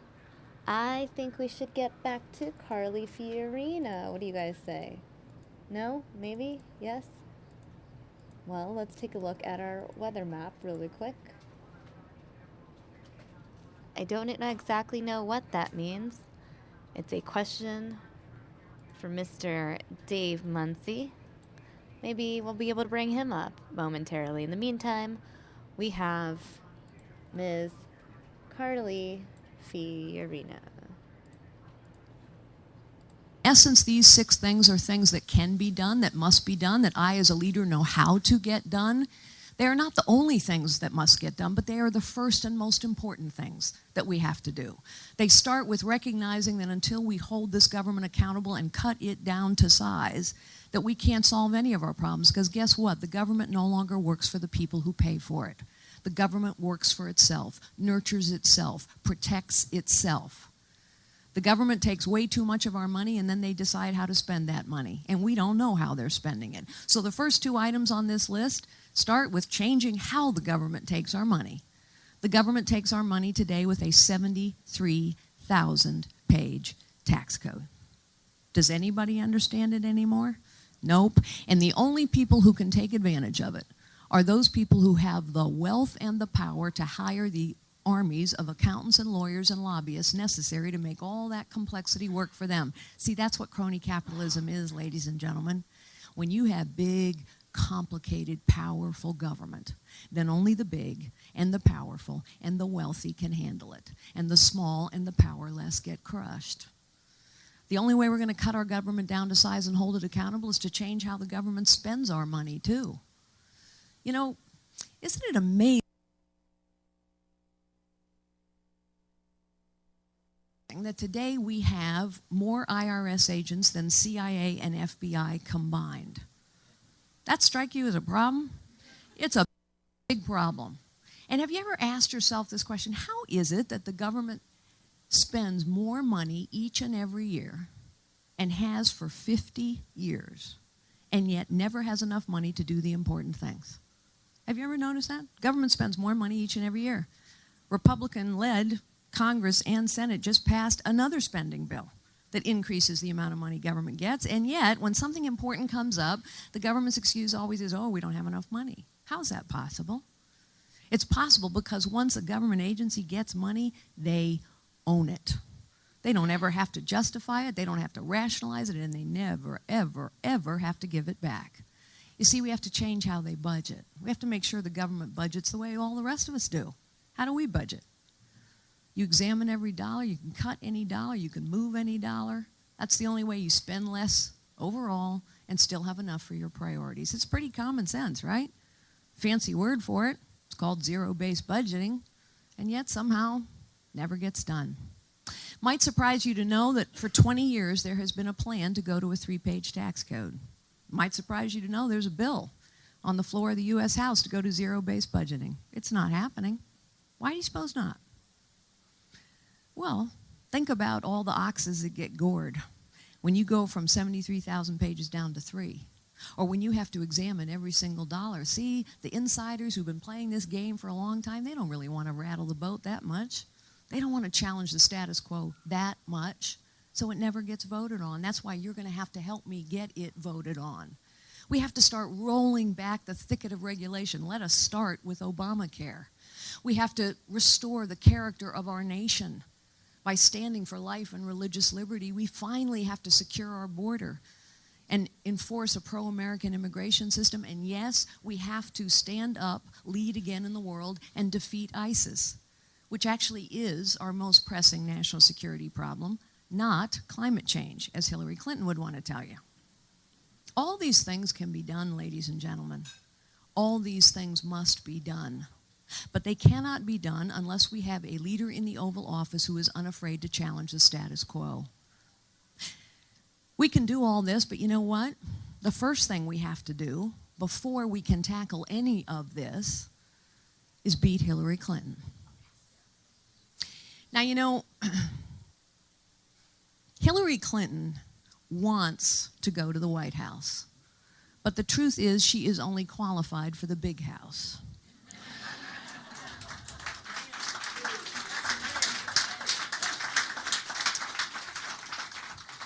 This is a woman who has escaped prosecution more times than El Chapo.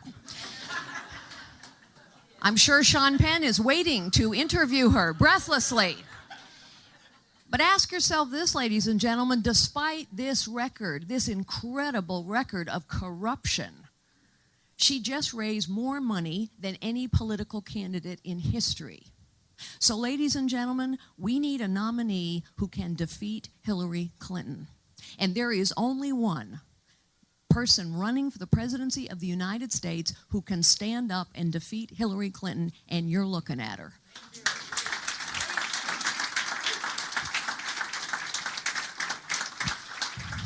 Now, you know, as I shook hands and went through the restaurant here, a lot of you said to me, as a lot of you have said to my husband, Frank, oh, I would pay money to see that debate between you and Hillary Clinton. Listen, folks, you're not going to have to pay money, but you do have to get me the nomination. So send me out of South Carolina with the wind at my back. That's what it's going to take for you to see that show.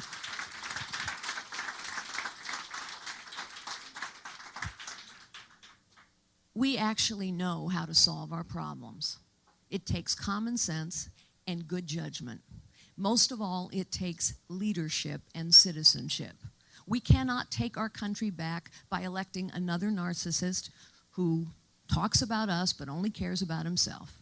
We are not going to take our country back by electing another politician who says whatever they need to say, one thing in New York, another thing in Iowa, says whatever they need to say and then do exactly as they please. We're not going to take our country back or defeat Hillary Clinton with someone who can't land a punch. And we're not going to take our country back with people who've never made an executive decision in their lives.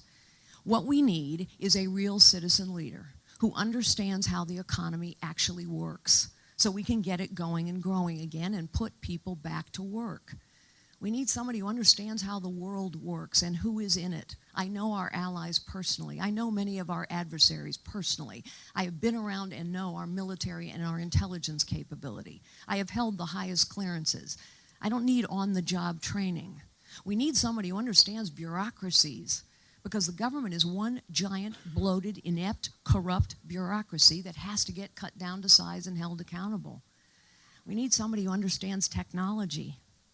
Mrs. Clinton, you don't wipe a server with a towel. Technology is a tool. It's an incredibly powerful tool that I will use to help citizens help me take our country back. But it's also a weapon. It's a weapon that's being used against us by our enemies, and we need a president who understands that.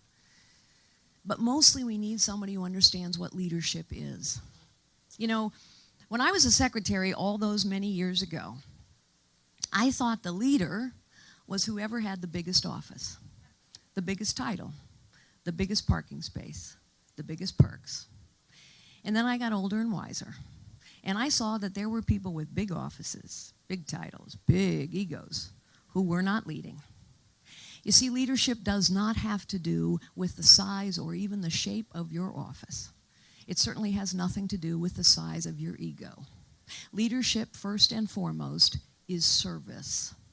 The highest calling of leadership is to unlock potential in others. I believe my highest calling is to restore citizen government to this nation. Citizens, join me, stand with me, support me, fight with me, vote for me. Citizens, it is time to take our future back. It is time to take our politics back. It is time to take our government back.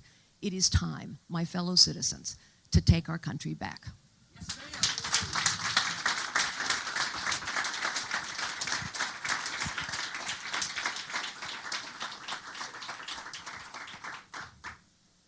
Questions? Yes, sir.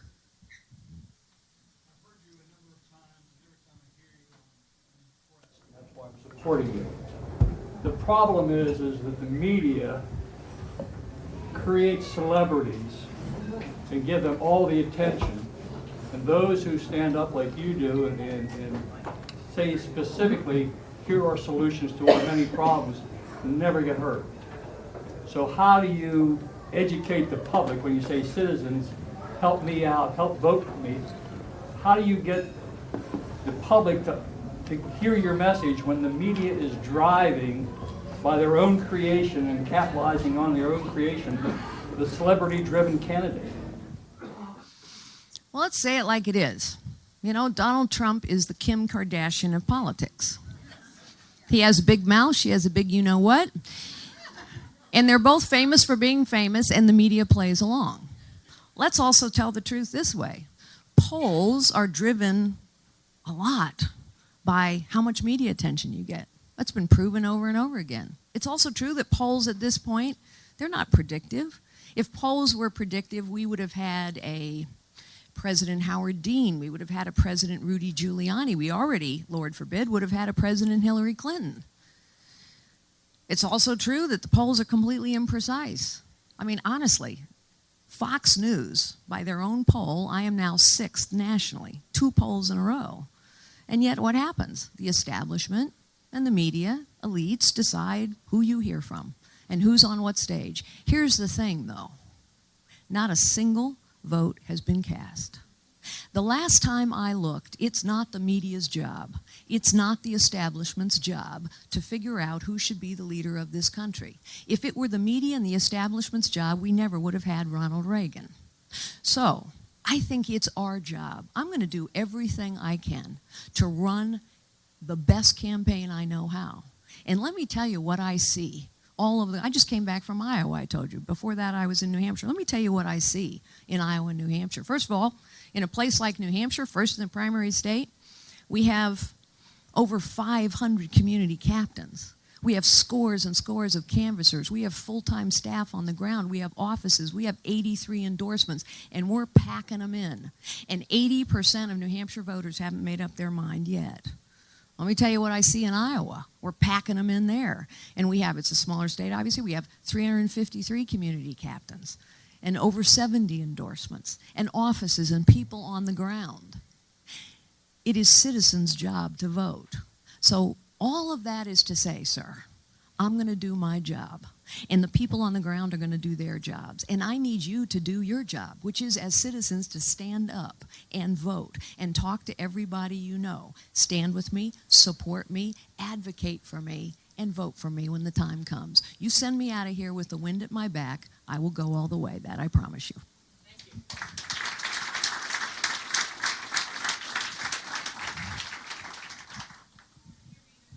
You are in favor of repealing the Affordable Care Act. My question is, what is your idea as an alternative? Yes. Well, it's a very important question. First, let me explain why we need to repeal Obamacare. Because, you know, to win this election, we actually not only have to unify our party, and we must unify our party to win this election, but we have to unify our nation. We have to bring others along to win. And the way to do that is to make sure that people understand why we believe the things we believe. So why does Obamacare have to be repealed? Because it's not working for too many people. Has it helped some? Yes. But it's harmed so many. Health insurance premiums are up. Emergency room visits are up. We're putting more and more people into Medicaid, and fewer doctors are accepting Medicaid. I'm a cancer survivor. I know you cannot have a pre-existing condition bankrupt a family. We buried our younger daughter, Lori, to the demons of addiction. I know that there are places in our healthcare system, mental health, drug addiction prevention and treatment, that need more investment. But I also know that Obamacare is crushing too many small businesses. I also know that it's so complicated that things were buried in it that people don't even understand. Buried in the pages of Obamacare is the federal government takeover of the student loan business. The vast majority of Americans do not know this. So they do not know that the federal government now runs the student loan business. And the federal government decides that a college student is going to pay between 4.5% and 8% interest on a student loan, while the government pays between 1.5% and 2.5% interest on its debt. In other words, ladies and gentlemen, settle on that just for a moment. The federal government makes money off of every single student loan, buried in the pages of Obamacare. That's a racket, folks. It's part of the inside game of crony capitalism. Here is the alternative that will work. Number one, give to states the responsibility to manage high-risk pools. There are people who need help. But when you move money and decision-making as close to the people impacted by it as possible, you get better decisions. We have examples of this working. Give to states the money, the resources, the accountability to manage high-risk pools. Number two, the federal government should mandate not what insurance plan you buy, but the federal government should mandate instead that every health care provider publish on a regular basis their costs, their prices, their outcomes. You see, we as patients have no idea what we're buying. As a cancer patient, I had no idea what the cost of my treatment was, the price of my treatment was, and I didn't know whether the hospital I went to was better or worse than the hospital 100 miles away, and neither do you. And when we don't know these things, we have no power. And when no one knows what something costs or what the quality is, do you suppose the cost ever goes down? No. Do you suppose the quality ever goes up? No, because there's no incentive to. And finally, let us use the one thing we have never used in health insurance. Let's have a free market. Let's have a competitive market where any health insurance company anywhere in this great nation has to compete for your business, and you buy the plan you want at the price you can afford. That's how we're going to fix health care.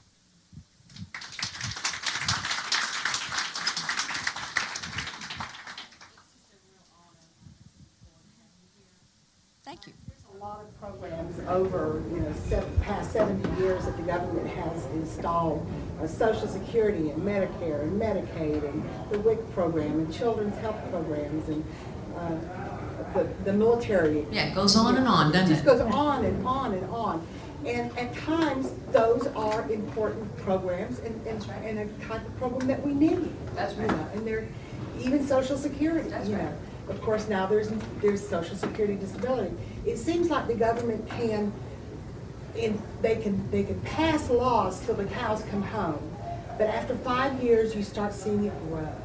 And then after about 7 or 8 years, then there's starting to get a little bit of corruption into it. And after even 10 and 15 years, that nice small program back there that was going to help millions of people, it's all of a sudden it's just so huge and so big, and nobody even knows anything about it. I mean, even Social Security was designed back in the day for just widows and children, and now look at it. It's not Social Security, it's the disability part. How can you fix that? Well, that's why the first two things on this list are what they are. So you're exactly right, ma'am. Just think for a moment. What happens when you give a bureaucracy, any bureaucracy, more money each and every year, where there is no consequence for non-performance, where there is no ability to examine how the money is being spent, and the money never gets given back? What happens in that bureaucracy where someone who's trying really hard to do a good job is paid and rewarded exactly the same way as somebody who's doing a really lousy job? I have just described to you the federal government. What happens in such a case? In every case, ineptitude becomes corruption. That's what happens. That is what we have in the federal government, a vast bureaucracy over which we have no control, and the politicians don't even try to control it anymore.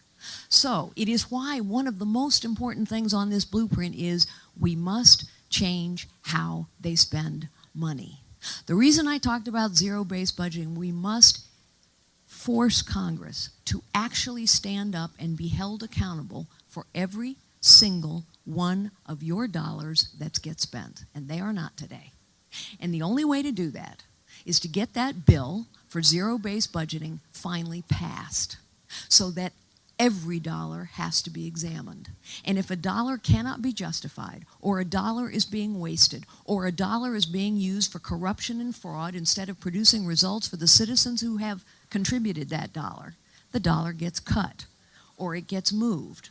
That's the only way you can take money that we're wasting in the IRS because of the complexity of the tax code and use it instead to hire more CIA agents, which might be helpful right now. That's the only way you're going to move money from the Department of Education being wasted on Common Core, which does nothing to improve the education for our children, and move it to the military or to the VA so that we can actually care for those who have served. That's the only way it happens. Why has that bill been languishing on the floor of the U.S. House? Because nobody wants to do all that. Right, guys, we are going to cut out of this because we're going to go live to Florida where Secretary of Defense Ashton Carter is speaking. Chairman Dunford and I are here for discussions with two of our nation's finest leaders, General Austin and General Votel, to discuss our accelerating military campaign to defeat ISIL and how to accelerate it yet further. The military actions that General Austin, Chairman Dunford, and I recommended to the President and that he approved in the fall have allowed the campaign to gather further momentum and to apply pressure to ISIL in Iraq and Syria on more fronts than at any other point in the campaign. This pressure is having an effect against ISIL. It's also generating additional opportunities to further accelerate the implementation of the campaign. Yesterday at Fort Campbell, I described to our troopers there who were about to deploy the three key objectives of our campaign. First, to destroy the ISIL parent tumor in Iraq and Syria and collapse its two power centers in Raqqa and Mosul. Second, to combat the metastases of the ISIL tumor worldwide. And third, to protect the homeland. I also laid out the operational concept behind our campaign. to enable local motivated forces to defeat ISIL and sustain the defeat, and to do that enabling by providing, on our part, a clear plan, American leadership, a global coalition, and the wielding of the incredible suite of capabilities that we have, ranging from air power, special forces, cyber tools, intelligence, equipment, mobility, logistics, training, advice, and assistance. I described the coalition military campaign plan at some length yesterday, but also the fact that it must be accompanied by equally strong and integrated efforts from the diplomatic, intelligence, law enforcement, and homeland security and other parts of our government. These, too, are necessary. And I and the rest of the national security team will be updating the President soon on the progress of the overall strategy to deal ISIL a lasting defeat. I also described yesterday the need for members of the global coalition to do more. And I'll be traveling to Paris next week to discuss that with my counterparts from France, Australia, Germany, Italy, the Netherlands, and the United Kingdom.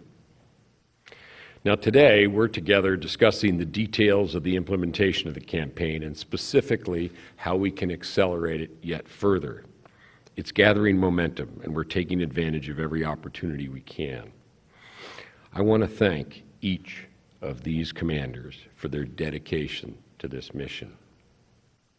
And I particularly want to thank General Austin for his exemplary work as CENTCOM commander and throughout a long and remarkable career, much of which has been spent defeating threats and developing solutions in CENTCOM's area of responsibility, the epicenter for much of the world's conflicts and tensions. He has spearheaded our military efforts in Iraq, Syria, Yemen, at sea, in the air, on the ground, in the cyber domain, all with incredible skill, vision, and talent. In 2003, General Austin led the invasion of Iraq and the capture of Baghdad, earning the Silver Star for his personal valor. He showed extraordinary skill during the later surge in Iraq and in managing security in Iraq during his years as overall commander there. He commanded at multiple levels in the Army's 82nd Airborne Division and commanded the 10th Mountain Division, all with honor and distinction. Just listen to that. Listen to that roster of accomplishment. Few have brought that kind of depth and breadth of experience to this critical command. A level of experience that helped him lead CENTCOM with distinction, skill, and the confidence of the nation's leadership during an extraordinary and complex period.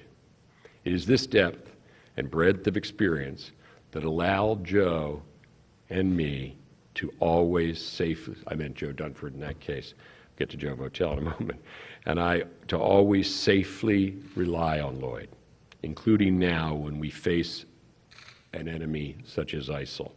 The opportunities and challenges in Afghanistan, Iraq, and throughout the region are always changing, but one thing hasn't changed: General Austin's limitless commitment to his troops and to his country. Now, General Austin's long tour in this job will soon come to an end. The good news is, I'm supremely confident that the man the President will nominate to take General Austin's place when his work here at CENTCOM is completed, very confident in that man, and that is General Joe Votel. He has done a superb job as the commander of U.S. Special Operations Command. But that's only one part of the reason why he was my only recommendation to the President to succeed Lloyd. In addition to his purely military experience, General Votel has a wealth of in-depth politico-military experience, that is, working with foreign governments and militaries, and is therefore well equipped to handle the complex challenges of CENTCOM. Additionally, his experience in the Middle East region will serve him well, and that is extensive also. and his background in every domain of warfare, air, land, and sea, as well as special operations, give him the perspective and knowledge to lead the many soldiers, sailors, Marines, and airmen operating within this crucial command. So with that, I want to turn it over to General Austin for his additional thoughts on the campaign. Lloyd.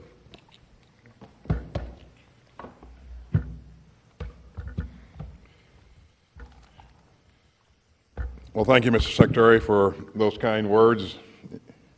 And thanks to you and the Chairman for coming here to CENTCOM to spend a little time with the team at the headquarters.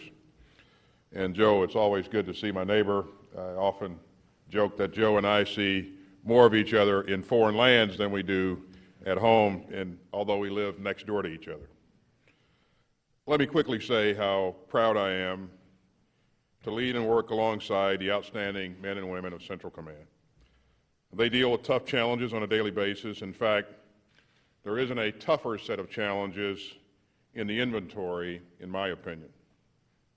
And over the past almost 3 years, we've been focused on Afghanistan and Pakistan and Egypt, Iran, and Lebanon, Yemen, and of course, Iraq and Syria, and a host of other countries that make up the Central region.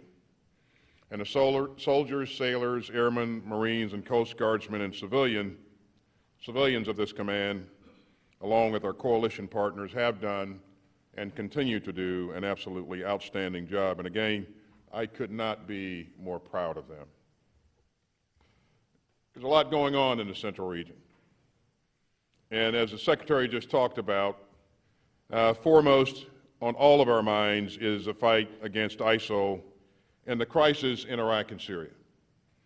It is an incredibly complex situation, arguably the most complex situation that any of us have ever witnessed.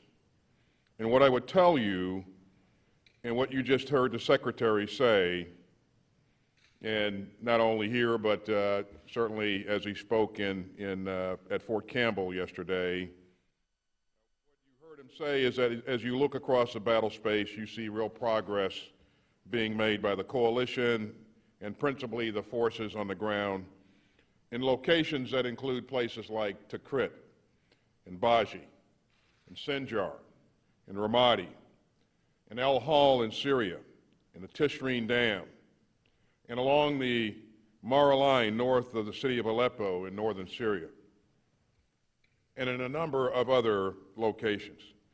We are, in fact, doing what we set out to do, and that is to put increased pressure on the enemy throughout the depth of the battle space.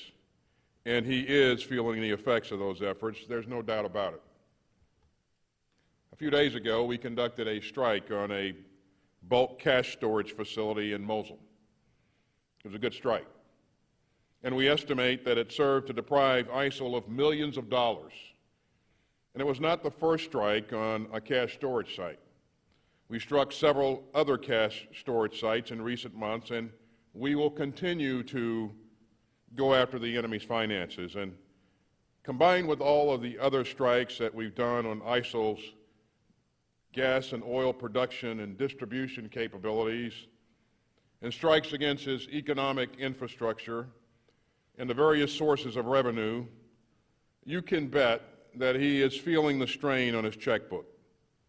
You see, ISIL needs those funds to pay their fighters, to recruit new fighters, and to conduct their various malign activities. You know, we said from the outset of this campaign that to defeat ISIL, we're going to have to take away his ability to resource himself, and we're going to have to curb the flow of foreign fighters coming into the theater, in addition to attacking and attriting his fielded forces and taking back ground that he once held in Iraq and Syria.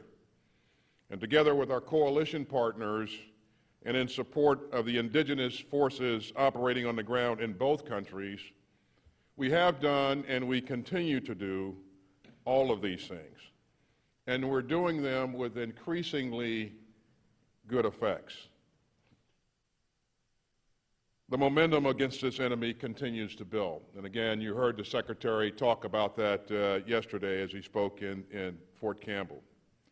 More and more opportunities have developed over time, and we have actively pursued each and every one of these opportunities. And these opportunities are the result of increased movement on the ground, a better understanding of the battle space, and a better developed human intelligence network. And as we gather more information, and as we continuously refine our approach based upon that information and based upon lessons learned, we are able to conduct more effective operations against this enemy. Altogether, our different efforts, targeting ISIL's forces, targeting his leadership, targeting his infrastructure, his gas and oil production and distribution capabilities, his economic infrastructure, and the various sources of revenue, altogether, these efforts translate into devastating effects on the enemy. Indeed, ISIL has assumed a defensive posture in Iraq and Syria. And going forward, we can expect to see him rely increasingly on acts of terrorism, such as we saw this week in Baghdad and in Turkey, and most recently in Jakarta. We can expect to see more of this type of activity, in part because ISIL wants to draw attention away from the growing number of setbacks that he is experiencing. However, it is important to understand that these terrorist acts don't necessarily mean that ISIL is getting stronger. ISIL, by its nature, is a terrorist organization. And by conducting these attacks, he's attempting to produce an image of invincibility in the wake of setbacks. And so overall, we are making progress. That said, the fight against ISIL is far from over. And as I tell my troops often, we've got to keep our dukes up, and we will. We're going to continue to do what we've been doing over the course of the campaign. We're going to continue to work closely with our coalition partners and support and enable the efforts of the forces on the ground. We're going to continue to pursue opportunities across the battle space, and I am confident that as we do this, we will be successful and we will defeat this enemy.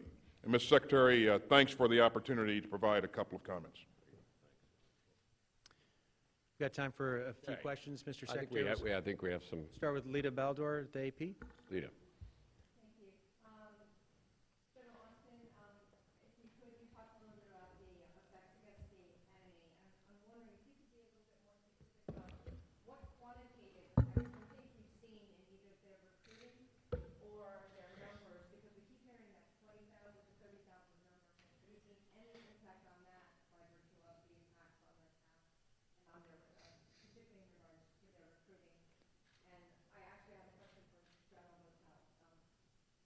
Yeah, so we do know that because we have greater activity along the Syria-Turkish border by the Turks and by our forces, the forces that are supporting us, that we've been able to slow down the flow of foreign terrorist fighters coming into the theater.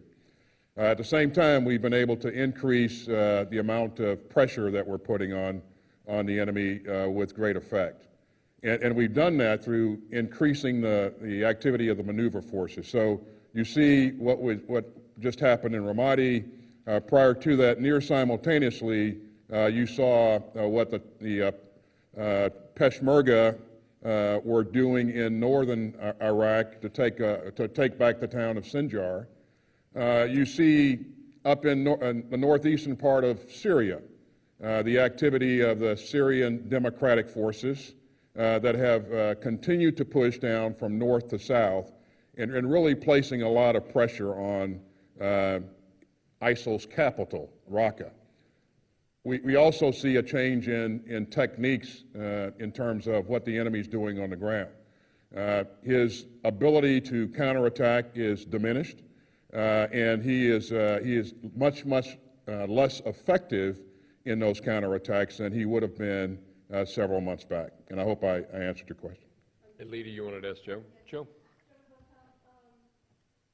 The Secretary talked a bit about the expeditionary force that's now on the ground.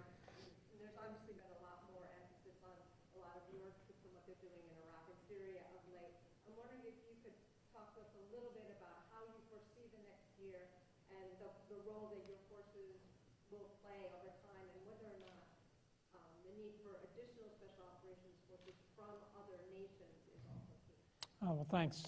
Thanks for the question. I think Special Operations Forces provide a very unique capability and approach to the way we do things, and I think that's what you see us trying to leverage there. That said, I would just tell you that Special Operations Forces, U.S. or otherwise, aren't in this by ourselves. We are very dependent on our conventional forces, and in fact, we couldn't do anything without the conventional force support that we get from General Austin and the rest of his components there that is absolutely vital to the things we do. So we don't go out and do anything by ourselves. We're one part of a bigger team. We're glad to bring our capabilities. To the second part of your question, I think, yeah, I think I would anticipate, as we try to do in the past, we would continue to look to our partners and try to bring their capabilities to bear as well.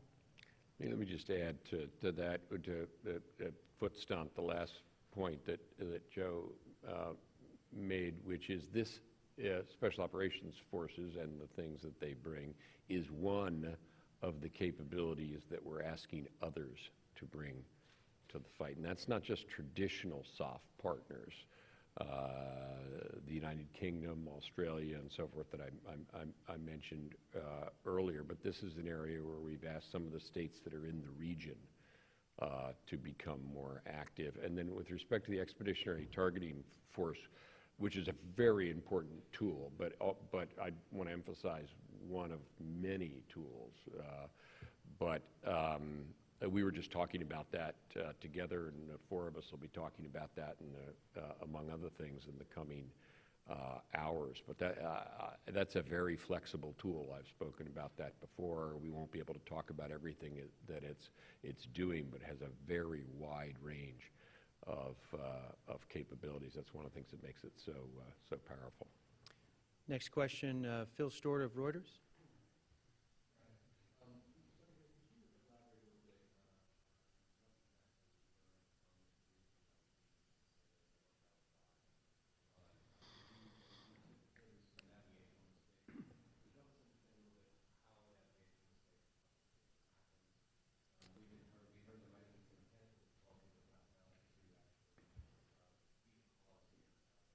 Sure. Yeah. Well, I think what that this much is clear. There was a navigational error of some kind. All the contributing factors to that we don't know yet, and we're still talking to those folks, and we'll find out more what combination of factors led to that navigational error. But they were clearly out of the position that they intended to be in. We're very glad to have them back. Just add that this is the kind of thing that I mean, for all of us standing here, we're very, very glad to have our sailors back, and we're still talking to them. We're still learning about exactly what happened, but this much we do know. And as I said before, there was a navigational error, but what combination of factors, Phil, we just don't know yet, and we'll continue to inform you as we learn more. Question from...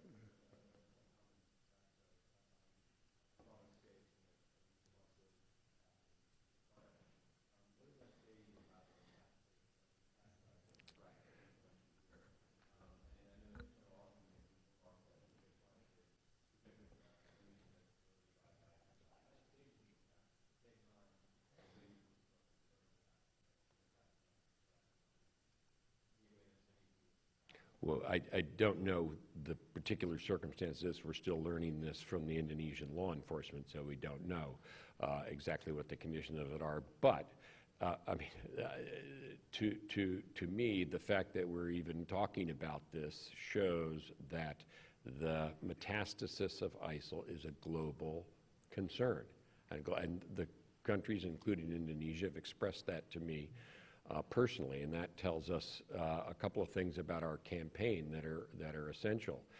One is that we have to go after the metastases, and that means working with governments like that of Indonesia. But it also tells you that job one has to be to destroy ISIL in Iraq and Syria. That's not sufficient, but it is necessary because it's necessary to show that this movement has no future, and this movement is not something that should be attractive to somebody far away who has a cause or somehow wants to link up with it. So both of those are important, and that's why our campaign encompasses both. But to this specific event, I just can't add anything. You'll have to wait and see what the Indonesian law enforcement people conclude about that and to know. Next question from the local press. Howard, if you could, I've been remiss in telling you all to hit the microphone button. Sure, thanks. Thank you.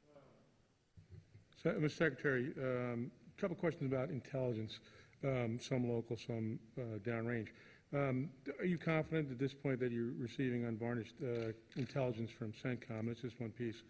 And then with the Expeditionary Targeting Force, are you looking at what some of the successes were back in Iraq and Afghanistan, 06, 07, and like 2010, where you had the flying fix finish, that kind of high tempo, movement where you melded operational and intelligence cycles?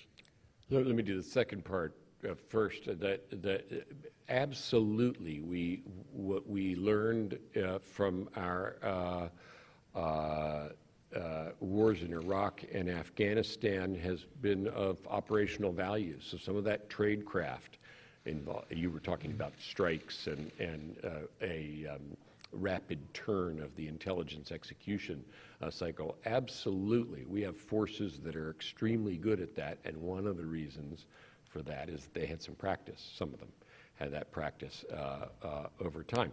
And to intelligence, I'm very demanding of intelligence. I demand that we get it straight, and I know that everybody standing behind me is an exact. We can't win without good intelligence. I'm not satisfied that I have all the intelligence I'd like. You're never satisfied that you'd have all the intelligence you like, but I'd like to have more in Iraq and Syria. And you know some of the issues associated with that. This is a group that's very clever about using social media and hiding technologically and so forth. So we're constantly pursuing that. And the intelligence community is all in with trying to get to the bottom of this, so we're not surprised by ISIL, which we've been on a number of occasions, and so forth. But and I should say that for me in this, and I'm sure it's true of the officer standing behind me as well, I count on intelligence, but I get lots of other kind of information. We have forces on the ground there. They provide incredibly valuable information. We have diplomatic presence, and remember, a lot of this involves dealing with governments and the complex politico-military aspects of what's going on in Iraq and Syria. And then in today's world, the media is out there, so you learn things. So I make sure I listen to all sources of information that might give me insight into how to conduct this campaign. I'm sure what I'm saying is true of the folks behind me as well. Try and get to at least two more. Dan, a question, then we'll move. Mr. Secretary, thanks for your time today. I wanted to ask you, I guess, on a messaging standpoint, with the incident in the Persian Gulf with the sailors. You've got video of sailors kneeling down on boats with their hands behind their head. That's been played over and over again over the last 36, 48 hours. From a messaging standpoint, from a propaganda standpoint on the Iranian side, what's your reaction to that? And I guess from a U.S. point of view, how should we respond? Well, obviously, I don't like to see our people being detained by a foreign military. I'm very glad they're released. I'm very glad they're safe. What we don't know is the full context. Remember, what you're looking through in those is the lens of the Iranian media. So I think we need to give these guys the opportunity to tell us what was really going on and what the overall context is before we can really know. Over there.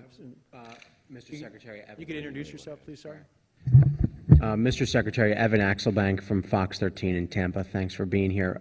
One follow-up to his question. Is there any way of saying yet, I mean, are you able to say whether this is propaganda and whether that violates the Geneva Convention against that sort of propaganda? And then I do have one other question, but just to follow. I have said, and I'll see if General Austin wants to add anything. Again, we don't know everything that was going on in the circumstance, and we have every reason to learn it because we have our guys back, and we want to talk to them, but I want to give them the chance to describe what the overall circumstances are. Lloyd, you want to add anything? That's exactly the point that I was going to make, Mr. Secretary. I think it would not be a good thing to speculate on what may have happened or not happened at this point. We'll know a lot more after we finished debriefing our sailors, and we're in the process of doing that now. So, again, this is going to take a bit more time, but I think it's the right thing to do to get the full context of the situation. Okay, thanks. And then I have one question just about the general kind of effort here. You see, 500 troops next month headed to Iraq and Kuwait, another 1,000 or maybe more headed this spring. There are a lot of people just kind of, in military towns like this who wonder whether this is the sign of kind of a steady drip of a larger ground operation that's coming down the line if this isn't taken care of right away. So how do you respond to people who just wonder whether we're kind of in this? Well, I was just with folks at Fort Campbell yesterday who are deploying to this theater. Let me just remind you that from post camp stations, bases, air, naval, around the world, all the time we've got people deploying in the hundreds of thousands. General Dunford had a previous assignment commanding our troops in Afghanistan. Let's not forget we have troops there in Afghanistan, all throughout the Middle East. Europe, where we're putting more forces in because of the kinds of threats that Russia has posed to, as you saw in the issues with respect to Ukraine.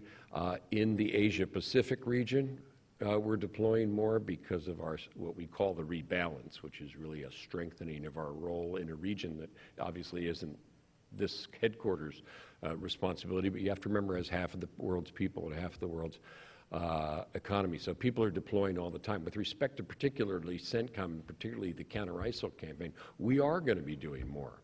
Now, our operational approach is not to try to substitute for local forces, but to enable them to win. And the reason for that is quite simple, which is that somebody has to keep the victory after the victory is won. And that has to be people who live there. So part of the process of getting a sustainable victory has to be to work with them. And that's our overall strategic approach. Quick last question here, Michael of the New York Times. You guys know that there was a navigational issue. Can you provide us with any sort of timeline about what happened with the sailors, about sort of what we do know up until this point? I think that we'll know a lot more when we're finished talking through with them. So no, I'm not prepared. I want to give them the chance to tell us what they saw and make sure that we're able to absorb that and to understand all the factors and all the information we have. Of course, the lion's share will come from them because they were there, and they'll tell us what happened. But there are other sources of information too. We have the two vessels, and we're looking at them, and so forth. Let me ask General Austin anything he wants to add on.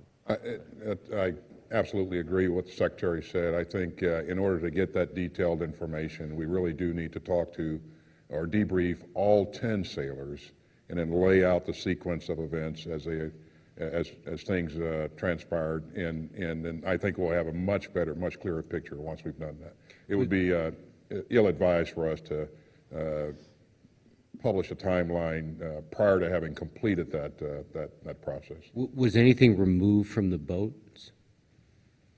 Again, they're going through inventories right now, but for the most part, we have the gear that we deployed with was largely there when but we got the boats back. So whether or not there is singular pieces of equipment missing, we'll determine that once we've completed the inventories. Thank you, Mr. Secretary. Mr. General. Anything else? Oh, okay, good. Thank you all very much. I can't do it if the teacher doesn't let me. One more quick question from the local media, please, just about the refuelers. Thank you. KC-46, we're on the short list for that here in McDill. Eric Lasser, 10 News, WTSP in Tampa, sorry.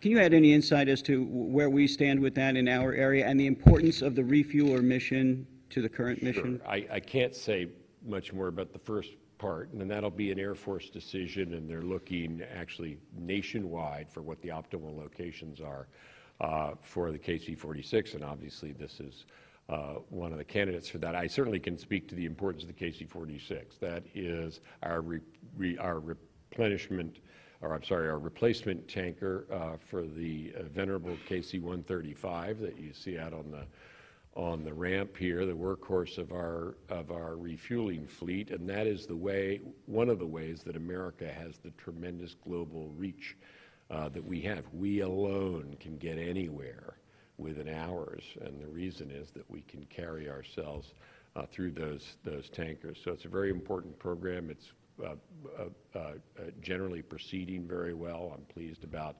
that. So it's a very important program.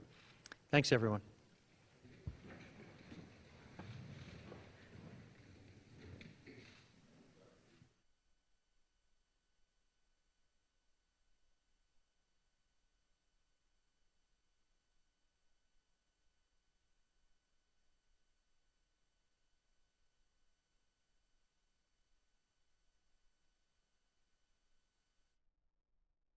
All right, everyone, that is a wrap on that event. Let's take a look at the White House. We know today is a GOP presidential debate, which means they are all vying to live in the house that you see on this screen.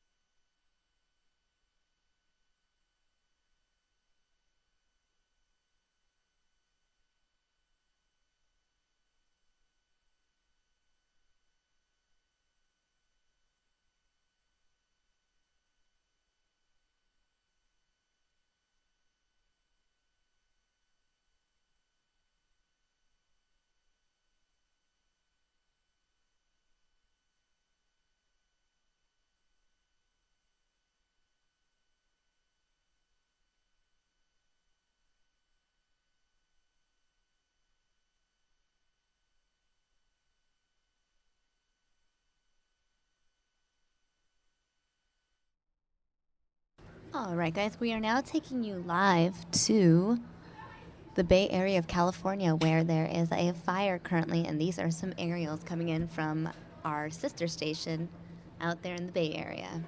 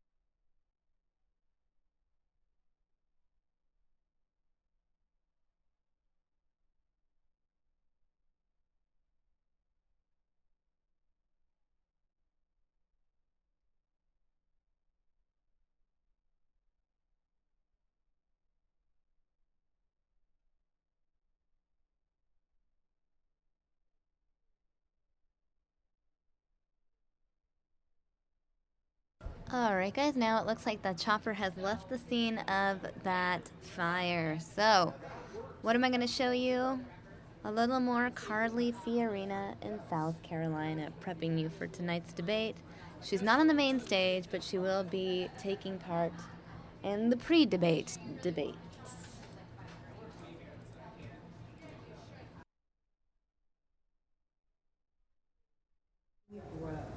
And then after about 7 or 8 years, then there's starting to get a little bit of corruption into it. And after even 10 and 15 years, that nice small program back there that was going to help millions of people, it's all of a sudden, it's just so huge and so big, and nobody even knows anything about it. I mean, even Social Security was designed back in the day for just widows and children, and now look at it.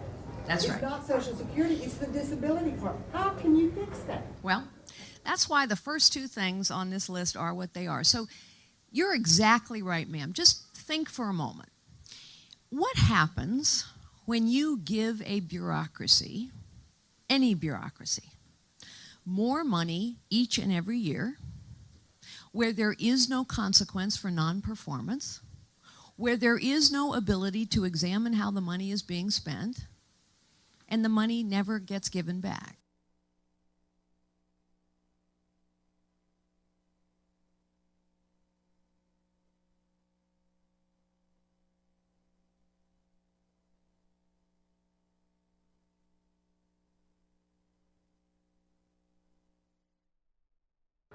All right, guys, it looks like this video has frozen for some reason. You know what I'm going to do? I'm going to go ahead and wrap up this stream. You guys can stay right here in that chat room, and we're going to start up a new show at 3 o'clock. Kinsey will be joining you, so stay right there. We have more news now ahead. For some reason, this is not working, so we're going to call it a day.